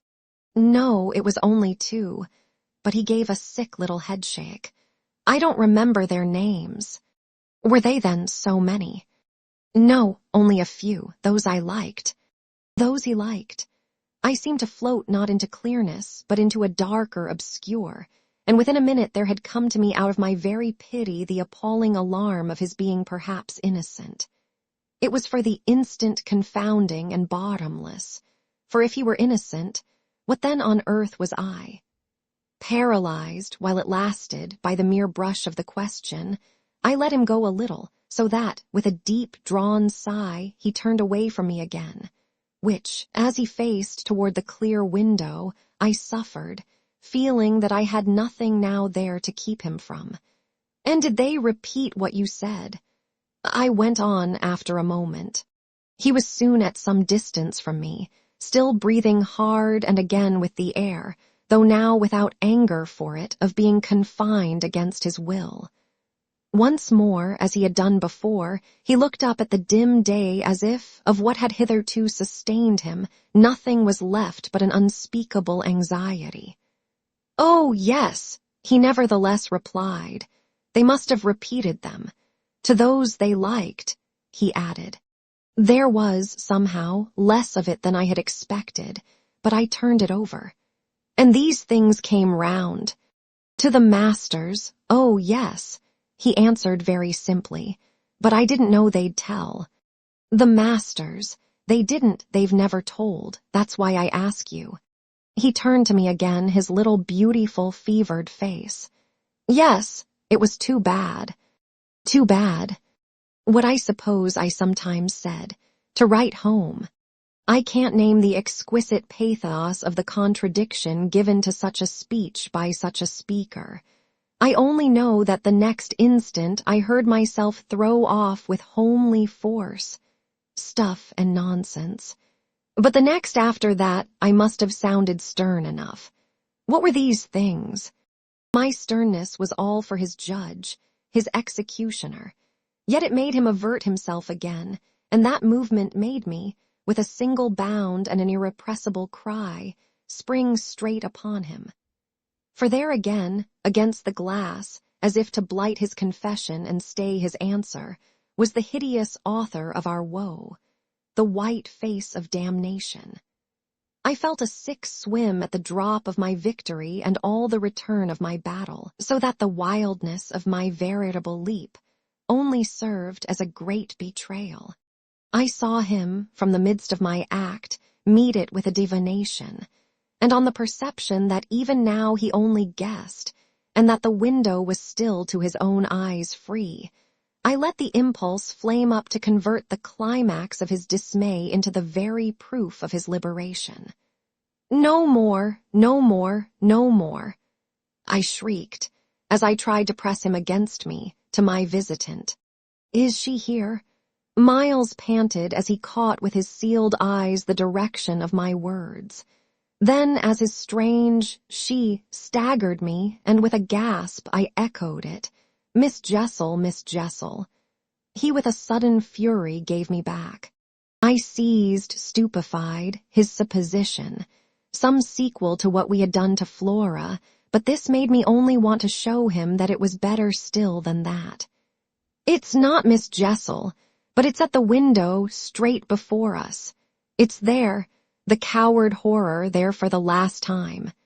At this, after a second in which his head made the movement of a baffled dog's on a scent, and then gave a frantic little shake for air and light, he was at me in a white rage, bewildered, glaring vainly over the place and missing wholly, though it now, to my sense, filled the room like the taste of poison, the wide, overwhelming presence. "It's he." I was so determined to have all my proof that I flashed into ice to challenge him.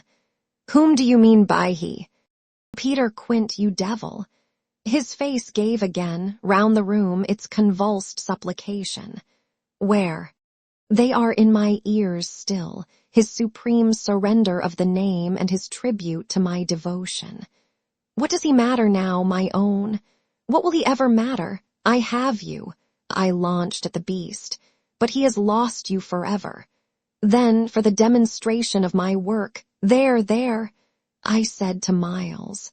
But he had already jerked straight round, stared, glared again, and seen but the quiet day.